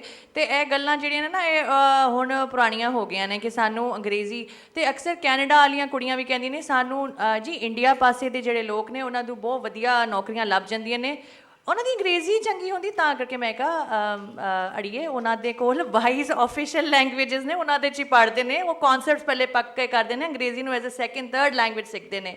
ਤੇ ਸਾਡੀ ਜਿਹੜੀ ਨਸਲ ਹੈ ਨਾ, ਉਹ ਪੋਲੀਗਲੋਟਸ ਦੀ ਹੈ। ਪੋਲੀਗਲੋਟਸ ਮਤਲਬ ਹੁੰਦਾ ਜਿਹੜੀ ਬਹੁਤ ਸਾਰੀਆਂ ਬੋਲੀਆਂ ਬੋਲਣਾ ਸਾਡੇ ਵਾਸਤੇ ਕੋਈ ਵੱਡੀ ਗੱਲ ਨਹੀਂ ਹੈ। ਮਹਾਰਾਜਾ ਰਣਜੀਤ ਸਿੰਘ ਹੋ ਗਿਆ ਜਾਂ ਹਰੀ ਸਿੰਘ ਨਲਵਾ ਹੋ ਗਿਆ, ਫਾਰਸੀ ਵੀ ਆਉਂਦੀ ਸੀ ਉਹਨਾਂ ਨੂੰ, ਸ਼ਾਹਮੁਖੀ ਵੀ ਲਿਖਦੇ ਸੀ, ਗੁਰਮੁਖੀ ਵੀ ਲਿਖਦੇ ਸੀ, ਫ੍ਰੈਂਚ ਵੀ ਆਉਂਦੀ ਸੀ, ਅੰਗਰੇਜ਼ੀ ਵੀ ਆਉਂਦੀ ਸੀ, ਕੋਈ ਰੌਲਾ ਨਹੀਂ ਸੀ। ਹੁਣ ਕੀ ਹੋ ਗਿਆ ਸਾਨੂੰ, ਜਦੋਂ ਸਾਡੇ ਕੋਲ ਬਿਲਕੁਲ ਕਹਿੰਦੇ ਨੇ ਨਾ, ਇਹ ਇੱਥੇ ਪਿਆ ਹੁੰਦਾ ਸਾਡਾ ਮੋਬਾਈਲ ਫੋਨ, ਤੇ ਅਸੀਂ ਕੁਝ ਵੀ ਕਰ ਸਕਦੇ ਨੇ। ਤੁਸੀਂ ਗੱਲ ਕੀਤੀ ਸੀ, ਜਿਹੜਾ ਤੁਹਾਡੇ ਸਵਾਲ ਵੱਲ ਮੈਂ ਆਵਾਂਗੀ, ਕਿ ਉਹਦੇ ਵਾਸਤੇ ਸਾਡੇ ਜਿਹੜੇ ਜਵਾਨ ਨੇ ਜਾਂ ਨਿਆਣੇ ਨੇ, ਕਹਿ ਲਓ ਨਿਆਣੇ ਵੀ ਹੁੰਦੇ ਨੇ ਸੋਸ਼ਲ ਮੀਡੀਆ 'ਤੇ, ਉਹਨਾਂ ਦੀ ਤੁਸੀਂ ਗਾਈਡੈਂਸ ਕਰ ਲਓ ਵਡੇਰੇ। ਦੂਜਾ ਇੱਕ ਜਿਹੜੀ ਸਾਡੀ ਇੱਕ ਨਸਲ ਹੈ, ਮੈਂ ਚੜ੍ਹਦੇ ਪੰਜਾਬ ਦੀ ਗੱਲ ਨਹੀਂ ਕਰਾਂਗੀ, ਬਿਕੋਜ਼ ਮੇਰੇ ਜਿਹੜੇ ਲਾਈਵ ਨੂੰ ਵੇਖਣ ਵਾਲੇ ਅਕਸਰ ਚੜ੍ਹਦੇ ਪੰਜਾਬ ਦੇ ਹੀ ਹੁੰਦੇ ਨੇ। ਉਂਝ ਉਹ ਡਰਾਈ ਵੀ ਲੱਗਦਾ ਲੋਕਾਂ ਨੂੰ, ਤੱਤਾ ਵੀ ਬਹੁਤ ਹੋ ਜਾਂਦਾ, ਮੈਂ ਲੜਾਕੀ ਬਹੁਤ ਆ।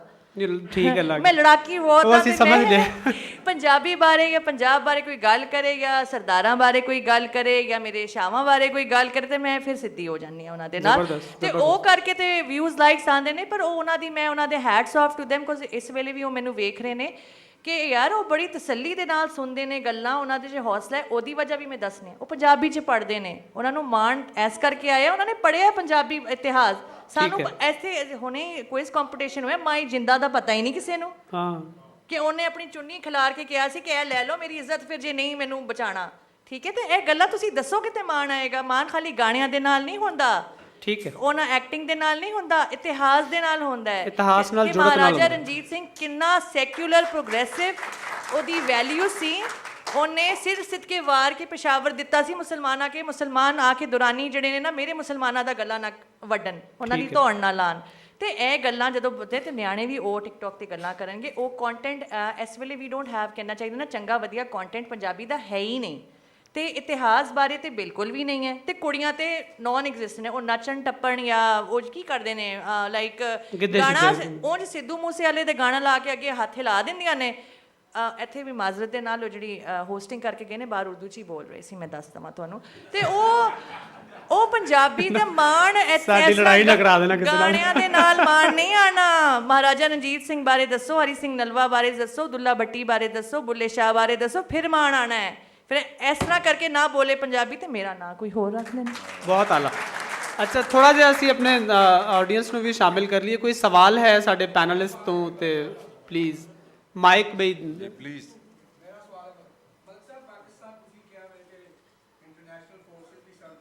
ਮਾਈਕ ਦਿਓ ਜੀ। ਜੀ ਜੀ।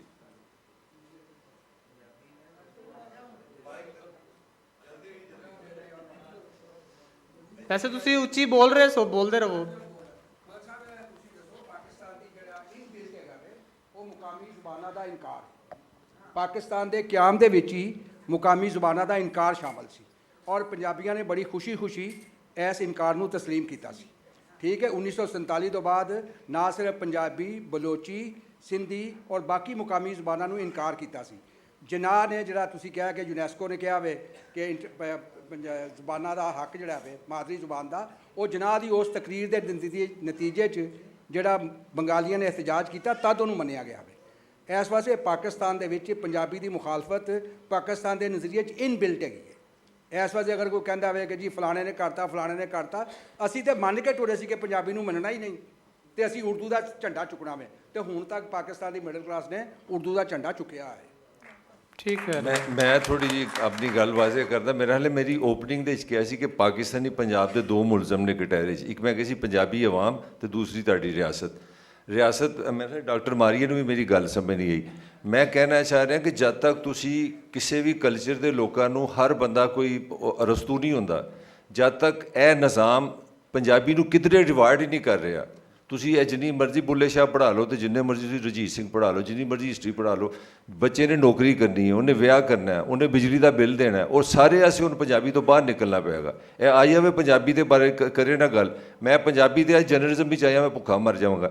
ਮੇਰਾ ਆਰਗੂਮੈਂਟ ਐਂਟੀ ਪੰਜਾਬੀ ਨਹੀਂ ਹੈ। ਮੇਰਾ ਆਰਗੂਮੈਂਟ ਹੈ ਕਿ ਅਗਰ ਪੰਜਾਬੀਆਂ ਨੇ ਪੰਜਾਬੀ ਪਾਕਿਸਤਾਨ ਬਚਾਉਣੀ ਹੈ ਤੇ ਐਸੀ ਲਾਅ ਮੇਕਿੰਗ ਕਰਨ, ਆਪਣੀ ਹਕੂਮਤ ਨੂੰ ਆਪਣਾ ਹਿੱਸਾ ਲੈਣ। ਜੇ ਤੁਸੀਂ ਪੰਜਾਬੀ ਦੇ ਨਾਲ ਫੌਜ 'ਚ ਨਹੀਂ ਜਾ ਸਕਦੇ, ਡਾਕਟਰ ਨਹੀਂ ਬਣ ਸਕਦੇ, ਟੀਚਰ ਨਹੀਂ ਬਣ ਸਕਦੇ, ਕਮਾ ਨਹੀਂ ਸਕਦੇ, ਅੱਛਾ ਬਿਜ਼ਨਸ ਨਹੀਂ ਕਰ ਸਕਦੇ, ਇੰਟਰਨੈਸ਼ਨਲ ਕਮਿਊਨੀਕੇਸ਼ਨ ਨਹੀਂ ਕਰ ਸਕਦੇ, ਤੇ ਤੁਸੀਂ ਜਿੰਨੀ ਮਰਜ਼ੀ ਇੱਥੇ ਲੈਕਚਰ ਕਰ ਲਓ, ਜਿੰਨੀ ਮਰਜ਼ੀ ਦਲੇਰੀਆਂ ਲੈ ਆਵੋ, ਰਿਵਾਰਡ ਨਹੀਂ ਮਿਲੇਗਾ। ਗੱਲਾਂ ਦੇ ਨਾਲ ਨਹੀਂ, ਦੁਨੀਆ ਪਿੱਤਲ ਦੀ ਹੈ। ਅਲਟੀਮੇਟਲੀ ਇਨਸਾਨ ਨੇ ਪਹਿਲੇ ਸਰਵਾਈਵ ਕਰਨਾ ਤੇ ਸਰਵਾਈਵਲ ਵਾਸਤੇ ਜ਼ਰੂਰੀ ਹੈ ਕਿ ਪੰਜਾਬੀ ਜ਼ੁਬਾਨ ਨੂੰ ਜੋੜੋ ਤੁਸੀਂ ਇਕਨੋਮੀ ਦੇ ਨਾਲ। ਜਿਹੜੀ ਮੈਂ ਸਰਦਾਰਾਂ ਦੀ ਗੱਲ ਕੀਤੀ ਸੀ, ਮੈਂ ਕਿਹਾ ਦੁਨੀਆ ਪਿੱਤਲ ਦੀ, ਜਦੋਂ ਕੋਈ ਪੈਸਾ ਆਉਂਦਾ ਉਹਦੀ ਜ਼ੁਬਾਨ ਵੀ ਆ ਜਾਂਦੀ। ਮੇਰਾ ਆਰਗੂਮੈਂਟ ਐਂਟੀ ਪੰਜਾਬੀ ਨਹੀਂ ਹੈ। ਮੈਂ ਕਹਿਣਾ ਚਾਹ ਰਿਹਾ ਕਿ ਇਹ ਨਿਜ਼ਾਮ ਪੰਜਾਬੀ ਜ਼ੁਬਾਨ ਨੂੰ ਜਿੱਤਣੀ ਅੱਗੇ ਸਾਹ ਨਹੀਂ ਲੈਣ ਦੇ ਰਿਹਾ। ਐਗਜ਼ੈਕਟਲੀ ਤੁਹਾਡੇ ਵਾਲਾ ਆਰਗੂਮੈਂਟ ਹੈ ਜੀ। ਪਲੀਜ਼ ਇਹਨਾਂ ਦੇ ਆਨਸਰ ਦੇ ਵਿੱਚ ਮੈਂ ਇੱਕ ਐਡ ਕਰਦਾ ਬੜੇ ਕੁਇਕਲੀ। ਆਈ ਐਗਰੀ ਜੋ ਇਹਨਾਂ ਨੇ ਕਿਹਾ, ਕਿਉਂਕਿ ਨਾ ਜਦੋਂ ਆਪਾਂ ਆਪਣੀ ਮਾਂ ਬੋਲੀ ਆਪਾਂ ਸਿੱਖਦੇ ਵੀ ਆ ਜੋ ਇਨੀਸ਼ੀਅਲ, ਪਰ ਸਾਨੂੰ ਬਾਕੀ ਲੈਂਗੁਏਜ ਸਿੱਖਣ ਦੀ ਲੋੜ ਹੈ। ਮੈਂ ਇੱਕ ਐਗਜ਼ਾਮਪਲ ਦਿੰਦਾ ਕਿ ਮੈਡੀਕਲ ਲੈਂਗੁਏਜ ਜਿਹੜੀ ਹੈ, ਐਜੂਕੇਸ਼ਨ ਇੰਡੀਆ ਦੇ ਵਿੱਚ ਇੰਗਲਿਸ਼ 'ਚ ਹੈ। ਮੈਂ ਜਦੋਂ MBBS ਕਰ ਰਿਹਾ ਸੀ ਪੰਜਾਬ ਇੰਡੀਆ ਤੋਂ, ਮੈਂ ਇੰਗਲਿਸ਼ 'ਚ ਪੜ੍ਹਿਆ। ਚਾਈਨਾ ਦੇ ਵਿੱਚ ਮੈਡੀਕਲ ਐਜੂਕੇਸ਼ਨ ਜਿਹੜੀ ਹੈ ਉਹ ਚਾਈਨੀਜ਼ 'ਚ ਪੜ੍ਹਾਈ ਜਾਂਦੀ ਹੈ, ਰਸ਼ੀਆ ਦੇ ਵਿੱਚ ਰਸ਼ੀਅਨ 'ਚ ਪੜ੍ਹਾਈ ਜਾਂਦੀ ਹੈ, ਅਮਰੀਕਾ ਦੇ ਵਿੱਚ ਹਰ ਚੌਥਾ ਡਾਕਟਰ ਇੰਡੀਅਨ ਹੈ, ਤੁਹਾਨੂੰ ਚਾਈਨੀਜ਼ ਤੇ ਰਸ਼ੀਅਨ ਡਾਕਟਰ ਨਹੀਂ ਲੱਭਦੇ। ਠੀਕ, ਅਗਲਾ ਸਵਾਲ ਬਸ ਇੱਕ ਦੋ ਸਵਾਲ ਅਸੀਂ ਮਜ਼ੀਦ ਲਵਾਂਗੇ। ਮੇਰਾ ਸਵਾਲ ਇਹ ਸੀ ਕਿ ਤੁਸੀਂ ਕਹਿ ਸੋ ਕਿ ਇਕਨੋਮਿਕਸ ਦੇ ਨਾਲ ਜੋੜ ਦਿੱਤਾ ਜਾਵੇ ਤੇ ਪੰਜਾਬੀ ਦੇ ਨਾਲ ਕੋਈ ਇਕਨੋਮਿਕਸ ਜੁੜੀ ਨਹੀਂ ਹੋਈ। ਡਾਕਟਰ ਮਾਰੀਆ ਕਹਿ ਰਹੇ ਸਨ ਕਿ ਬੇਸਿਕਲੀ ਜਦੋਂ ਅਸੀਂ ਬੇਸਿਕ ਸਟਾਰਟ ਕਰਾਂਗਾ ਆਪਣੀ ਫਸਟ ਲੈਂਗੁਏਜ ਤੋਂ ਤੇ ਇਕਨੋਮਿਕਸ ਦੇ ਨਾਲ ਆਪੇ ਹੀ ਜੁੜ ਜਾਵਾਂਗੇ। ਠੀਕ ਹੈ, ਉਹਦੀ ਐਗਜ਼ਾਮਪਲ ਮੈਂ ਦੇਵਾਂਗਾ ਸਿੰਧ ਦੇ ਅੰਦਰ ਕੋਈ ਅਸੀਂ ਇਕਨੋਮਿਕਸ ਦੇ ਨਾਲ ਜੁੜੇ ਨਹੀਂ ਹੋਏ। ਅਸੀਂ ਆਪਣੀ ਅਜਰਕ ਦੇ ਨਾਲ ਜੁੜੇ ਹੋਏ ਹਾਂ, ਅਸੀਂ ਆਪਣੀ ਲਿਪੀ ਤੇ ਲੈਂਗੁਏਜ ਦੇ ਨਾਲ ਜੁੜੇ ਹੋਏ ਹਾਂ, ਆਪਣੇ ਸਕਾਫਤ ਦੇ ਨਾਲ ਜੁੜੇ ਹੋਏ ਹਾਂ। ਤਾਂ ਉਸ ਜੁੜਨ ਦਾ ਵਾਸਤਾ ਫਿਰ ਇਕਨੋਮਿਕ ਅੱਗੇ ਆ ਕੇ ਤੁਹਾਡਾ ਤੁਹਾਡੀ ਉਂਗਲੀ ਫੜਦੀ ਹੈ। ਪਹਿਲੇ ਇਕਨੋਮਿਕ ਵਿਖਾ ਕੇ ਤੁਸੀਂ ਲੈਂਗੁਏਜ ਨਾਲ ਨਹੀਂ ਫੜ ਸਕਦੇ। ਤੇ ਪਹਿਲਾਂ ਲੈਂਗੁਏਜ ਹੈ ਤੇ ਫਿਰ ਅੱਗੇ ਜਾ ਕੇ ਚੀਜ਼ਾਂ ਵਧਣਗੀਆਂ। ਕੱਲ ਇੱਕ ਮੇਲਾ ਸੀ ਅਯਾਜ਼ ਮੇਲੋ ਸਿੰਧ ਦੇ ਵਿੱਚ हैदराबाद में। शेख अयाज शायर ने सिंध ਦੇ ਵੱਡੇ ਤੇ ਉੱਥੇ ਬਿਲਾਵਲ ਭੁੱਟੋ ਨੇ ਉੱਥੇ ਇਫਤਤਾਹ ਕੀਤਾ ਸੀ ਅਯਾਜ਼ ਮੇਲੇ ਦਾ। ਤੇ ਪਹਿਲਾ ਜੋ ਉੱਥੇ ਕਲਾਮ ਚਲਾਇਆ ਗਿਆ ਹੈ ਉਹ ਪੰਜਾਬੀ ਕਲਾਮ ਸੀ। ਠੀਕ ਹੈ, ਮਾਏ ਨੀ ਮੈਂ ਕਹਿਨੂੰ ਆਖਾਂ ਦਰਦ ਵਿਛੋੜੇ ਦਾ ਹਾਲ ਨਹੀਂ। ਤੇ ਉੱਥੇ ਉਹ ਕਲਾਮ ਸੁਣ ਕੇ ਉਹ ਰੋ ਰਿਹਾ ਸੀ। ਤੇ ਉਹ ਹੀ ਸਮਝ ਸਕਦਾ ਹੈ ਕਿ ਆਪਣੀ ਬੋਲੀ ਦੀ ਮੁਹੱਬਤ ਕੀ ਹੁੰਦੀ ਹੈ, ਅੰਦਰ ਉਹਦਾ ਰਸ ਤੇ ਚਸਕੀ ਹੁੰਦਾ ਹੈ। ਬਹੁਤ ਸ਼ੁਕਰੀਆ। ਇਹ ਜੁੜਤ ਤੋਂ ਮੇਰੇ ਜ਼ਿਹਨ 'ਚ ਵੀ ਇੱਕ ਗੱਲ ਆ ਰਹੀ ਕਿ ਅਸੀਂ ਇੱਥੇ ਆਪਣੇ ਬੱਚਿਆਂ ਨੂੰ ਨਾ ਗਾਲਬ, ਮੀਰ, ਫਰਾਜ਼, ਫਿਰਾਕ ਉਰਦੂ 'ਚ ਪੜ੍ਹਾ ਛੜਿਆ। 12 ਸਾਲ ਅਸੀਂ ਉਹਨਾਂ ਨੂੰ ਰਟਵਾ ਦਿੱਤਾ। ਉਹਨਾਂ ਨੂੰ ਉਰਦੂ ਨਹੀਂ ਆਈ। ਮੇਰਾ ਨਹੀਂ ਖਿਆਲ ਪੰਜਾਬ ਦੇ ਕਿਸੇ ਬੱਚੇ, ਹਾਂ ਉਹਨਾਂ ਨੂੰ ਉਰਦੂ ਫੇਰ ਨਹੀਂ ਆਈ, ਕਦੇ ਨਹੀਂ ਆਏ ਉਰਦੂ ਚ। ਔਰ ਮੇਰਾ ਨਹੀਂ ਖਿਆਲ ਪੰਜਾਬ ਦੇ ਕਿਸੇ ਬੱਚੇ ਨੇ ਨਿਸਾਬ 'ਚ ਗਾਲਬ ਤੋਂ ਬਾਅਦ ਕਦੀ ਗਾਲਬ ਨੂੰ ਪੜ੍ਹਿਆ ਵੀ ਹੋਏ। ਤੇ ਜੁੜਤ ਜ਼ਰੂਰੀ ਹੈ ਨਿਸਾਬ ਨਾਲ ਤਾਂ ਕਿ ਚੀਜ਼ਾਂ ਸਮਝ ਆਉਣ ਬੱਚਿਆਂ ਨੂੰ। ਆਖਰੀ ਸਵਾਲ ਪਲੀਜ਼, ਅਸੀਂ ਅਗਲੇ ਸੈਸ਼ਨ ਵੱਲ ਵੀ ਜਾਣਾ ਹੈ। ਜੀ ਜੀ ਸਰਦਾਰ ਜੀ। ਜੀ ਡਾਕਟਰ ਸਾਹਿਬ ਮਲਕ ਸਾਹਿਬ, ਇੱਕ ਸਵਾਲ ਹੈ ਕਿ ਜੋ ਬੋਲੀ ਹੁੰਦੀ ਹੈ ਉਹ ਪੰਜਾਬੀ ਹੋਵੇ, ਸਿੰਧੀ ਹੋਵੇ, ਉਰਦੂ ਹੋਵੇ, ਪਸ਼ਤੋ ਹੋਵੇ, ਉਹ ਮਾਦਰੀ ਜ਼ਬਾਨ ਹੁੰਦੀ ਹੈ, ਉਹ ਸਾਰਿਆਂ ਲਈ ਕਾਬਿਲ ਇਹਤਰਾਮ ਹੁੰਦੀ ਹੈ। ਤੇ ਦੂਜੀ ਜਿਹੜੀ ਧਰਤੀ ਹੁੰਦੀ ਹੈ ਉਹ ਸਾਰਿਆਂ ਲਈ ਸਾਂਝੀ ਹੁੰਦੀ ਹੈ, ਸਾਰਿਆਂ ਲਈ ਮਾਂ ਹੁੰਦੀ ਹੈ। ਜਿਵੇਂ ਪਾਰਟੀਸ਼ਨ 'ਤੇ ਅਸੀਂ ਵੇਖਦੇ ਹਾਂ, ਇੰਡੀਆ ਤੋਂ ਜਿਹੜੇ ਆਏ ਸਨ ਸਾਡੇ ਵੱਲ, ਇੱਥੇ ਆਏ ਲਾਹੌਰ, ਉਹਨਾਂ ਨੂੰ ਕਹਿ ਦਿੱਤਾ ਕਿ ਪਾਕਿਸਤਾਨ ਅੱਗੇ ਹੈ, ਉਹ ਕਰਾਚੀ ਤੱਕ ਆ ਗਏ। ਹੁਣ ਸਮੁੰਦਰ ਹੈ ਕਰਾਚੀ, ਅੱਗੇ ਤੇ ਕੁਝ ਵੀ ਨਹੀਂ ਸੀ, ਅੱਗੇ ਸਮੁੰਦਰ ਸੀ। ਪਰ ਉਹ ਜਿਹੜੇ ਉੱਥੇ ਆ ਗਏ ਉਹ ਵੀ ਸਿੰਧੀ ਸਿੱਖ ਗਏ ਨੇ, ਸਿੰਧ ਵਿੱਚ ਰਹਿੰਦੇ ਨੇ, ਸਿੰਧੀ ਮਿੱਟੀ ਦੇ ਵਿੱਚ ਰਹਿੰਦੇ ਨੇ, ਉਹ ਸਿੰਧੀ ਬੋਲਦੇ ਨੇ, ਉਹ ਸਿੰਧੀ ਅਜਰਕ ਪਹਿਨਦੇ ਨੇ, ਸਿੰਧੀ ਟੋਪੀ ਪਹਿਨਦੇ ਨੇ। ਤੇ ਦੂਜਾ ਰਿਆਸਤ ਦੀ ਤੁਸੀਂ ਗੱਲ ਕਰ ਰਹੇ ਹੋ, ਸਵਾਲ ਇਹ ਰਿਆਸਤ ਹੈ। ਭਾਈਜਾਨ ਕਮੈਂਟ ਨਾ ਕਰੋ, ਸਵਾਲ ਕਰੋ। ਔਰ ਸਵਾਲ ਕਿੰਨਾ ਕਦੀ ਇਮਤਿਹਾਨ 'ਚ ਵੇਖਿਆ 2 ਲਾਈਨਾਂ 'ਚ ਸਵਾਲ ਹੁੰਦਾ? ਇੱਕ ਮਿੰਟ, ਤੁਸੀਂ ਕਿਹਾ ਰਿਆਸਤ, ਸਿੰਧੀ ਵੀ ਇਹ ਕਹਿ ਰਿਹਾ ਹੈ ਕਿ ਰਿਆਸਤ ਇਹ ਹੈ, ਪੰਜਾਬੀ ਵੀ ਇਹ ਕਹਿ ਰਿਹਾ ਹੈ, ਬਲੋਚੀ ਵੀ ਇਹ ਕਹਿ ਰਿਹਾ ਹੈ, ਤੇ ਪਠਾਨ ਵੀ ਇਹ ਕਹਿ ਰਿਹਾ ਹੈ। ਕੀ ਅਸੀਂ, ਤੁਹਾਡੇ ਨਾਲ ਸਵਾਲ ਵੀ ਹੈ ਤੇ ਇੱਕ ਸਜੈਸ਼ਨ ਵੀ ਹੈ, ਕਿ ਅਸੀਂ ਇੱਕ ਨੈਸ਼ਨਲ ਫੋਰਮ ਨਹੀਂ ਬਣਾ ਸਕਦੇ ਆਪਣੇ ਮਾਮਲਾਤ ਇਕੱਠੇ ਕਰਕੇ ਰਿਆਸਤ ਨੂੰ ਦੱਸੀਏ ਕਿ ਅਸੀਂ ਇਹ ਚੀਜ਼ਾਂ, ਸਾਡੀ ਇਹ ਨੈਸ਼ਨੈਲਿਟੀ ਹੈ, ਸਾਡੀ ਇਹ ਆਇਡੈਂਟੀ ਹੈ, ਇਹ ਬਹਾਲ ਕਰੋ? ਤੁਸੀਂ ਠੀਕ ਹੈ, ਸਵਾਲ ਤੁਹਾਡਾ ਆ ਗਿਆ ਜੀ ਮਲਕ ਸਾਹਿਬ। ਮੇਰੀ ਸਿੰਪਲ ਗੁਜ਼ਾਰਿਸ਼ ਹੈ ਵੇ, ਮੇਰੇ ਹਾਲੇ ਮੈਂ ਗੱਲ ਕਮਿਊਨੀਕੇਟ ਨਹੀਂ ਕਰ ਪਾਇਆ। ਮੈਂ ਕਹਿ ਰਿਹਾ ਕਿ ਸਾਡੀ ਜ਼ਿੰਮੇਵਾਰੀ, ਤੁਹਾਡੀ ਗੱਲ ਨੂੰ ਮੈਂ ਆਸਾਨ ਜ਼ੁਬਾਨ 'ਚ ਕਰਦਾ, ਕਿ ਸਾਨੂੰ ਆਪਣੇ ਹੁਕਮਰਾਨਾਂ ਕੋਲ ਐਸੀ ਲਾਅ ਮੇਕਿੰਗ ਕਰਾਉਣੀ ਚਾਹੀਦੀ ਹੈ ਜਿਹਦੇ ਨਾਲ ਪੰਜਾਬੀ ਜ਼ੁਬਾਨ ਜਿਹੜੀ ਹੈ ਉਹਨੂੰ ਉਹਦੀ ਹਸੀਅਤ ਮਿਲੇ। ਜਿਸ ਲਈ ਉਹਦੀ ਹਸੀਅਤ ਮਿਲੇਗੀ, ਤੁਹਾਡਾ ਸਰਵਾਈਵਲ ਉਹਦੇ ਨਾਲ ਜੁੜੇਗਾ, ਤੁਹਾਡੀ ਜ਼ੁਬਾਨ ਦੇ 'ਚ ਜਾਨ ਆ ਜਾਏਗੀ, ਜ਼ਿੰਦਗੀ ਆ ਜਾਏਗੀ। ਮੈਂ ਇਸ ਗੱਲੋਂ ਬੜਾ ਦਲੇਰੀ ਨਾਲ ਪੰਜਾਬੀ ਬੋਲ ਰਿਹਾ, ਬੜੀ ਹੰਬਲੀ ਸਹੀ, ਕਿ ਮੈਂ ਥੋੜ੍ਹੀ ਬਹੁਤੀ ਛੋਟੀ ਮੋਟੀ ਅੰਗਰੇਜ਼ੀ ਬੋਲ ਸਕਦਾ। ਮੈਨੂੰ ਪਤਾ ਲੱਗ ਗਿਆ ਅੰਗਰੇਜ਼ੀ ਬੋਲ ਕੇ ਕੱਖ ਨਹੀਂ ਬਦਲਿਆ। ਮੈਂ ਅਮਰੀਕਾ ਤੋਂ ਪੜ੍ਹਿਆ ਹਾਂ, ਕੁਝ ਨਹੀਂ ਫਰਕ ਪਿਆ। ਮਗਰ ਜਿਹੜਾ ਨਹੀਂ ਨਾ ਗਿਆ ਉਹ ਐਵੇਂ ਝਾਕੇ 'ਚ ਆ ਕਿ ਪਤਾ ਨਹੀਂ ਅੰਗਰੇਜ਼ੀ ਸਿੱਖ ਲੈਂਦਾ ਤਾਂ ਕੀ ਹੁੰਦਾ।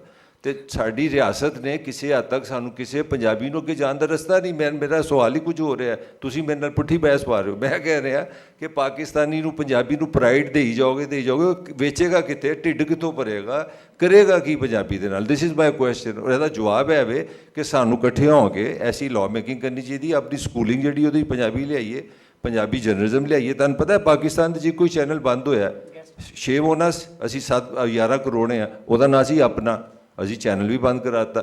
ਪਾਕਿਸਤਾਨੀ ਜਿਹੜੇ ਅਖਬਾਰ ਬੰਦ ਹੋਏ ਨੇ ਸਾਰੇ ਪੰਜਾਬੀ ਦੇ ਸਨ। ਵਾਈ? ਕਿਉਂਕਿ ਕਮਰਸ਼ੀਅਲੀ ਵਾਇਬਲ ਨਹੀਂ ਹੈ। ਇੰਡੀਆ ਵਾਲਿਆਂ ਨੂੰ ਸਮਝ ਆ ਗਈ ਕਿ ਪੰਜਾਬੀਆਂ ਨੇ ਬੜੀ ਮਾਰ ਖਾਧੀ, ਬੜਾ ਮੋਸ਼ਨ ਹੈ, ਬੜੀ ਸ਼ਾਇਰੀ ਹੈ, ਇਹਨਾਂ ਕੋਲ ਬੜੀ ਪੇਨ ਹੀ ਹੈ। ਐਸਾ ਗੀਤ ਗਾਉਂਦੇ ਨੇ ਪੂਰਾ 1 ਅਰਬ ਇੰਡੀਆ ਨੱਚ ਜਾਂਦਾ। ਪੈਸਾ ਆਇਆ ਨਾ, ਇੰਡੀਅਨ ਫਿਲਮ ਵਾਲੇ ਨੂੰ ਸਮਝ ਆਈ ਕਿ ਪੈਸਾ ਤੇ ਇੱਥੇ ਆਵੇ, ਉਹਨਾਂ ਕੋਈ ਫਿਲਮ ਬਣਦੀ ਨਹੀਂ ਪਈ ਬਗੈਰ ਪੰਜਾਬੀ ਗਾਣੇ ਦੇ। ਤੇ ਦੁਨੀਆ ਪਿੱਤਲ ਦੀ ਹੈ ਭਾਜੀ, ਮੈਂ ਕਹਿਣਾ ਚਾਹ ਰਿਹਾ। ਕਿਉਂਕਿ ਅਗਲੇ ਸੈਸ਼ਨ ਵਾਸਤੇ ਸਾਡੇ ਗੈਸਟ ਵੀ ਆ ਚੁੱਕੇ ਨੇ ਤੇ ਅਸੀਂ ਇਹਨੂੰ ਵਾਈਂਡ ਅਪ ਕਰਨੇ ਆ। ਔਰ ਇਹ ਬੜਾ ਹੈਵੀਲੀ ਇੰਟੈਲੈਕਚੁਅਲ ਸੈਸ਼ਨ ਹੋਇਆ ਹੈ। ਸੈਸ਼ਨ ਵਾਸਤੇ ਇੱਕ ਦਫਾ ਕਲੈਪ ਬਹੁਤ ਅੱਛਾ, ਵੈਰੀ ਗੁੱਡ ਭਾਈ, ਮੈਂ ਤੈਨੂੰ ਜ਼ਰੂਰ ਮੌਕਾ ਦਿਆਂ। ਠੀਕ ਹੈ, ਠੀਕ। ਮਾਈਕ ਕਰ ਲਓ, ਕਰ ਲਓ। ਠੀਕ ਹੈ, ਠੀਕ ਹੈ, ਠੀਕ। ਚੱਲ ਗਿਆ, ਚਲੋ ਸ਼ੁਕਰ ਹੈ, ਕਦੇ ਤੇ ਚੱਲਿਆ। ਪੰਜਾਬੀ ਕਾਨਫਰੰਸ ਦੀ ਕਾਮਯਾਬੀ ਇਹ ਵੇ ਕਿ ਸਰਦਾਰ ਜੀ ਕੱਲ ਉਰਦੂ 'ਚ ਸਵਾਲ ਪੁੱਛਦੇ ਸਨ, ਤੇ ਅੱਜ ਪੰਜਾਬੀ 'ਚੋਂ ਨਾ ਪੁੱਛਿਆ। ਨੰਬਰ 1 ਦੂਜਾ ਇਹ ਵੇ, ਆਹੋ ਤੁਸੀਂ ਕਵਰ ਵੀ ਕੀਤਾ, ਪੰਜਾਬੀਆਂ ਨੇ ਬਿਲਕੁਲ ਨਹੀਂ ਕਿ ਚੱਲ ਬਸ ਕਰੋ, ਗੱਲ ਕਰੋ। ਇੱਕ ਲਾਈਨ ਮੁਕਾ ਲੈਣ ਦਿਓ। ਪੰਜਾਬੀਆਂ ਨੇ ਕਦੇ ਵੀ ਨਹੀਂ ਕਿਹਾ ਕਿ ਪਾਕਿਸਤਾਨ ਅੱਗੇ ਵਸਦਾ, ਉੱਥੇ ਟੁਰ ਜਾਓ। ਦਾਰੁਲ ਹੁਕੂਮਤ ਉਹ ਸੀ ਕਰਾਚੀ ਉਸ ਵੇਲੇ। ਇਹ ਆਪ ਹੀ ਟ੍ਰੇਨਾਂ 'ਚ ਬਹਿ ਕੇ ਉੱਥੇ ਗਏ ਨੇ। ਮਾਫੀ ਦੇ ਦਿਓ, ਇਹ ਕਲੀਸ਼ੇ ਨੂੰ ਛੱਡ ਦਿਓ। ਅਸਾਂ ਕਿਸੇ ਨੂੰ ਨਹੀਂ ਕਿਹਾ ਅੱਗੇ ਜਾ ਕੇ ਵਸੋ, ਉਹ ਆਪ ਹੀ ਉੱਥੇ ਵਸਦੇ ਰਹੇ ਨੇ ਤੇ ਹੁਣ ਫਸ ਗਏ ਨੇ ਉੱਥੇ ਜਾ ਕੇ। ਬਸ ਇਹ ਕਹਿਣਾ ਸੀ, ਇਹ ਰਿਕਾਰਡ ਕਰੈਕਸ਼ਨ ਵਾਸਤੇ।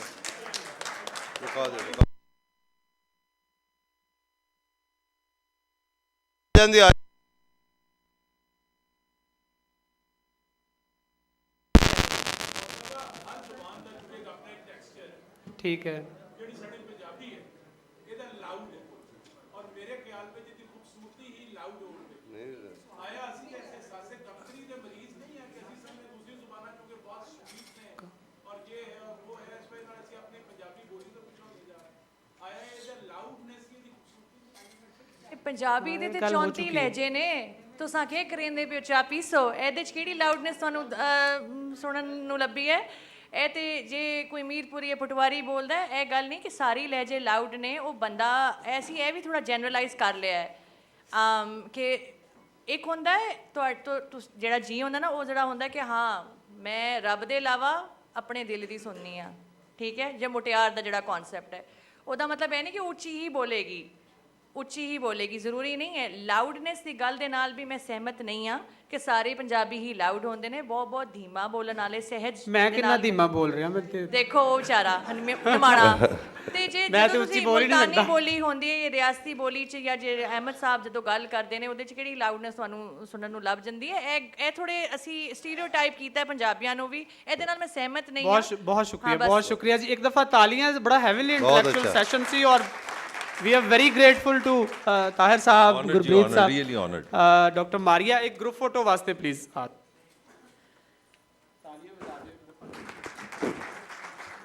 ਬਹੁਤ ਵਧੀਆ ਜੀ, ਇੱਕ ਗਰੁੱਪ ਫੋਟੋ ਲੈ ਲਓ ਜੀ। ਨਹੀਂ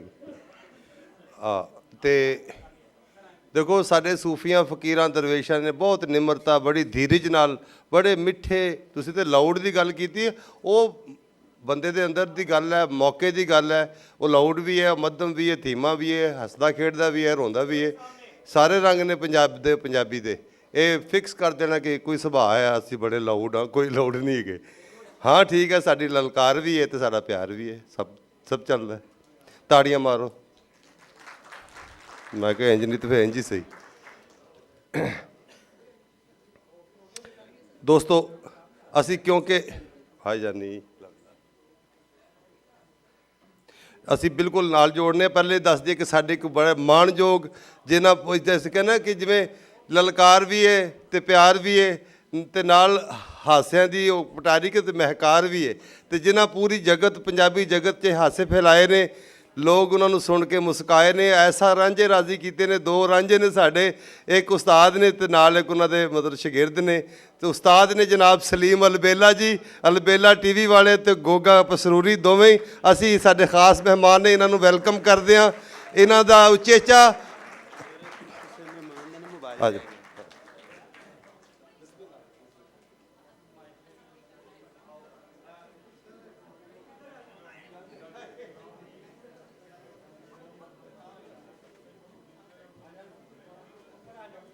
ਮੈਨੂੰ ਬੜੀ ਖੁਸ਼ੀ ਹੈ ਕਿ ਸਲੀਮ ਅਲਬੇਲਾ ਜੀ ਅੱਜ ਸੰਟਬਰੇ ਆਏ ਨੇ ਆਪਣੇ ਮਤਲਬ ਆਪਣੀ ਭਾਗ ਭਰੀ ਦੇ ਨਾਲ ਵੀ। ਅੱਛਾ ਇੱਥੇ ਰੱਖ ਦਿਓ ਜੀ ਇੰਜ ਅਗਲਾ ਸੈਸ਼ਨ। ਔਰ ਪਲੀਜ਼ ਖਾਮੋਸ਼ੀ ਖਾਮੋਸ਼ੀ, ਸਾਰੇ ਲੋਕ ਨਿਸ਼ਚਿਤਤਾ ਤੇ ਤਸ਼ਰੀਫ ਰੱਖਣ ਜੀ।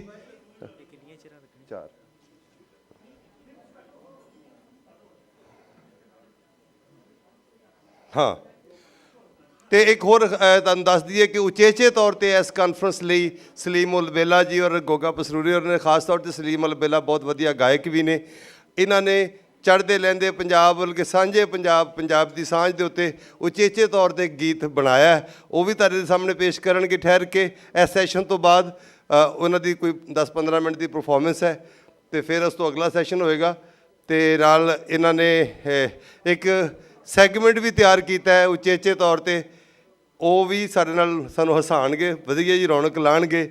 ਸੋ ਇਹਨਾਂ ਦੀ ਉਚੇਚੀ ਸ਼ਿਰਕਤ ਹੋਈ ਹੈ। ਸਾਡੇ ਵੱਲੋਂ ਉਚੇਚੀ ਮੁਹੱਬਤ ਤੇ ਉਚੇਚਾ ਸ਼ੁਕਰੀਆ ਕਿ ਇਹ ਸਾਡੇ ਕੋਲ ਆਏ ਨੇ। ਇਹਨਾਂ ਵਾਸਤੇ ਬਹੁਤ ਜ਼ਿਆਦਾ ਤਾੜੀਆਂ। ਇਹਨਾਂ ਦਾ ਗੀਤ ਵੀ ਸੁਣਾਂਗੇ ਤੇ ਇਹਨਾਂ ਦੀ ਹਾਸਿਆਂ ਦੀ ਗੱਲ ਵੀ, ਪ੍ਰੀਤ ਵੀ। ਅਗਲਾ ਸੈਸ਼ਨ ਦੇ ਲਈ ਜਿਹੜਾ ਕਿ ਬਹੁਤ ਅਹਿਮ ਹੈ, ਪੰਜਾਬ ਦੇ ਵੱਡੇ ਮਸਲੇ। ਸੋ ਅਸੀਂ ਵਾਕਈ ਨਿਤ ਮਸਲਿਆਂ 'ਚ ਰਹੇ ਹਾਂ ਔਰ ਹੈ ਵੀ ਹਾਂ, ਰਹਿੰਦੇ ਵੀ ਹਾਂ। ਬਿਸਮਿਲ੍ਲਾ, ਬਹਿ ਜਾਓ ਸਰਦਾਰ ਜੀ, ਬਹਿ ਜਾਓ, ਭਲੀ ਕਰੇ ਆਇਓ। ਹੁਣ ਮੈਂ ਡਾਕਟਰ ਰਿਦਾ ਫਾਤਮਾ ਜੋ ਕਿ ਆਰਥੋਪੈਡਿਕ ਡਾਕਟਰ ਨੇ, ਇਸਲਾਮਾਬਾਦ ਚਲੇ ਗਏ ਨੇ, ਸਾਈਵਾਲ ਦੇ ਜੰਮਪਲ ਨੇ ਔਰ ਪੰਜਾਬੀ ਦੀ ਔਰ ਉਰਦੂ ਦੀ ਬਹੁਤ ਵਧੀਆ ਸ਼ਾਇਰਾ ਨੇ। ਉਹਨਾਂ ਨੂੰ ਪੰਜਾਬ ਦੇ ਵਾਹ ਪੈਂਦੇ ਮਾਮਲਿਆਂ ਮਸਲਿਆਂ 'ਤੇ ਵੀ ਉਹਨਾਂ ਦੀ ਖਾਸ ਨਜ਼ਰ ਹੈ। ਸੋ ਅੱਜ ਦੇ ਇਸ ਸੈਸ਼ਨ ਨੂੰ ਮੋਡਰੇਟ ਕਰਨ ਵਾਸਤੇ ਮੈਂ ਉਹਨਾਂ ਨੂੰ ਕਹਾਂਗਾ ਕਿ ਉਹ ਤਸ਼ਰੀਫ ਲਿਆਉਣ। ਮੁਹਤਰਮਾ ਡਾਕਟਰ ਰਿਦਾ ਫਾਤਮਾ ਜੀ ਐਜ਼ ਏ ਮੋਡਰੇਟਰ ਇਸ ਸੈਸ਼ਨ ਦੇ ਨੇ, ਤੇ ਮੇਰਾ ਖਿਆਲ ਹੈ ਕਿ ਫਿਰ ਉਹ ਖੁਦ ਹੀ ਇੱਕ ਪੈਨਲਿਸਟ ਨੂੰ ਬੁਲਾ ਲੈਣ, ਹੈ ਨਾ। ਬਿਸਮਿਲ੍ਲਾ, ਲਓ ਜੀ, ਓਵਰ ਟੂ ਡਾਕਟਰ ਰਿਦਾ।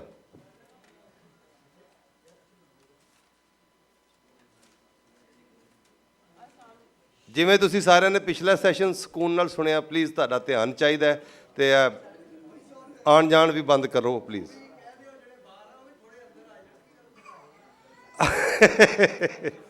ਅਸੀਂ ਹੌਲੀ ਹੌਲੀ ਖਾਮੋਸ਼ੀ ਨਾਲ ਇੰਝ ਚੜ੍ਹਾਈ ਕਰਾਉਂਦੇ ਇਹਨਾਂ ਦੀ, ਲਿਆਉਂਦੇ ਇਹਨਾਂ ਨੂੰ, ਤੇ ਬਹਰਹਾਲ ਅਸੀਂ ਸੈਸ਼ਨ ਨੂੰ ਵੀ ਟਾਈਮ ਨੂੰ ਵੀ ਨਾਲ ਨਾਲ ਜੋੜਨਾ ਹੈ। ਬਿਸਮਿਲ੍ਲਾ ਜੀ।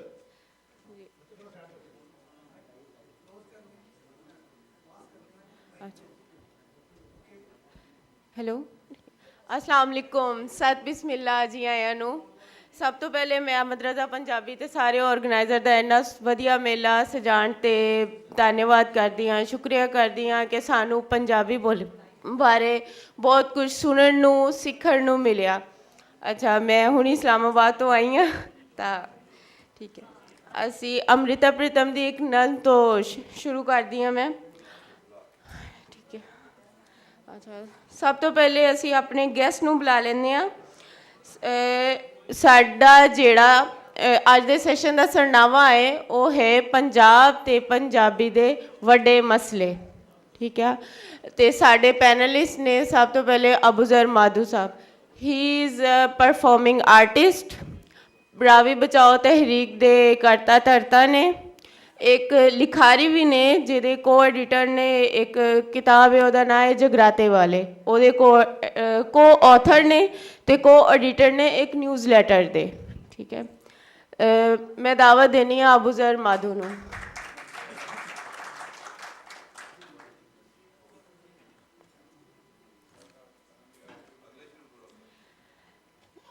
ਸਾਡੇ ਦੂਸਰੇ ਪੈਨਲਿਸਟ ਨੇ Tariq Jatala Sahib. He is Punjabi activist, Dayal Singh college ਤੋਂ ਰਿਟਾਇਰਡ ਪ੍ਰਿੰਸੀਪਲ ਨੇ, ਪੰਜਾਬੀ ਪ੍ਰਚਾਰ ਦੇ ਇਹ ਅਗਵਾਨ ਨੇ। ਇਹ ਤੁਹਾਡੇ ਸਾਹਮਣੇ ਨੇ, ਤੁਸੀਂ ਤਾਲੀਆਂ ਵਿੱਚ ਇਹਨਾਂ ਦਾ ਇਸਤਕਬਾਲ ਕਰੋ। ਤੇ ਲਿਆਕਤ ਅਲੀ ਸਾਹਿਬ ਨੂੰ ਸਭ ਜਾਣਦੇ ਨੇ, ਬਾਈ ਪ੍ਰੋਫੈਸ਼ਨ ਇਹ ਲਾਇਰ ਨੇ, ਪੰਜਾਬ ਦੇ ਸਿਆਸੀ ਸਮਾਜੀ ਤਵਾਰੀਖੀ ਮਸਾਇਲ ਤੇ ਮਾਮਲਿਆਂ ਤੇ ਇਹ ਵੱਡੇ ਪਾਰਖ ਨੇ ਤੇ ਉਹਨਾਂ ਦੀ ਸੁਝਵਾਨ ਰੱਖਦੇ ਨੇ। ਇਹ ਸੋਸ਼ਲ ਮੀਡੀਆ ਤੇ ਵੀ ਐਕਟਿਵ ਰਹਿੰਦੇ ਨੇ, ਲਿਆਕਤ ਅਲੀ ਸਾਹਿਬ।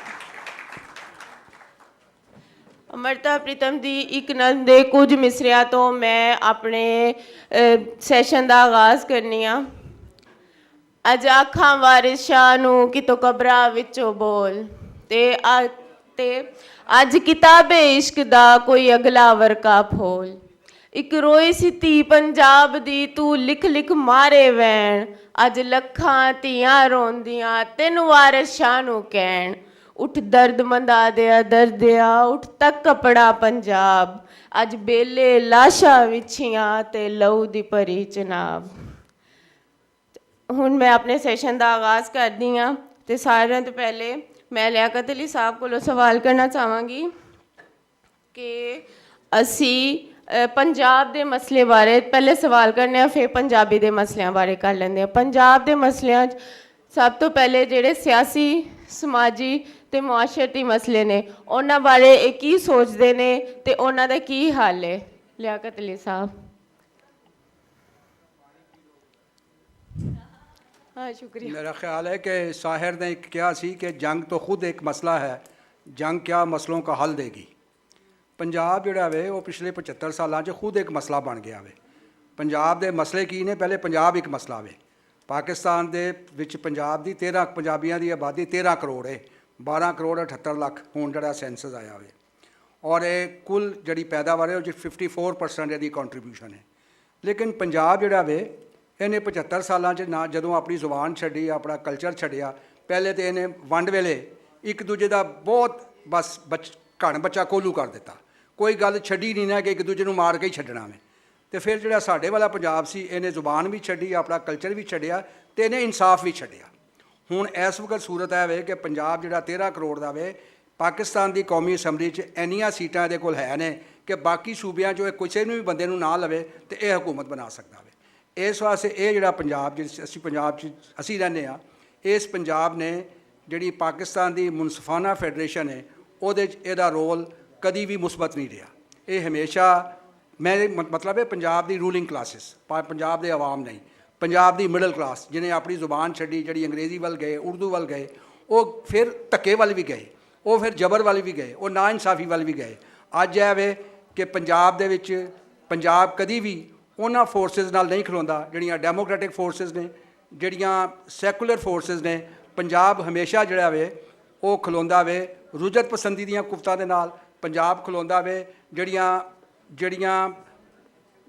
ਤੁਸੀਂ ਇੱਕ ਧਰਮ ਨਾਲ ਜੁੜੀਆਂ ਮੂਵਮੈਂਟਸ ਹੈਗੀਆਂ ਨੇ, ਉਹਦੀ ਵਜ੍ਹਾ ਨਾਲ ਪੰਜਾਬ ਦੇ ਵਿੱਚ ਜਿਹੜਾ ਵੇ ਪੰਜਾਬੀ ਹੁਣ ਬਦਨਾਮੀ ਬਣਦੀ ਹੈ। ਉਹ ਪੰਜਾਬ ਦੇ ਜਿਹੜੇ ਕਰੋੜਾਂ ਆਵਾਮ ਨੇ ਉਹਨਾਂ ਦਾ ਤਾਂ ਕੋਈ ਰੋਲ ਨਹੀਂ ਉਹਦੇ 'ਚ, ਲੇਕਿਨ ਜਿਹੜੀ ਰੂਲਿੰਗ ਕਲਾਸਿਸ ਨੇ, ਜਿਹੜੇ ਮਿਡਲ ਕਲਾਸ ਹੈ, ਉਹਨੇ ਪੰਜਾਬ ਨੂੰ ਬਦਨਾਮ ਕਰ ਦਿੱਤਾ ਵੇ। ਕੰਮ ਕਿਤੇ ਵੀ ਹੋਵੇ ਇਲਜ਼ਾਮ ਪੰਜਾਬ 'ਤੇ ਆ ਜਾਂਦਾ। ਉਹਦੀ ਵਜ੍ਹਾ ਇਹ ਵੇ ਕਿ ਪੰਜਾਬ ਦਾ ਜਿਹੜਾ ਪੜ੍ਹਿਆ ਲਿਖਿਆ ਦਾਨਸ਼ਵਰ ਲਿਖਾਰੀ ਉਹ ਉੱਥੋਂ ਦੇ ਮਾੜਿਆਂ ਬੰਦਿਆਂ ਨਾਲ ਨਹੀਂ ਖਲੋਤਾ। ਮਸਲਨ ਜਿਹੜਾ ਕੱਲ੍ਹ ਬਲੋਚਿਸਤਾਨ ਦੇ ਬੰਦਿਆਂ ਨਾਲ ਹੋਇਆ ਵੇ ਇਸਲਾਮਾਬਾਦ ਦੇ ਵਿੱਚ, ਜੋ ਬਲੋਚਿਸਤਾਨ ਦੇ ਲੋਕ ਉੱਥੇ ਆਪਣਾ ਇhtਜਾਜ ਰਿਕਾਰਡ ਕਰਨ ਗਏ ਸੀ, ਉਹਦੀ ਤੇ ਕਿਸੇ ਪੰਜਾਬ ਨੇ ਮੁੱਲ ਨਹੀਂ ਪਾਇਆ। ਕਿਤੇ ਕੋਈ ਡਿਮੋਨਸਟ੍ਰੇਸ਼ਨ ਨਹੀਂ ਹੋਈ, ਕਿਸੇ ਨੇ ਕੋਈ ਗੱਲ ਨਹੀਂ ਕੀਤੀ, ਕਿਸੇ ਮੀਡੀਆ 'ਤੇ ਨਹੀਂ ਆਂਦਾ। ਜੇ ਮੀਡੀਆ 'ਤੇ ਆਂਦਾ ਤਾਂ ਉਹ ਨੈਗੇਟਿਵ ਹੀ ਆਂਦਾ ਵੇ।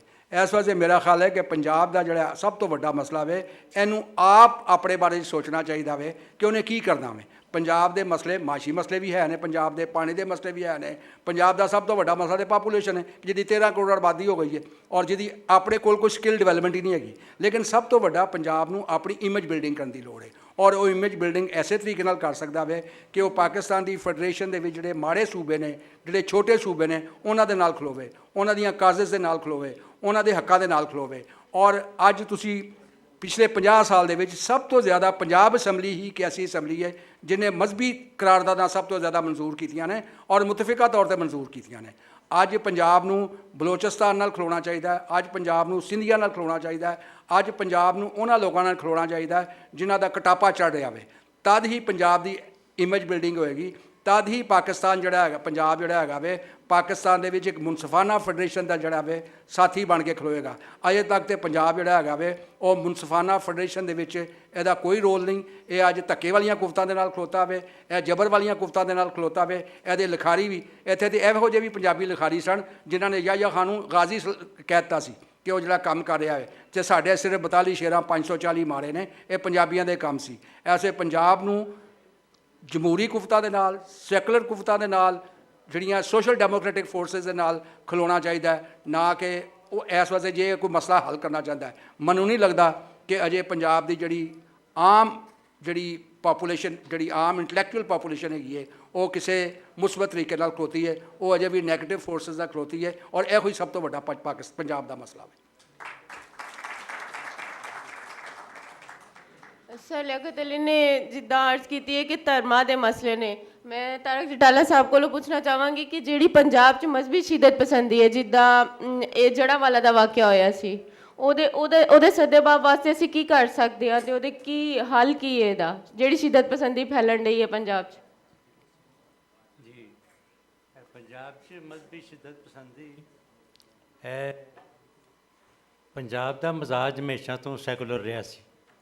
ਤਾਰੀਖ ਦੱਸਦੀ ਹੈ ਕਿ ਪੰਜਾਬ ਦੇ ਵਿੱਚ ਜਿੰਨੀਆਂ ਕੌਮਾਂ ਮਤਲਬ ਮਜ਼ਹਬੀ ਲਿਹਾਜ਼ ਦੇ ਸਾਲ ਮੁਸਲਮਾਨ, ਸਿੱਖ, ਹਿੰਦੂ ਜਾਂ ਈਸਾਈ ਵਗੈਰਾ, ਇਹਨਾਂ ਦੇ ਵਿੱਚ ਆਪਸ ਦੇ ਵਿੱਚ ਹਮੇਸ਼ਾ ਪਿਆਰ ਮੁਹੱਬਤ ਰਿਹਾ। ਪੰਜਾਬ ਦੇ ਸ਼ਾਇਰਾਂ ਨੇ, ਸੂਫੀਆ ਨੇ ਪਿਆਰ ਮੁਹੱਬਤ ਦੀ ਤਬਲੀਗ ਕੀਤੀ, ਇਨਸਾਨੀਅਤ ਦਾ ਦਰਸ ਦਿੱਤਾ। ਅਤੇ ਤਾਰੀਖੀ ਹਵਾਲੇ ਜਿਹੜੇ ਵੀ ਵੇਖੋ, ਸ਼ਾਇਰੀ ਦੇ ਵਿੱਚ ਵੇਖੋ, ਅਦਬ ਦੇ ਵਿੱਚ ਵੇਖੋ, ਕਿਸੇ ਤਰੀਕੇ ਨਾਲ ਵੇਖੋ, ਇਹੀ ਨਜ਼ਰ ਆਉਂਦਾ ਹੈ ਕਿ ਪੰਜਾਬ ਦਾ ਮਜ਼ਾਜ ਸੈਕੂਲਰ ਸੀ। ਮਜ਼ਹਬੀ ਸ਼ਿੱਦਤ ਪਸੰਦੀ ਪੰਜਾਬ ਦੇ ਮਜ਼ਾਜ ਦਾ ਹਿੱਸਾ ਨਹੀਂ, ਨਾ ਹੈ ਸੀ ਔਰ ਨਾ ਕਦੀ ਰਹੀ ਹੈ।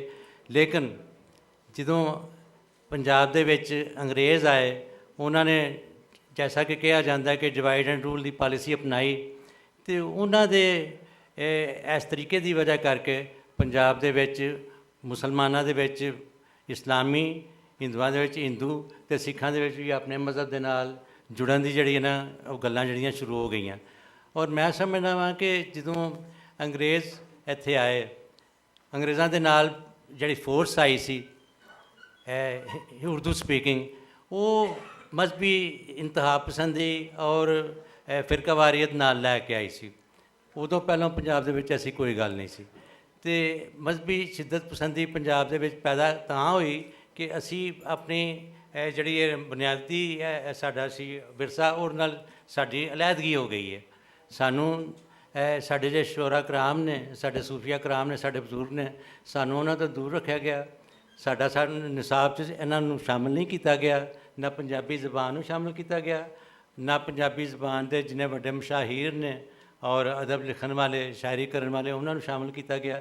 ਅਸਾਂ ਪੜ੍ਹਿਆ ਹੀ ਕੁਛ ਨਹੀਂ, ਔਰ ਚੂੰਕਿ ਨਿਸਾਬ ਦਾ ਹਿੱਸਾ ਨਹੀਂ ਬਣ ਸਕਿਆ, ਲੋਕਾਂ ਦੇ ਵਿੱਚ ਇਹ ਚੀਜ਼ ਨਹੀਂ, ਸਾਨੂੰ ਗਾਲਿਬ ਪੜ੍ਹਾਇਆ ਗਿਆ, ਇਕਬਾਲ ਔਰ ਦੂਸਰੇ ਸ਼ਾਇਰ ਜ਼ੌਕ ਪੜ੍ਹਾਇਆ ਗਿਆ, ਬਾਦਸ਼ਾਹ ਜ਼ਫਰ ਪੜ੍ਹਾਇਆ ਗਿਆ, ਔਰ ਸਾਨੂੰ ਵਾਰਿਸ ਸ਼ਾਹ ਤੋਂ ਦੂਰ ਰੱਖਿਆ ਗਿਆ, ਬੁੱਲੇ ਸ਼ਾਹ ਤੋਂ ਦੂਰ ਰੱਖਿਆ ਗਿਆ, ਜਿਨ੍ਹਾਂ ਇਨਸਾਨੀਅਤ ਦਾ ਦਰਸ ਦਿੱਤਾ ਸਾਨੂੰ, ਜਿਨ੍ਹਾਂ ਸੈਕੂਲਰਿਜ਼ਮ ਦੀ ਤਬਲੀਗ ਕੀਤੀ। ਅਤੇ ਚੂੰਕਿ ਸਾਡਾ ਮਜ਼ਾਜ ਸੈਕੂਲਰ ਸੀ, ਉਹਨੂੰ ਬਦਲ ਕੇ ਮਜ਼ਹਬ ਵੱਲ ਲੈ ਕੇ ਮਜ਼ਹਬੀ ਇੰਤਖਾਬ ਪਸੰਦੀ ਨਾਲ ਜੋੜ ਦਿੱਤਾ ਗਿਆ, ਜਿਹਦੀ ਵਜ੍ਹਾ ਕਰਕੇ ਸ਼ਿੱਦਤ ਪਸੰਦੀ ਪੈਦਾ ਹੋਈ। ਔਰ ਉਹ ਸ਼ਿੱਦਤ ਪਸੰਦੀ ਨਾ ਸਿਰਫ ਹੈ ਕਿ ਦੂਜੇ ਮਜ਼ਹਬਾਂ ਦੇ ਨਾਲ, ਬਲਕਿ ਮੁਸਲਮਾਨਾਂ ਦੇ ਵਿੱਚ ਆਪਸ ਦੇ ਵਿੱਚ ਵੀ ਫਿਰਕਾਵਾਰੀਅਤ ਜਿਹੜੀ ਨਾ ਉਹ ਵੀ ਵਧੀ। ਅਤੇ ਇਹ ਮੈਂ ਨਹੀਂ ਸਮਝਦਾ ਕਿ ਸਾਨੂੰ ਆਜ਼ਾਦੀ ਨੇ ਕੀ ਫਾਇਦਾ ਦਿੱਤਾ। ਜੇ ਅਸੀਂ ਆਜ਼ਾਦ ਹੋਣਾ ਸੀ, ਇੱਕ ਅਲੱਗਾ ਮੁਲਕ ਲੈਣਾ ਸੀ, ਅਤੇ ਉਹਦਾ ਇਹ ਮਤਲਬ ਨਹੀਂ ਸੀ ਕਿ ਅਸੀਂ ਆਪਸ ਦੇ ਵਿੱਚ ਹੀ ਲੜਦੇ ਰਹੀਏ, ਮਾਈਨੋਰਟੀਜ਼ ਨੂੰ ਅਸੀਂ ਡਿਨਾਈ ਕਰੀਏ। ਵੇਖੋ, ਜਦੋਂ ਅਸੀਂ ਕਹਿੰਦੇ ਹਾਂ ਕਿ ਪਾਕਿਸਤਾਨ ਇਸਲਾਮ ਦੇ ਨਾਂ 'ਤੇ ਬਣਿਆ, ਤਾਂ ਉਹਦੇ ਵਿੱਚ ਹੀ ਇਹ ਚੀਜ਼ ਆ ਜਾਂਦੀ ਹੈ ਕਿ ਫਿਰ ਇਸਲਾਮ ਹੀ ਰਹੇਗਾ, ਬਾਕੀ ਚੀਜ਼ਾਂ ਬਾਕੀ ਮਜ਼ਹਬ ਵਾਲੇ ਤਾਂ ਫਿਰ ਅਕਲੀਅਤ ਦੇ ਵਿੱਚ ਹੀ ਰਹਿਣਗੇ ਨਾ।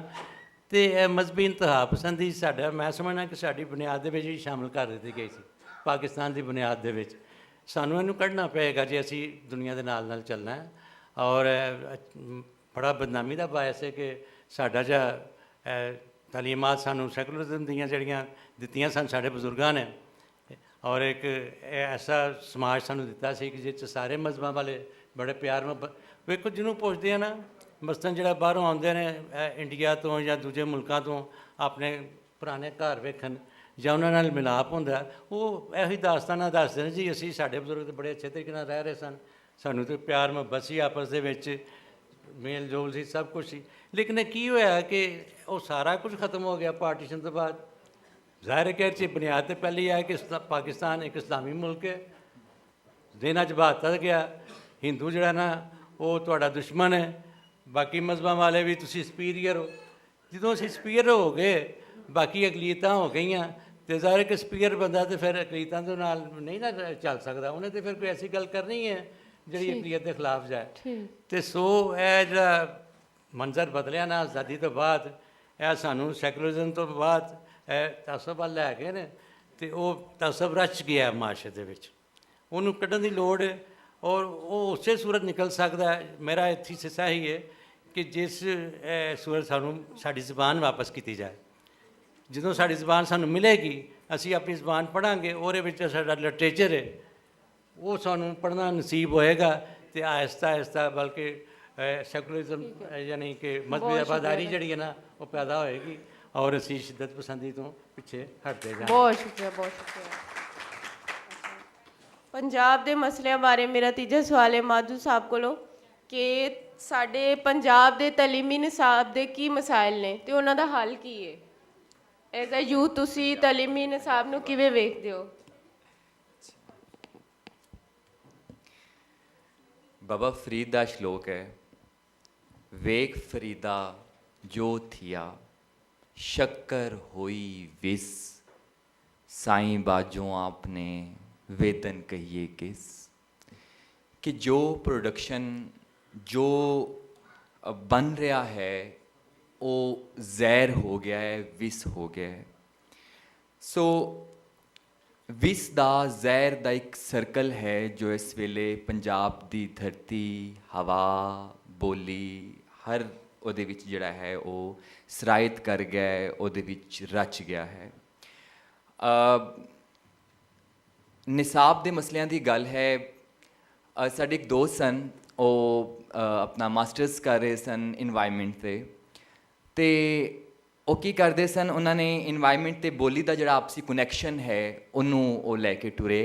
ਉਹ ਡਿਫਰੈਂਟ ਸਕੂਲਾਂ ਵਿੱਚ ਜਾਂਦੇ ਸਨ, ਉੱਥੇ ਜਾ ਕੇ ਇੱਕ ਹੀ ਲੈਕਚਰ ਸਾਇੰਸ ਦਾ 3 ਦਿਨ ਜਿਹੜਾ ਹੈ ਡਿਫਰੈਂਟ ਜ਼ਬਾਨਾਂ ਵਿੱਚ ਦਿੰਦੇ ਸਨ। ਪਹਿਲੇ ਦਿਨ ਅੰਗਰੇਜ਼ੀ, ਦੂਜੇ ਦਿਨ ਪੰਜਾਬੀ, ਤੀਜੇ ਦਿਨ ਜਿਹੜਾ ਹੈ ਦੂਜੇ ਦਿਨ ਉਰਦੂ, ਤੀਜੇ ਦਿਨ ਪੰਜਾਬੀ।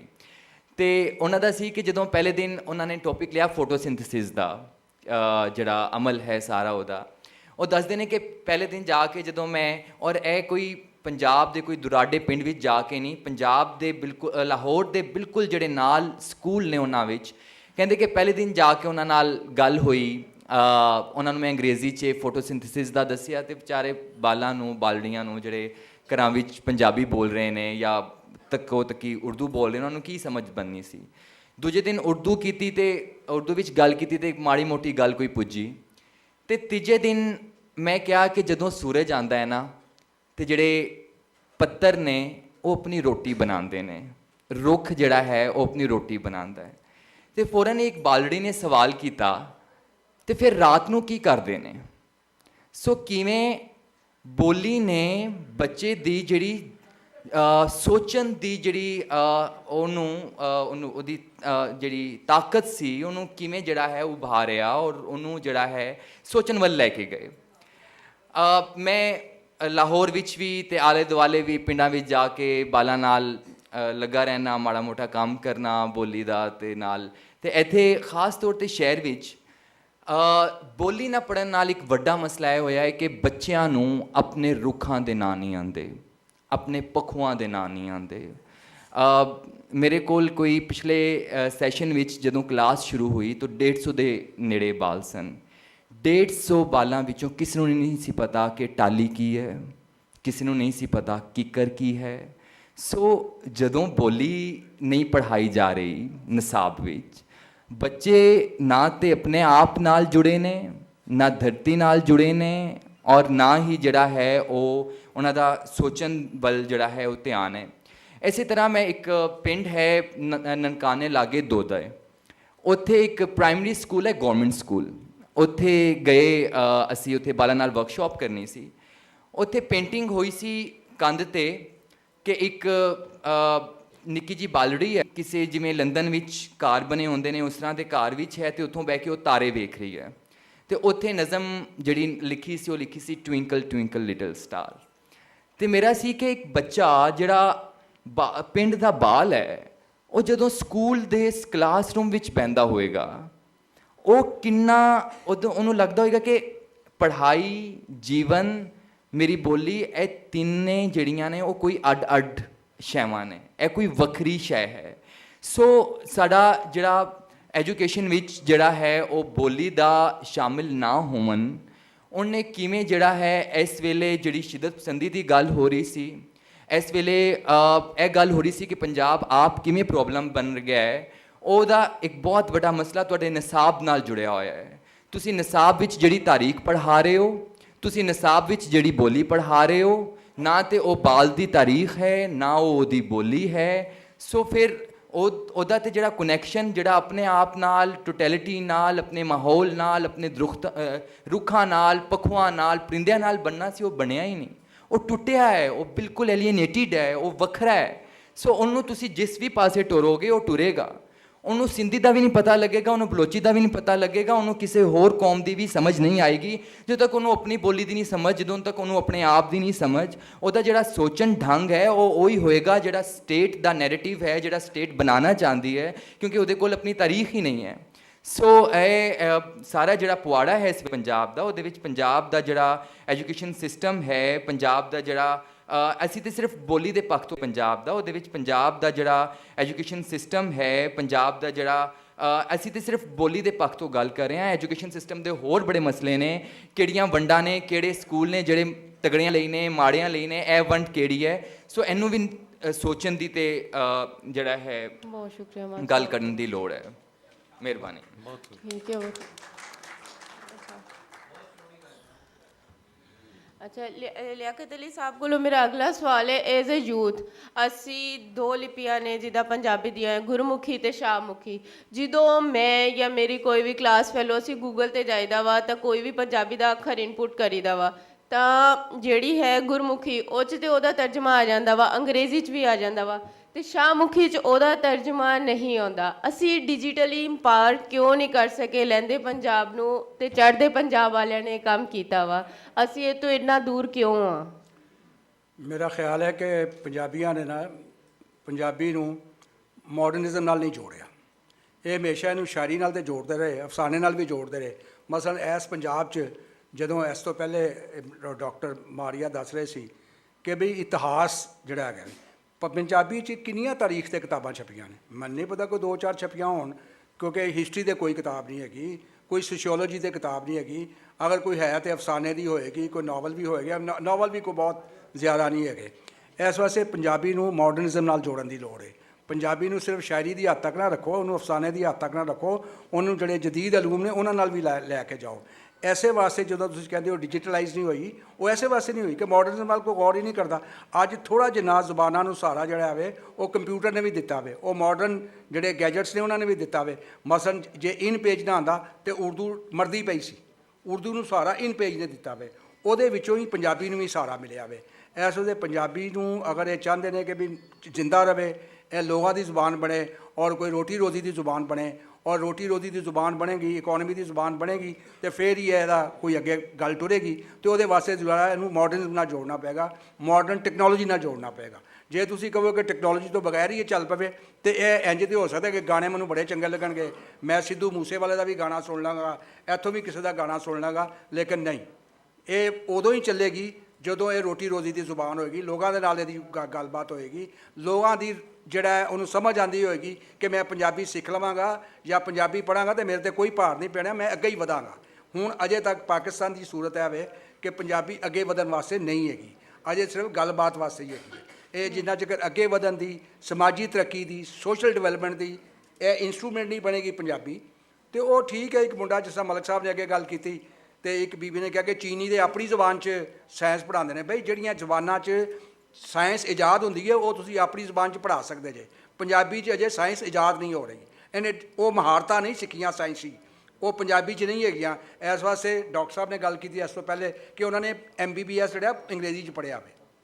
ਜੇ ਤੁਸੀਂ ਚਾਹੁੰਦੇ ਜੇ ਕਿ ਪੰਜਾਬੀ ਜਿਹੜੀ ਹੈਗੀ ਹੈ ਉਹ ਡਿਵੈਲਪ ਹੋਵੇ, ਮਹਾਰਤਾਂ ਦੀ ਜ਼ੁਬਾਨ ਹੋਵੇ, ਡਿਸਕਵਰੀ ਦੀ ਜ਼ੁਬਾਨ ਬਣੇ, ਤੇ ਉਹਦੇ ਵਾਸਤੇ ਸਾਇੰਸ ਨੂੰ ਵੀ ਪੰਜਾਬੀ ਦੇ ਨਾਲ ਜੋੜਨਾ ਪਏਗਾ। ਸਾਇੰਸ ਨੂੰ ਪਿੱਛੇ ਰੱਖ ਕੇ ਵਾਰਿਸ ਸ਼ਾਹ ਠੀਕ ਹੈ ਪੜ੍ਹ ਲਿਆ ਸੀ, ਵਾਰਿਸ ਸ਼ਾਹ ਬਹੁਤ ਵੱਡਾ ਸ਼ਾਇਰ ਹੈ, ਨੋ ਡਾਊਟ, ਬੁੱਲੇ ਸ਼ਾਹ ਵੀ ਬਹੁਤ ਵੱਡਾ ਸ਼ਾਇਰ ਹੈ, ਲੇਕਿਨ ਸਾਇੰਸ ਦਾ ਕੀ ਕਰਨਾ ਹੈ, ਮਾਡਰਨਿਜ਼ਮ ਦਾ ਕੀ ਕਰਨਾ ਵੇ?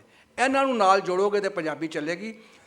ਜੇ ਇਕੱਲੀ ਸ਼ਾਇਰੀ ਨਹੀਂ ਜੋੜਦੇ ਰਹੇ ਤਾਂ ਫਿਰ ਜਿੰਨੀ ਕੀ ਚੱਲਦੀ ਹੈ ਇਹ ਗਾਣਿਆਂ 'ਚ ਚੱਲੇਗੀ। ਆਲਮ ਲੁਹਾਰ ਮੈਂ ਵੀ ਸੁਣੀ ਜਾਵਾਂਗਾ ਤੇ ਫਿਰ ਉਧਰ ਮੁਹੰਮਦ ਸਦੀਕ ਨੂੰ ਮਸ਼ਰਕੀ ਪੰਜਾਬ ਦਾ ਵੀ ਸੁਣੀ ਜਾਵਾਂਗਾ ਤੇ ਇੰਜੋਏ ਕਰੇ ਜਾਵਾਂਗਾ। ਸਾਨੂੰ ਸਾਇੰਸ ਔਰ ਟੈਕਨੋਲੋਜੀ ਨਾਲ ਇਹਨੂੰ ਜੋੜਨ ਦੀ ਲੋੜ ਹੈ।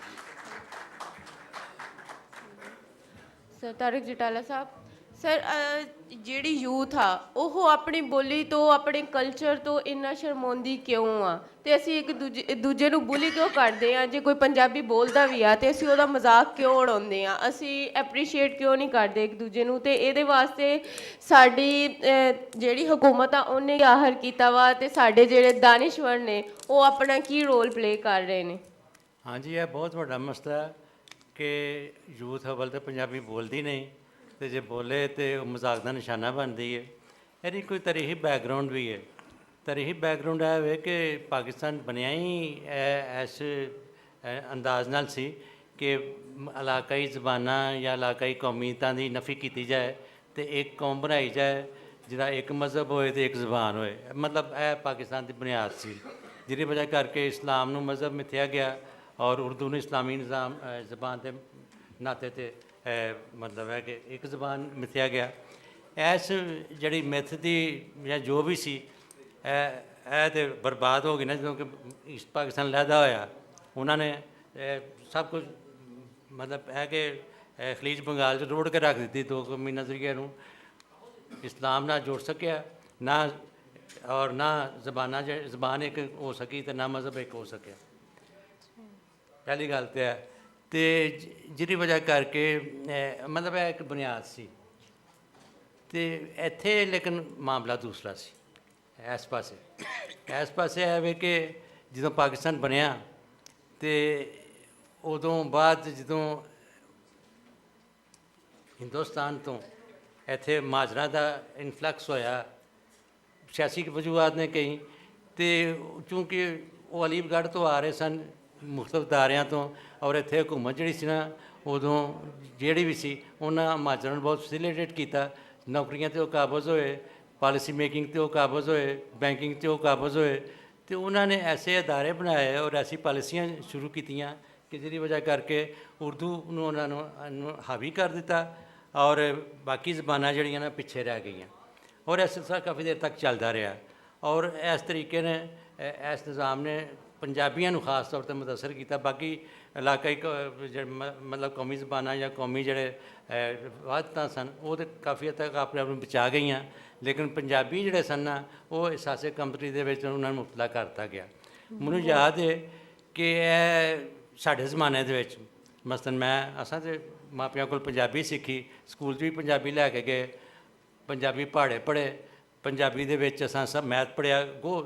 ਮਤਲਬ ਕਿਤਾਬ ਜਿਹੜੀ ਸੀ ਉਹ ਉਰਦੂ 'ਚ ਹੁੰਦੀ ਸੀ, ਲੇਕਿਨ ਇਹ ਕਿ ਬੋਲਣ ਦਾ ਸਿਸਟਮ ਪੰਜਾਬੀ ਸੀ। ਮਾਸਟਰ ਸਾਹਿਬ ਪੰਜਾਬੀ 'ਚ ਪੜ੍ਹਾਉਂਦੇ ਸਨ, ਸਾਨੂੰ ਉਰਦੂ 'ਚ ਪੰਜਾਬੀ ਪੜ੍ਹਾਈ ਗਈ, ਪੰਜਾਬੀ 'ਚ ਉਰਦੂ ਪੜ੍ਹਾਈ ਗਈ। ਲੇਕਿਨ ਬਾਅਦ ਦੇ ਵਿੱਚ ਇਹ ਨਿਜ਼ਾਮ ਇੱਕਦਮ ਬਦਲਣਾ ਸ਼ੁਰੂ ਹੋਇਆ ਔਰ ਮਾਪਿਆਂ ਨੇ ਇਹ ਸੋਚ ਕੇ, ਔਰ ਉਹਨਾਂ ਦਿਨਾਂ ਦੇ ਵਿੱਚ ਇੱਕ ਬਾਬਾਏ ਉਰਦੂ ਸਨ ਅਬਦੁੱਲਾ ਹਕ ਸਾਹਿਬ, ਉਹ ਤੋਂ ਤਸ਼ਰੀਫ ਲਿਆਏ ਅਤੇ ਨਵਾਬ ਵਕਤ ਦਾ ਅਖਬਾਰ ਸੀ ਇੱਥੇ, ਉਹਨੇ ਉਹਨੂੰ ਬਹੁਤ ਚੁੱਕਿਆ ਹੋਰ ਵੀ ਇੱਥੇ, ਔਰ ਉਰਦੂ ਬੋਲੋ, ਉਰਦੂ ਲਿਖੋ, ਉਰਦੂ ਪੜ੍ਹੋ ਦੀ ਇੱਕ ਬਕਾਇਦਾ ਤਰੀਕ ਚਲੀ ਅਖਬਾਰਾਂ ਦੇ ਵਿੱਚ। ਇੱਕ ਬਕਾਇਦਾ ਇੱਕ ਲਾਈਨ ਥੱਲੇ ਛਪਦੀ ਹੁੰਦੀ ਸੀ, ਉਰਦੂ ਲਿਖੋ, ਉਰਦੂ ਬੋਲੋ, ਉਰਦੂ ਪੜ੍ਹੋ। ਇਹ ਗੱਲ ਹੈ 60s ਦੀ, ਔਰ 60s ਦੇ ਵਿੱਚ ਇਹ ਘਰਾਂ ਦੇ ਵਿੱਚ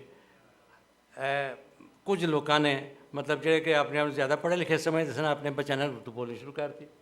ਅੱਛਾ, ਉਹ ਫਿਰ ਨਾਲ ਹਮਸਾਈਆਂ ਕਹਿੰਦੀਆਂ ਸਨ ਫਲਾਨੀ ਦਾ ਬੱਚਾ ਬੜਾ ਨਿਆਣਾ, ਬੜਾ ਸੋਹਣਾ ਲੱਗਦਾ ਉਰਦੂ ਬੋਲਦਾ, ਉਹਨੇ ਵੀ ਆਪਣੇ ਘਰ 'ਚ ਆਪਣੇ ਬੱਚਿਆਂ ਨਾਲ ਉਰਦੂ ਬੋਲਣੀ ਸ਼ੁਰੂ ਕਰਤੀ। ਅਤੇ ਆਹਿਸਤਾ ਆਹਿਸਤਾ ਇਹ ਸਿਲਸਿਲਾ ਵੱਧਦਾ ਗਿਆ। ਪਹਿਲਾਂ ਤਾਂ ਖਿਆਲ ਸੀ ਕਿ ਸ਼ਾਇਦ ਵੱਡਿਆਂ ਹੋ ਕੇ ਉਹ ਪੰਜਾਬੀ ਵੱਲ ਆ ਜਾਣਗੇ, ਲੇਕਿਨ ਉਹ ਵੀ ਗੱਲ ਖ਼ਤਮ ਹੋ ਗਈ। ਉਹ ਤੋਂ ਬਾਅਦ ਦੀਆਂ ਰੇਸਾਂ ਆਈਆਂ, ਉਹ ਜਵਾਨ ਹੋਈਆਂ, ਉਹ ਜ਼ਾਹਿਰ ਹੈ ਕਿ ਉਹਨਾਂ ਦੇ ਵਿਆਹ ਹੋਏ, ਉਹ ਮੀਆਂ ਬੀਵੀ ਸਾਰੇ ਉਰਦੂ ਸਪੀਕਿੰਗ ਸਨ। ਅਤੇ ਸੋ ਆਹਿਸਤਾ ਆਹਿਸਤਾ ਉਰਦੂ ਜਿਹੜੀ ਹੈ ਨਾ ਉਹ ਜੜ ਪਕੜਦੀ ਗਈ, ਔਰ ਉਰਦੂ ਫਿਰ ਇੱਕ ਸਿੰਬਲ ਬਣ ਗਈ ਅਦਬ ਦਾ, ਜਾਂ ਕਹਿ ਲਓ ਕਿ ਸਪੀਰੀਅਰਿਟੀ ਦਾ। ਮੈਨੂੰ ਯਾਦ ਹੈ ਕਿ ਮੈਂ ਇੱਕ ਵਾਰੀ ਅੰਦਰੂਨੇ ਸ਼ਹਿਰ ਗਿਆ ਅਤੇ ਮੈਂ ਕੋਈ ਸੌਦਾ ਲੈਣਾ ਸੀ, ਲਾਹੌਰ ਦੀ ਗੱਲ ਹੈ। ਉਹ ਮੈਂ ਰੇਹੜੀ ਵਾਲੇ ਨੂੰ ਭਾਸ਼ਾ ਪੁੱਛਿਆ ਕਿ ਬਈ ਇਹ ਚੀਜ਼ ਕੀ ਭਾਅ ਹੈ ਜੇ ਉਹ ਮੇਰੇ ਨਾਲ ਉਰਦੂ ਬੋਲਣਾ ਸ਼ੁਰੂ ਹੋ ਗਿਆ। ਮੈਂ ਇੱਕ ਦੋ ਹੋਰ ਪੰਜਾਬੀ 'ਚ, ਮੇਰਾ ਖਿਆਲ ਸੀ ਕਿ ਆਮ ਤਰੀਕਾ ਇਹ ਹੁੰਦਾ ਹੈ ਕਿ ਤੁਸੀਂ ਆਪਣੀ ਜ਼ਬਾਨ 'ਚ ਬੋਲਦੇ ਰਹੋ ਨਾ ਅਤੇ ਅਗਲਾ ਬੰਦਾ 2-3 ਜੁਮਲੇ ਤੋਂ ਬਾਅਦ ਆ ਜਾਂਦਾ ਵਾਪਸ, ਲੇਕਿਨ ਉਹ ਨਹੀਂ ਸੀ ਆ ਰਿਹਾ ਪੰਜਾਬੀ 'ਚ ਵਾਪਸ। ਮੈਂ ਆਖਿਆ ਯਾਰ ਮੈਂ ਪੰਜਾਬੀ ਤੇਰੇ ਨਾਲ ਬੋਲਣਾ, ਤੂੰ ਉਰਦੂ ਬੋਲੀ ਜਾ ਰਿਹਾ। ਆਂਦਾ ਜੀ ਮੈਂ ਤੁਹਾਡਾ ਅਦਬ ਕਰ ਰਿਹਾ ਜੀ, ਅਤੇ ਉਹ ਅਦਬ ਦੀ ਜ਼ਬਾਨ ਉਰਦੂ ਯਾਨੀ ਉਰਦੂ ਬੋਲ ਕੇ ਮੇਰਾ ਅਦਬ ਕਰ ਰਿਹਾ ਸੀ। ਅਤੇ ਜਿੱਥੇ ਇਹ ਤਰੀਕਾ ਹੋ ਜਾਏ ਕਿ ਉਰਦੂ ਅਦਬ ਦੀ ਜ਼ਬਾਨ ਅਖਵਾਏ, ਉਰਦੂ ਬੋਲੋਗੇ ਅਤੇ ਤੁਸੀਂ ਅਦਬ ਕਰੋਗੇ ਜਾਂ ਅਦਬ ਕਰਵਾਓਗੇ, ਉੱਥੇ ਫਿਰ ਅਸੀਂ ਕੀ ਤੋਕੋ ਰੱਖ ਸਕਦੇ ਹਾਂ। ਅਤੇ ਬਾਕੀ ਭੇਡ ਚਾਲ ਹੈ, ਇੱਕ ਫੈਸ਼ਨ ਹੈ, ਔਰ ਫੈਸ਼ਨ ਜਦੋਂ ਆ ਜਾਏ ਅਤੇ ਦੂਜੀ ਗੱਲ ਨਹੀਂ ਸੁਣਦੀ, ਔਰ ਫੈਸ਼ਨ ਔਰਤਾਂ ਵਿੱਚ ਜ਼ਿਆਦਾ ਹੁੰਦਾ।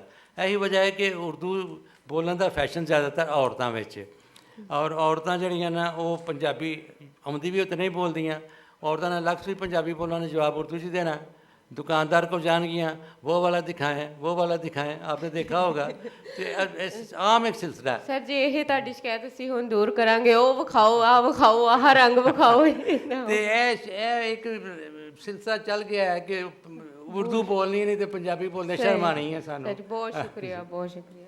ਅੱਛਾ ਮਾਧੂ ਸਾਹਿਬ ਰਾਵੀ ਬਚਾਓ ਤਹਿਰੀਕ ਦੇ ਕਰਤਾ ਧਰਤਾ ਨੇ, ਤੇ ਮੈਂ ਇਹਨਾਂ ਕੋਲੋਂ ਪੁੱਛਣਾ ਚਾਹਾਂਗੀ ਕਿ ਤੁਸੀਂ 5 ਦਰਿਆਵਾਂ ਦੀ ਧਰਤੀ ਨੂੰ ਕਿੱਦਾਂ ਵੇਖ ਰਹੇ ਆ? ਇਨਵਾਇਰਮੈਂਟਲ ਪੋਲਿਊਸ਼ਨ ਇੱਕ ਮੇਜਰ ਇਸ਼ੂ ਹੈ ਜਦੋਂ ਦੀ ਗਲੋਬਲ ਵਿਲੇਜ ਬਣੀ ਹੈ ਦੁਨੀਆ, ਤੇ ਕਿੱਦਾਂ ਵੇਖ ਰਹੇ ਨੇ ਜਿਹੜੇ ਸਾਡੇ 2 ਦਰਿਆ ਸਾਡੇ ਕੋਲ ਰਹਿ ਗਏ ਨੇ ਤੇ ਅਸੀਂ ਵੈਸੇ ਤੇ ਕੰਬਾਈਨਡ 5 ਦਰਿਆਵਾਂ, ਤੇ ਰੀਅਲ ਏਸਟੇਟ ਦੇ ਬਿਜ਼ਨਸ ਨੇ ਕਿੱਦਾਂ ਇਫੈਕਟ ਕੀਤਾ ਹੈ ਸਾਡੀ ਧਰਤੀ ਨੂੰ ਤੇ ਉਹਦੇ ਕੀ ਅਸਰਾਤ ਨੇ ਸਾਡੇ ਤੇ? ਪਲੀਜ਼।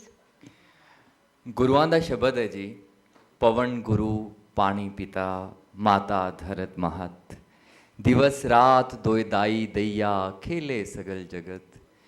ਕਿ ਵਾਹ ਸਾਡੀ ਗੁਰੂ ਹੈ, ਪਾਣੀ ਸਾਡਾ ਪਿਤਾ ਹੈ ਤੇ ਧਰਤੀ ਸਾਡੀ ਮਾਂ ਹੈ। ਇਹ ਹੈ ਸਾਡੀ ਫਿਲਾਸਫੀ ਪੰਜਾਬ ਦੀ। ਤੇ ਇਸ ਵੇਲੇ ਅਸੀਂ 5 ਦਰਿਆਵਾਂ ਦੇ ਰਹਿਣ ਵਾਲੇ ਪਾਣੀ ਖਰੀਦ ਕੇ ਪੀ ਰਹੇ ਹਾਂ। ਸਾਡੇ ਦਰਿਆ ਦੁਨੀਆ ਦੇ ਜ਼ਹਿਰੀਲੇ ਤਰੀਨ ਦਰਿਆ ਨੇ। ਇਹਦੀ ਕਹਾਣੀ ਸਿਰਫ ਮੈਂ 1-2 ਮਿੰਟ 'ਚ ਰਾਵੀ ਦੇ ਰਾਹੀਂ ਤੁਹਾਡੇ ਨਾਲ ਸਾਂਝੀ ਕਰਨਾ। ਰਾਵੀ 'ਚ ਹੁਣ ਪਾਣੀ ਨਹੀਂ ਆਉਂਦਾ, ਖਾਸ ਤੌਰ 'ਤੇ 1990 ਤੋਂ ਬਾਅਦ ਅਤੇ 2000 ਤੋਂ ਬਾਅਦ। ਅਤੇ ਮਾੜਾ ਮੋਟਾ ਜਿਹੜੇ ਛੋਟੀ ਛੋਟੀ ਰਾਵੀ ਦੀ ਟ੍ਰਿਬਿਊਟਰੀਜ਼ ਨੇ ਉਹ ਜਿੰਨਾ ਪਾਣੀ ਲੈ ਕੇ ਆਉਂਦੀਆਂ ਨੇ ਉਹਦੇ ਵਿੱਚ ਵਗਦਾ ਹੈ। ਲਾਹੌਰ ਦੇ 8 ਵੱਡੇ ਸੀਵਰੇਜ ਦੇ ਨਾਲੇ ਰਾਵੀ ਵਿੱਚ ਪੈਂਦੇ ਨੇ। ਫੈਕਟਰੀਆਂ ਦਾ ਡਾਇਰੈਕਟ ਜ਼ਹਿਰ ਰਾਵੀ ਵਿੱਚ ਪੈਂਦਾ ਹੈ। ਹੁਣ ਰਾਵੀ ਉਹ ਸਾਰੇ ਜ਼ਹਿਰ ਨੂੰ ਲੈ ਕੇ ਅੱਗੇ ਟੁਰਦੀ ਏ ਤੇ ਚਨਾਹ ਤੋਂ ਦੋ ਲਿੰਕ ਨਹਿਰਾਂ ਕੱਢ ਕੇ ਉਹਨਾਂ ਨੇ ਉਹ ਰਾਵੀ ਵਿੱਚ ਪਾਉਂਦੇ ਨੇ ਕਿ ਰਾਵੀ ਜਿਹੜਾ ਹੈ ਉਹ ਜ਼ਰਾਤ ਦਾ ਪਾਣੀ ਲੈ ਕੇ ਜਾਏ। ਹੁਣ ਇਮੇਜਿਨ ਕਰੋ ਕਿ ਪੂਰੇ ਲਾਹੌਰ ਦਾ ਜ਼ਹਿਰ ਜਦੋਂ ਰਾਵੀ ਲੈ ਕੇ ਅੱਗੇ ਜਾਂਦੀ ਹੈ, ਉਸ ਤੋਂ ਬਾਅਦ ਹੈਡ ਬਲੋਕੀ ਤੇ ਉੱਥੋਂ ਨਹਿਰਾਂ ਕੱਢੀਆਂ ਗਈਆਂ ਨੇ।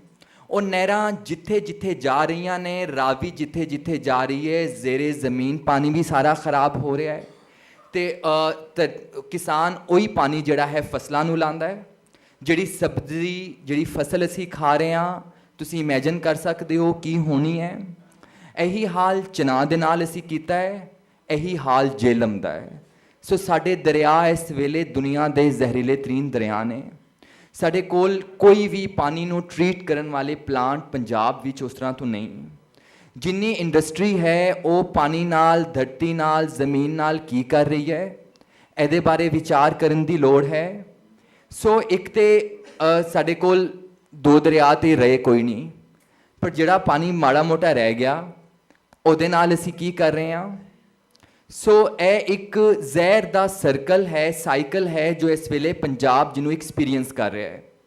ਅਸੀਂ ਪੰਜਾਬ ਦੇ ਵੱਡੇ ਮਸਲਿਆਂ ਦੀ ਗੱਲ ਕਰ ਰਹੇ ਹਾਂ। ਮੈਨੂੰ ਦੱਸੋ ਕਿ ਸਭ ਤੋਂ ਬੁਨਿਆਦੀ ਸ਼ੈਵਾਂ ਇਨਸਾਨ ਦੇ ਲਈ ਖੁਰਾਕ, ਹਵਾ ਤੇ ਪਾਣੀ ਹੈ, ਤੇ ਤਿੰਨੋਂ ਜਿਹੜੇ ਪੰਜਾਬ ਦੇ ਤਿੰਨੋਂ ਸ਼ੈਵਾਂ ਦਾ ਕੀ ਹਾਲ ਹੈ। ਸਾਡੀ ਹਵਾ ਇਸ ਵੇਲੇ ਦੁਨੀਆ ਦੀ ਜ਼ਹਿਰੀਲੀ ਤਰੀਨ ਹਵਾ ਹੈ, ਸਾਡਾ ਦਰਿਆ ਇਸ ਵੇਲੇ ਦੁਨੀਆ ਦਾ ਜ਼ਹਿਰੀਲਾ ਤਰੀਨ ਦਰਿਆ ਹੈ, ਔਰ ਧਰਤੀ ਵਿੱਚ ਅਸੀਂ ਜੋ ਉਗਾ ਰਹੇ ਹਾਂ ਉਹ ਜ਼ਹਿਰ ਉਗਾ ਰਹੇ ਹਾਂ। ਸੋ ਇਸ ਵੇਲੇ ਅਸੀਂ ਜ਼ਹਿਰ, ਪੰਜਾਬ ਜਿਹੜਾ ਹੈ ਉਹ ਜ਼ਹਿਰ ਦੇ ਇੱਕ ਗੇੜ ਵਿੱਚ ਹੈ। ਸੋ ਇਸ ਵੇਲੇ ਬਹੁਤ ਲੋੜ ਹੈ ਕਿ ਜਿੰਨੇ ਵੀ ਜੀ ਇੱਥੇ ਆਏ ਨੇ, ਤੁਸੀਂ ਜਿਸ ਵੀ ਦਰਿਆ ਕੰਢੇ ਵਸਦੇ ਹੋ, ਇਸ ਪਲੇਟਫਾਰਮ ਤੋਂ ਮੈਂ ਦਰਿਆ ਦਾ ਜਿਹੜਾ ਮੁਕੱਦਮਾ ਹੈ, ਪਾਣੀ ਦੀ ਜਿਹੜੀ ਗੱਲ ਹੈ, ਧਰਤੀ ਦੀ ਜਿਹੜੀ ਗੱਲ ਹੈ, ਉਹ ਤੁਹਾਡੇ ਸਾਹਮਣੇ ਰੱਖਣਾ ਚਾਹਨਾ। ਨੰਬਰ 1। ਨੰਬਰ 2, ਅਸੀਂ ਸਾਰੇ ਇਨਵਾਇਰਮੈਂਟ ਵਿੱਚ, ਇਹ ਇਨਵਾਇਰਮੈਂਟ ਜਿਹੜਾ ਹੈ, ਮਾਹੌਲ ਇਹ ਕੱਪੜੇ ਵਾਂਗ ਹੁੰਦਾ ਹੈ। ਇਹਦਾ ਤਾਣਾ ਬਾਣਾ ਜਿਹੜਾ ਹੈ, ਇਹਦੇ ਵਿੱਚ ਜਿਹੜੀ ਇੱਕ ਮਾੜੀ ਜਿਹੀ ਕੀੜੀ ਹੈ, ਮੱਖੀ ਹੈ, ਮੱਕੜੀ ਹੈ, ਉਹਦਾ ਆਪਣਾ ਕੰਟਰੀਬਿਊਸ਼ਨ ਹੈ ਜੀਵਨ ਨੂੰ ਅੱਗੇ ਲੈ ਕੇ ਜਾਣ 'ਚ। ਮੈਨੂੰ ਦੱਸੋ ਪੰਜਾਬ ਦੇ ਪੱਖੂ ਕਿੱਥੇ ਨੇ? ਪੰਜਾਬ ਦੇ ਪਰਿੰਦੇ ਕਿੱਥੇ ਨੇ? ਪੰਜਾਬ ਦੇ ਜਿਹੜੇ ਗਿੱਧ ਸਨ ਉਹ ਕਿੱਥੇ ਗਏ? ਪੰਜਾਬ ਦੇ ਤੋਤੇ ਕਿੱਥੇ ਗਏ? ਪੰਜਾਬ ਦੀਆਂ ਚਿੜੀਆਂ ਕਿੱਥੇ ਗਈਆਂ? ਸਾਡੀ ਸ਼ਹਿਦ ਦੀ ਮੱਖੀ ਦੀ ਜਿਹੜੀ ਇਸ ਵੇਲੇ ਪ੍ਰੋਡਕਸ਼ਨ ਹੈ ਉਹ ਕਿੰਨੀ ਘੱਟ ਹੋ ਰਹੀ ਹੈ? ਉਹਦਾ ਸਾਡੇ ਐਗਰੀਕਲਚਰ ਨਾਲ ਕੀ ਤਾਲੁਕ ਹੈ? ਸੋ ਮੈਂ ਅੱਜ ਦੀ ਇਸ ਕਾਨਫਰੰਸ ਵਿੱਚ, ਆਪਣੇ ਇਸ ਪੈਨਲ ਵਿੱਚ ਜਿਹੜਾ ਹੈ, ਮੈਂ ਦਰਿਆਵਾਂ ਦਾ ਮੁਕੱਦਮਾ ਤੁਹਾਡੇ ਤੱਕ ਲੈ ਕੇ ਆਇਆ। ਮੈਂ ਕੀੜੀਆਂ ਦਾ, ਮੈਂ ਤੋਤਿਆਂ ਦਾ, ਮੈਂ ਗਿੱਧਾਂ ਦਾ, ਗਿਰਜਾਂ ਦਾ, ਮੈਂ ਲਾਲੀਆਂ ਦਾ ਤੇ ਚਿੜੀਆਂ ਦਾ ਮੁਕੱਦਮਾ ਲੈ ਕੇ ਆਇਆ। ਸੋ ਇਸ ਤੋਂ ਬਗੈਰ ਜੇ ਅਸੀਂ ਇਹਨਾਂ ਵੱਲ ਧਿਆਨ ਨਹੀਂ ਕਰ ਰਹੇ, ਤੇ ਜੇ ਸਾਡਾ ਧਿਆਨ ਆਪਣੇ ਪਾਣੀ ਵੱਲ ਨਹੀਂ ਹੈ, ਖੁਰਾਕ ਵੱਲ ਨਹੀਂ ਹੈ, ਔਰ ਇਹਦਾ ਸਭ ਦਾ ਤਾਲੁਕ ਕਿਵੇਂ ਬੋਲੀ ਨਾਲ ਹੈ। ਜੇ ਬੋਲੀ ਨਹੀਂ ਹੈ ਬਾਲ ਕੋਲ, ਤੇ ਬਾਲ ਦਾ ਕਨੈਕਸ਼ਨ ਹੀ ਨਹੀਂ ਬਣਦਾ, ਉਹਨੂੰ ਪੱਖੂਆਂ ਦੇ ਨਾਂ ਹੀ ਨਹੀਂ ਪਤਾ ਹੁੰਦੇ, ਉਹਦਾ ਕੋਈ। ਹੁਣ ਪੰਜਾਬ ਦੀ ਆਬਾਦੀ, ਉਹਦਾ ਜਿਹੜਾ ਤਕਰੀਬਨ ਜਿਹੜੀ 4 ਕਰੋੜ ਆਬਾਦੀ ਉਹ ਸ਼ਹਿਰਾਂ ਵਿੱਚ ਰਹਿੰਦੀ ਹੈ, ਔਰ ਸ਼ਹਿਰ ਡਿਸਕਨੈਕਟਿਡ ਨੇ ਉਸ ਪਿੰਡਾਂ ਨਾਲ ਖਾਸ ਤਰ੍ਹਾਂ ਤੋਂ। ਹੁਣ ਕਣਕ ਕਿੱਥੇ ਆ ਰਹੀ ਹੈ, ਕਣਕ ਕਿੱਥੋਂ ਆ ਰਹੀ ਹੈ, ਸਬਜ਼ੀ ਕਿੱਥੋਂ ਆ ਰਹੀ ਹੈ, ਸ਼ਹਿਰ ਦੇ ਬਾਲ ਦੀ ਉਹਦੇ ਨਾਲ ਕੋਈ ਰਿਸ਼ਤਾ ਹੀ ਨਹੀਂ ਹੈ। ਸੋ ਇਹ ਡਿਸਕਨੈਕਸ਼ਨ ਬੋਲੀ ਨਾਲ ਵੀ, ਤੇ ਜਿਹੜਾ ਇਹ ਸਟਰਕਚਰ ਹੈ ਇਹਦੇ ਪਾਰੋਂ ਜਿਹੜਾ ਟੁੱਟਿਆ ਹੈ, ਉਹਦੀ ਵਜ੍ਹਾ ਤੋਂ ਜਿਹੜਾ ਹੈ ਅਸੀਂ ਇਸ ਵੇਲੇ ਇਸ ਜ਼ਹਿਰ ਦੇ ਸਰਕਲ ਵਿੱਚ ਹਾਂ। ਸੋ ਹੋਰ ਜਿਹੜੀ ਮਸਲੇ ਨੇ ਉਹ ਜਿਹੜੇ 3 ਦਿਨਾਂ ਤੋਂ ਡਿਸਕਸ ਹੋ ਰਹੇ ਨੇ, ਉਹ ਸਾਰੇ ਬਹੁਤ ਜ਼ਰੂਰੀ ਨੇ, ਪਰ ਨਾਲ ਸਾਨੂੰ ਇਸ ਵੇਲੇ ਬਹੁਤ ਲੋੜ ਹੈ ਕਿ ਅਸੀਂ ਸੋਚੀਏ ਆਪਣੇ ਦਰਿਆ ਬਾਰੇ, ਆਪਣੀ ਧਰਤੀ ਬਾਰੇ, ਆਪਣੀ ਖੁਰਾਕ ਬਾਰੇ। ਖੁਰਾਕ ਨਹੀਂ ਸਾਡੇ ਕੋਲ ਹੋਣੀ, ਪਾਣੀ ਨਹੀਂ ਉਸ ਤਰ੍ਹਾਂ ਦਾ ਹੋਣਾ, ਜ਼ਮੀਨ ਨਹੀਂ ਹੋਣੀ। ਔਰ ਇਸ ਵੇਲੇ ਜਿਹੜਾ ਰੀਅਲ ਸਟੇਟ ਹੈ, ਕਿੱਥੇ ਮੈਂ ਸੁਣ ਰਿਹਾ ਸਾਂ ਇੱਕ ਬਹੁਤ ਇੰਟਰਸਟਿੰਗ, ਉਹਨਾਂ ਨੇ ਕਿਹਾ ਜਿਹੜੀ ਇਸ ਵੇਲੇ ਰੀਅਲ ਸਟੇਟ ਹੈ ਉਹੀ ਰੀਅਲ ਸਟੇਟ ਹੈ। ਪੂਰੇ ਪੰਜਾਬ ਨੂੰ ਵੇਚ ਖਾਦਾ ਹੈ। ਪੰਜਾਬ ਦਾ ਘੱਟ ਤੋਂ ਘੱਟ ਜਿਹੜਾ ਹੈ ਇਸ ਵੇਲੇ 3 ਲੱਖ ਏਕੜ ਤੇ ਹਾਊਸਿੰਗ ਸੁਸਾਇਟੀਜ਼ ਬਣੀਆਂ ਨੇ, ਘੱਟ ਤੋਂ ਘੱਟ 3 ਲੱਖ ਏਕੜ। ਤੇ ਇਮੇਜਿਨ ਕਰੋ, ਔਰ ਇਹ ਸੁਸਾਇਟੀਜ਼ ਫੈਲ ਰਹੀਆਂ ਨੇ। ਲਾਹੌਰ ਤੋਂ ਕਸੂਰ ਤੀਕਰ ਪਹਿਲੇ ਦੋਵੇਂ ਪਾਸੇ ਜਿਹੜੇ ਜਾਂਦੇ ਸੀ, ਉਹਨਾਂ ਨੇ ਐਕਸਪੀਰੀਅੰਸ ਕੀਤਾ ਹੋਏਗਾ, ਸਾਰੀ ਜ਼ਰਖੇਜ਼ ਜ਼ਮੀਨਾਂ ਸਨ, ਉਹਦੇ 'ਤੇ ਸਾਰੀ ਤੇ ਹਾਊਸਿੰਗ ਸੁਸਾਇਟੀਜ਼ ਨੇ। ਲਾਹੌਰ ਨੂੰ ਕਿਸੇ ਪਾਸੋਂ ਸਾਹ ਨਹੀਂ ਆ ਰਿਹਾ। ਸਿਰਫ ਇੱਕ ਪਾਸੋਂ ਆ ਰਿਹਾ ਸੀ, ਇੱਕ ਛੋਟਾ ਜਿਹਾ ਹਿੱਸਾ ਰਹਿ ਗਿਆ ਸੀ, ਉਹਦੇ ਉੱਤੇ ਵੀ ਇੱਕ ਬਹੁਤ ਵੱਡਾ ਡਿਵੈਲਪਮੈਂਟ ਪ੍ਰੋਗਰਾਮ ਜਿਹੜਾ ਹੈ ਉਹ ਕਰਨ ਜਾ ਰਹੀ ਹੈ ਗਵਰਨਮੈਂਟ, ਜਿਹਦੇ ਨਾਲ ਜਿਹੜਾ ਇੱਕ ਪਾਸੋਂ ਜਿਹੜਾ ਸਾਹ ਆਉਣਾ ਸੀ ਉਹ ਵੀ ਨਹੀਂ ਆਉਣਾ।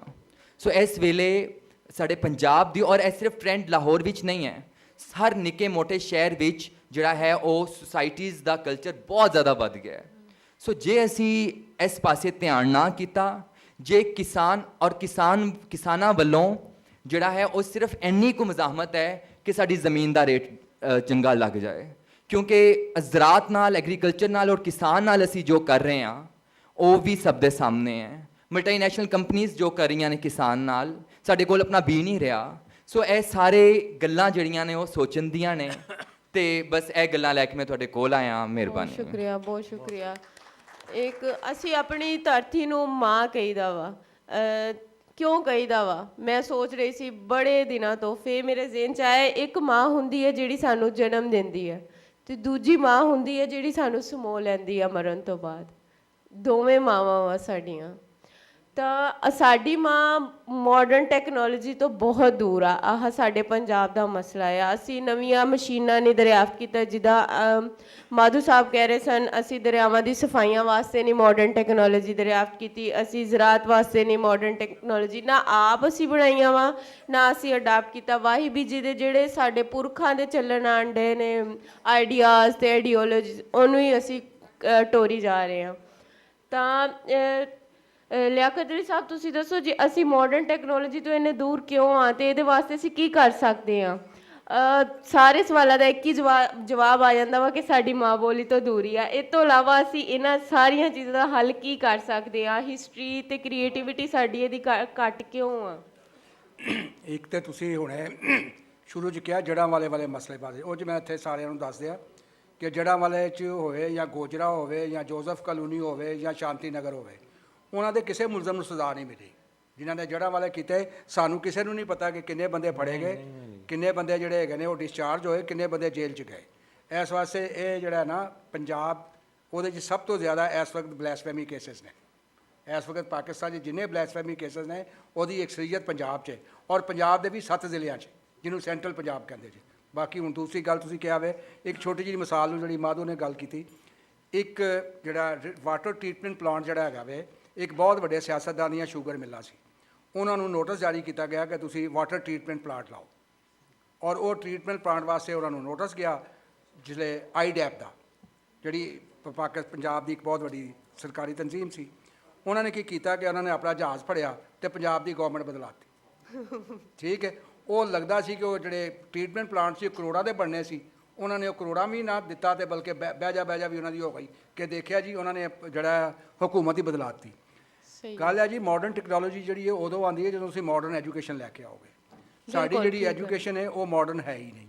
ਉਹ ਅਜੇ ਤੱਕ ਹੀ ਅਸੀਂ ਜਿਹੜੀ ਤੁਸੀਂ ਦੇਖੋ ਨਾ, ਜਿਹਨੇ ਵਿਚਾਰੇ ਨੇ MA ਉਰਦੂ ਕਰਨਾ ਵੇ, ਉਹਦੇ ਕੋਲੋਂ ਤੁਸੀਂ ਕੀ ਤਵੱਕੋ ਰੱਖਦੇ ਜੇ? ਉਹਨੇ ਸ਼ੇਰੋ ਸ਼ਾਇਰੀ ਕਰਨੀ ਹੈ, ਗਾਲਾਂ ਵੀ ਪੜ੍ਹਨਾ ਉਹਨੇ ਹੋਰ ਕੀ ਕਰਨਾ ਹੈਗਾ। ਇਸ ਵਾਸਤੇ ਤੁਹਾਡੀ ਸਾਇੰਸ ਨਾਲ ਜੁੜਤ ਨਹੀਂ ਹੈਗੀ, ਕਿਉਂਕਿ ਸਾਇੰਸ ਜਿਹੜੀ ਜੁੜਤ ਜਿਹੜੇ ਤੁਸੀਂ ਕਰਦੇ ਜੇ ਜਾਂ ਸਾਇੰਸ ਨੂੰ ਸਾਇੰਸ ਸਮਝ ਕੇ ਪੜ੍ਹਦੇ ਜੇ, ਅਤੇ ਤੁਹਾਨੂੰ ਤਾਸੁਬਾਤ ਮੁਕਾਉਣੇ ਪੈਂਦੇ ਨੇ, ਉਹ ਭਾਵੇਂ ਸਮਾਜੀ ਹੋਣ ਜਾਂ ਮਜ਼ਹਬੀ ਵੀ ਹੋਣ।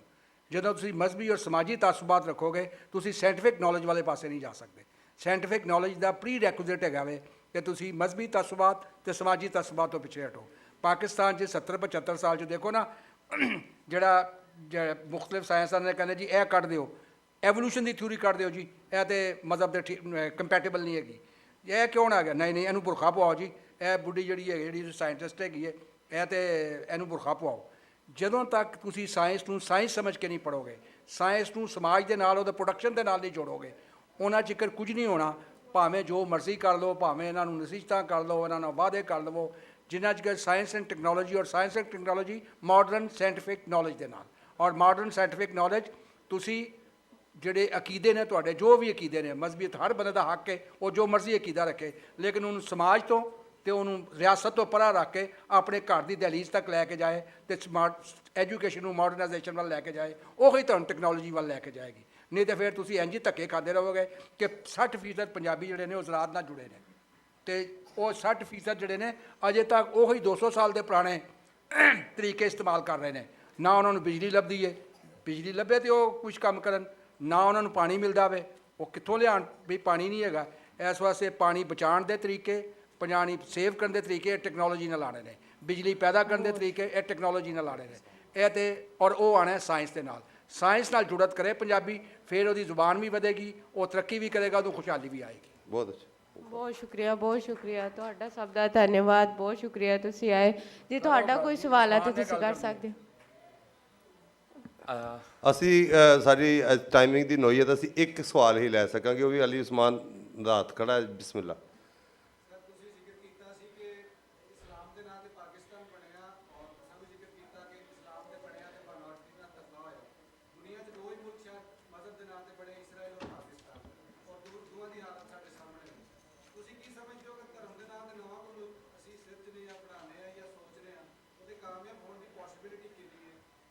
ਮੈਂ ਉਸਮਾਨ ਗੱਲ ਹੈ ਵੇ ਕਿ ਮਾਈਕ ਦੇ ਨੇੜੇ ਜ਼ਰਾ। ਇਸਰਾਈਲ ਦੇ ਵਿੱਚ 18.1% ਮੁਸਲਮਾਨ ਨੇ। ਅੱਗੇ ਹੋਏ ਮਾਈਕ ਤੇ।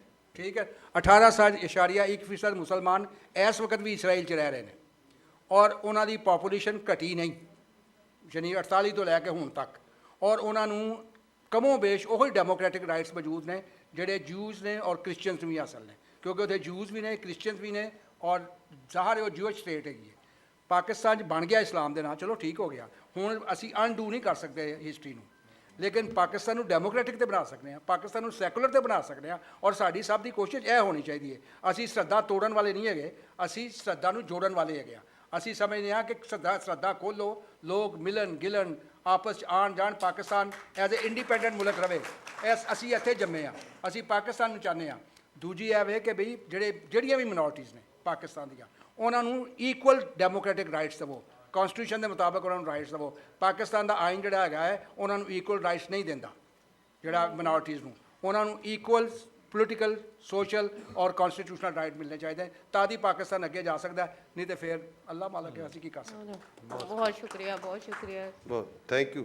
ਅੱਛਾ, ਇੱਕ ਸਿਰਫ ਕਮੈਂਟ ਹੈ ਅੱਧੇ ਮਿੰਟ ਦਾ, ਉਹ ਇਹ ਹੈ ਕਿ ਮੋਡਰਨਿਟੀ ਦੀ ਇੱਥੇ ਗੱਲ ਹੋਈ, ਬਹੁਤ ਚੰਗੀ ਗੱਲ ਹੈ, ਸਾਨੂੰ ਸਾਇੰਟੀਫਿਕ ਸੋਚ ਨਾਲ ਅੱਗੇ ਵਧਣਾ ਚਾਹੀਦਾ ਹੈ, ਲੇਕਿਨ ਸਾਇੰਸ ਨੇ ਜੋ ਓਵਰਆਲ ਦੁਨੀਆ ਨਾਲ ਕੀਤਾ ਹੈ ਔਰ ਜੋ ਵੈਸਟ ਵਾਈਟ ਜਿਹੜੇ ਕੋਲੋਨਾਈਜ਼ਰਸ ਹਨ, ਉਹਨਾਂ ਨੇ ਸਾਇੰਟੀਫਿਕ ਜਿਹੜਾ ਨੌਲੇਜ ਹੈ ਉਹਦੇ ਨਾਲ ਜੋ ਕੁਝ ਦੁਨੀਆ ਵਿੱਚ ਕੀਤਾ ਹੈ, ਉਸ ਗੱਲ ਨੂੰ ਵੀ ਅੰਡਰਸਟੈਂਡ ਕਰਨ ਦੀ ਲੋੜ ਹੈ। ਔਰ ਤਰੱਕੀ ਦਾ, ਡਿਵੈਲਪਮੈਂਟ ਦਾ ਜਿਹੜਾ ਲਫ਼ਜ਼ ਹੈ ਉਹਨੂੰ ਵੀ ਸਾਨੂੰ ਆਪਣੇ ਇੱਥੋਂ ਦੇ ਸਰਕਮਸਟੈਂਸਿਸ ਨਾਲ ਸਮਝਣ ਦੀ ਲੋੜ ਹੈ। ਸਿਰਫ ਪਲਾਜ਼ੇ ਕਰਨ ਨਾਲ, ਸਿਰਫ ਜਿਹੜਾ ਹੈ ਉਹ ਨਵੀਆਂ ਹਾਊਸਿੰਗ ਸੁਸਾਇਟੀਜ਼ ਬਣਾਉਣ ਨਾਲ ਡਿਵੈਲਪਮੈਂਟ ਨਹੀਂ ਆਉਂਦੀ। ਮਾਹੌਲ ਨਾਲ ਰਲ ਕੇ ਅੱਗੇ ਵਧਣ ਨੂੰ ਜਿਹੜਾ ਹੈ ਅਸੀਂ ਡਿਵੈਲਪਮੈਂਟ ਕਹਿ ਸਕਦੇ ਹਾਂ। ਸਾਨੂੰ ਇਸ ਨੂੰ ਰੀਫਰੇਸ ਕਰਨ ਦੀ ਲੋੜ ਹੈ ਤਰੱਕੀ ਦੇ ਲਫ਼ਜ਼ ਨੂੰ, ਔਰ ਜਿੰਨਾ ਸਾਨੂੰ ਸਾਇੰਟੀਫਿਕ ਨੌਲੇਜ ਦੀ ਲੋੜ ਹੈ ਉਨਾ ਹੀ ਸਾਨੂੰ ਆਪਣੀ ਇੰਡੀਜਨਸ ਨੌਲੇਜ ਦੀ ਵੀ ਲੋੜ ਹੈ। ਔਰ ਪੂਰੀ ਦੁਨੀਆ 'ਚ ਡੀਕੋਲੋਨਾਈਜੇਸ਼ਨ ਦੀ ਮੂਵਮੈਂਟਸ ਚੱਲ ਰਹੀਆਂ ਨੇ, ਔਰ ਇਸ ਵੇਲੇ ਡੀਕੋਲੋਨਾਈਜੇਸ਼ਨ ਦਾ ਮਤਲਬ ਹੀ ਇਹ ਹੈ ਕਿ ਅਸੀਂ ਆਪਣੇ ਇਲਮ ਨੂੰ ਸਾਇੰਸ ਦੇ ਨਾਲ ਜੋੜ ਕੇ ਤੇ ਇਕੱਠੇ ਲੈ ਕੇ ਟੁਰੀਏ, ਤਦੇ ਹੀ ਸ਼ਾਇਦ ਅਸੀਂ ਜ਼ਿਆਦਾ ਬਿਹਤਰ ਤਰੀਕੇ ਨਾਲ ਸਮਝ ਸਕਦੇ ਹਾਂ। ਮਿਹਰਬਾਨੀ। ਥੈਂਕ ਯੂ ਸਭ ਪੈਨਲਿਸਟਾਂ ਦਾ, ਮੋਡਰੇਟਰ ਦਾ ਸ਼ੁਕਰੀਆ। ਔਰ ਇੱਕ ਗਰੁੱਪ ਫੋਟੋ ਲਈ ਤੁਸੀਂ ਅੱਗੇ ਆ ਜਾਓ। ਬਸ ਕਣਕਾਂ ਪਿੱਛੇ ਜੰਨਤ ਤੇਰੀ ਛੱਡ ਦਿੱਤੀ, ਫੇਰ ਅਸਾਂ ਪੰਜਾਬ ਵਸਾਇਆ ਵੇ ਰੱਬਾ। ਵਾਓ, ਬਹੁਤ ਅੱਛਾ, ਤਾੜੀਆਂ ਜੀ।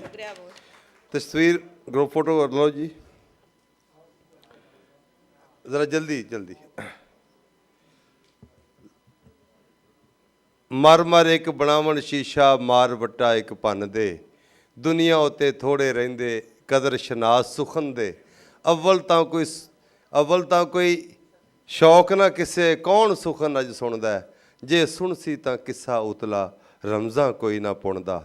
ਸੋ ਸਾਡੀ ਇਸ ਧਰਤੀ ਦੇ ਬਾਬਿਆਂ ਦੀ ਸੂਫੀ ਫਕੀਰੀ ਰੀਤ 'ਚੋਂ ਆਖਰ 'ਤੇ ਜਿਹੜੇ ਸਾਡੇ ਬਾਬੇ ਆਏ ਵਟਕੇ, ਜਿਨ੍ਹਾਂ ਪਿਛਲੇ ਸਾਰੇ ਸ਼ਾਇਰਾਂ ਦੀ ਕਥਾ ਵੀ ਕੀਤੀ, ਲਿਖਿਆ ਵੀ, ਉਹ ਮੀਆਂ ਮੁਹੰਮਦ, ਹਜ਼ਰਤ ਮੀਆਂ ਮੁਹੰਮਦ ਬਖਸ਼ ਜੀ ਖੜੀ ਸ਼ਰੀਫ ਵਾਲੇ, ਜਿਨ੍ਹਾਂ ਦੀ ਸੈਫੁਲ ਮਲੂਕ, ਜਿਸ ਤਰ੍ਹਾਂ ਹੀਰ ਜਗ ਧੁੰਮੀ ਹੈ, ਜਿਸ ਤਰ੍ਹਾਂ ਹੋਰ ਕਿਸੇ ਸਾਰੇ ਜਗ ਧੁੰਮੇ ਨੇ, ਫਕੀਰਾਂ ਦਾ ਨਾਂ ਦੀ ਚੜ੍ਹਤ ਬਣੀ ਹੈ।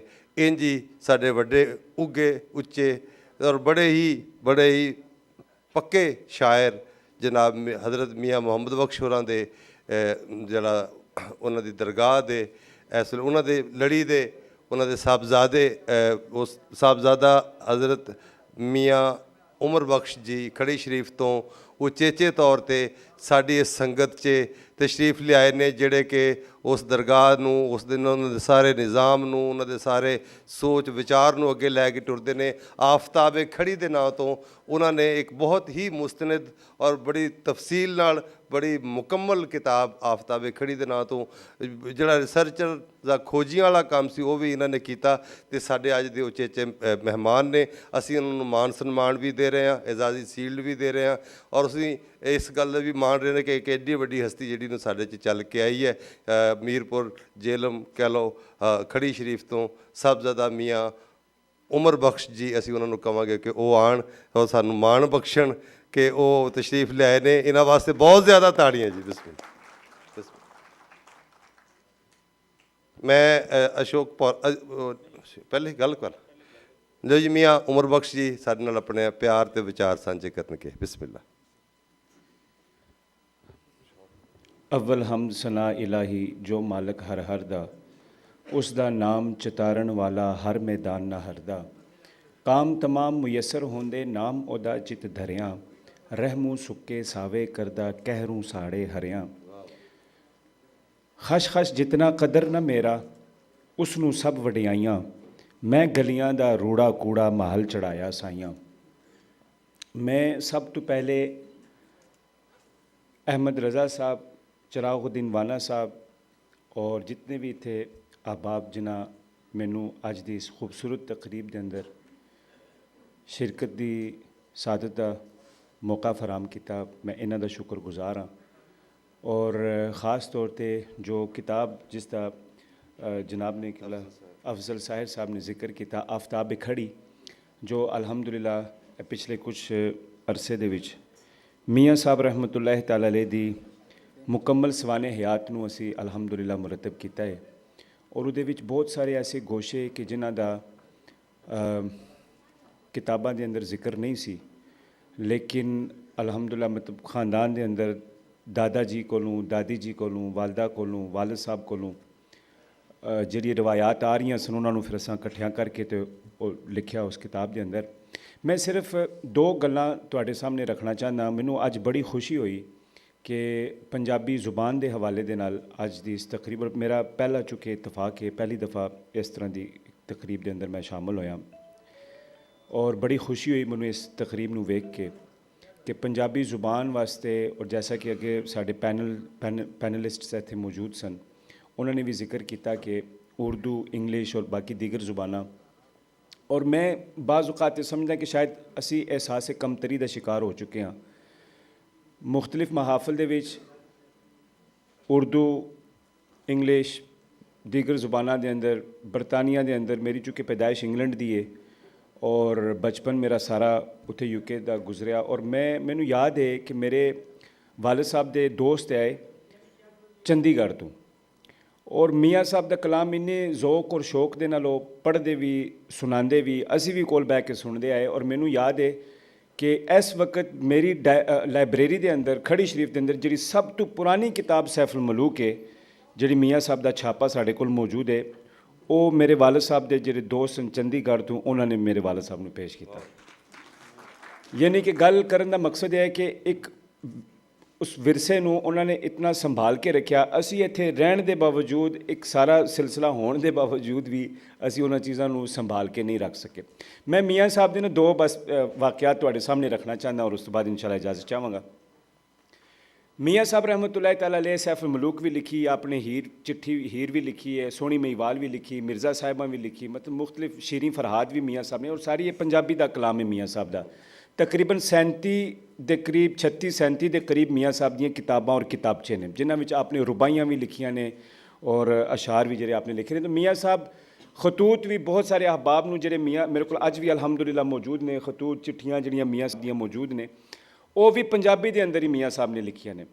हजूर मियाँ साहब रहमतुल्लाह तआला अलैह दे एक दोस्त आए काजी सुल्तान महमूद आवान शरीफ तो, मियाँ साहब दे नाल मुलाकात वास्ते आए और बुजुर्गी दा आलम सी, और गालबन आखिरी मुलाकात सी दोवां इन्हां दोस्तां दी आपस दी। मियाँ साहब दे पैरां नूं वरम आए सी।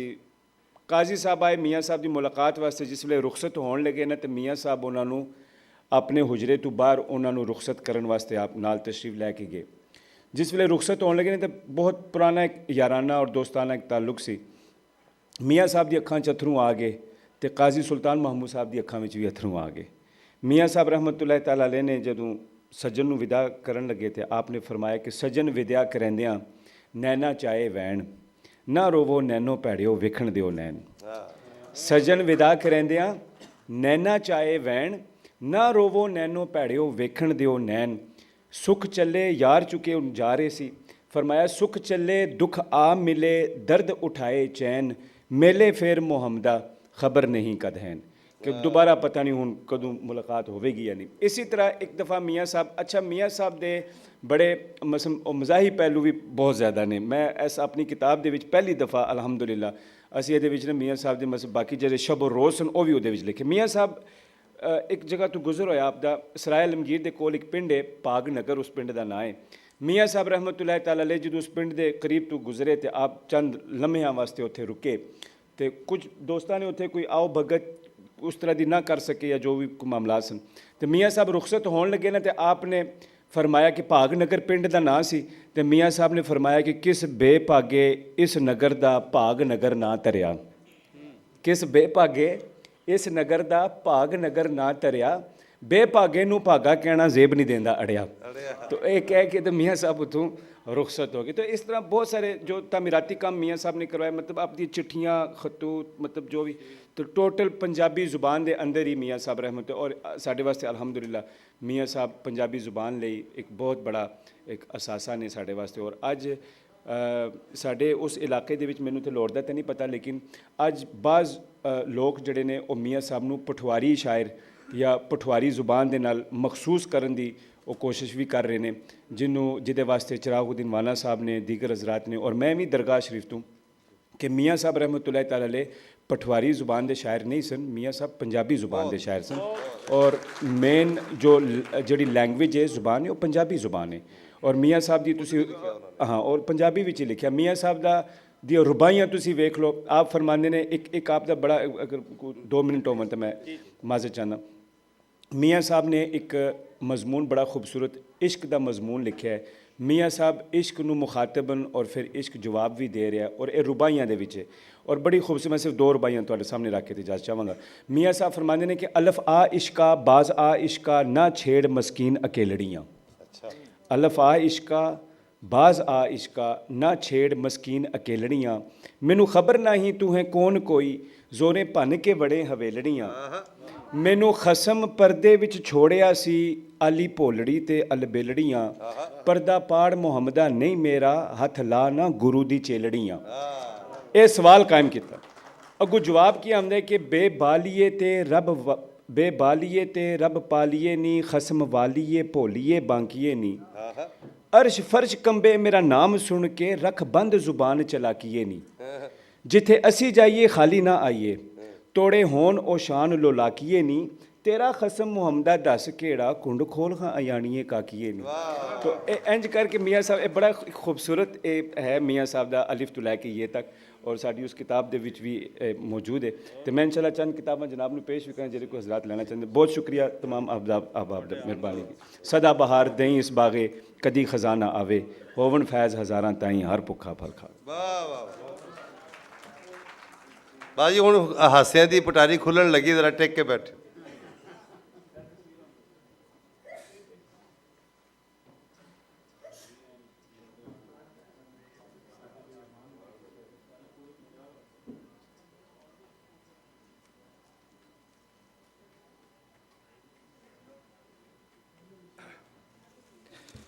दोस्तों हुण बाहर दे जिन्ने दोस्त ने मैं चाहांगा कि वो सारे उन्होंने बुला लिओ ते हुण थोड़ा जिहा खुशी दा बल्कि तू कर मैं क्यों दसां कि उस तो बाद दस देना, उस तो बाद चीमा साहब आ चुके हैं, राजी साहब आ चुके हैं, उन्होंने गलबात होएगी और अगला उस तो के पाल साहब और अंसर जमील साहब ठीक है समझ गया। तो हाँ एक बहुत वधिया सैशन भी इस तो बाद है, वो मैं इतफाकन मॉडरेटर हो गया तो पैनलिस्ट हो गए फ़खर चीमा जी और हमीद राजी जी, क्योंकि उस हिसाब नाल फिर चलना पेगा। तो उस तो बाद पाल साहब होना पैन होएगा। लो जी दोस्तों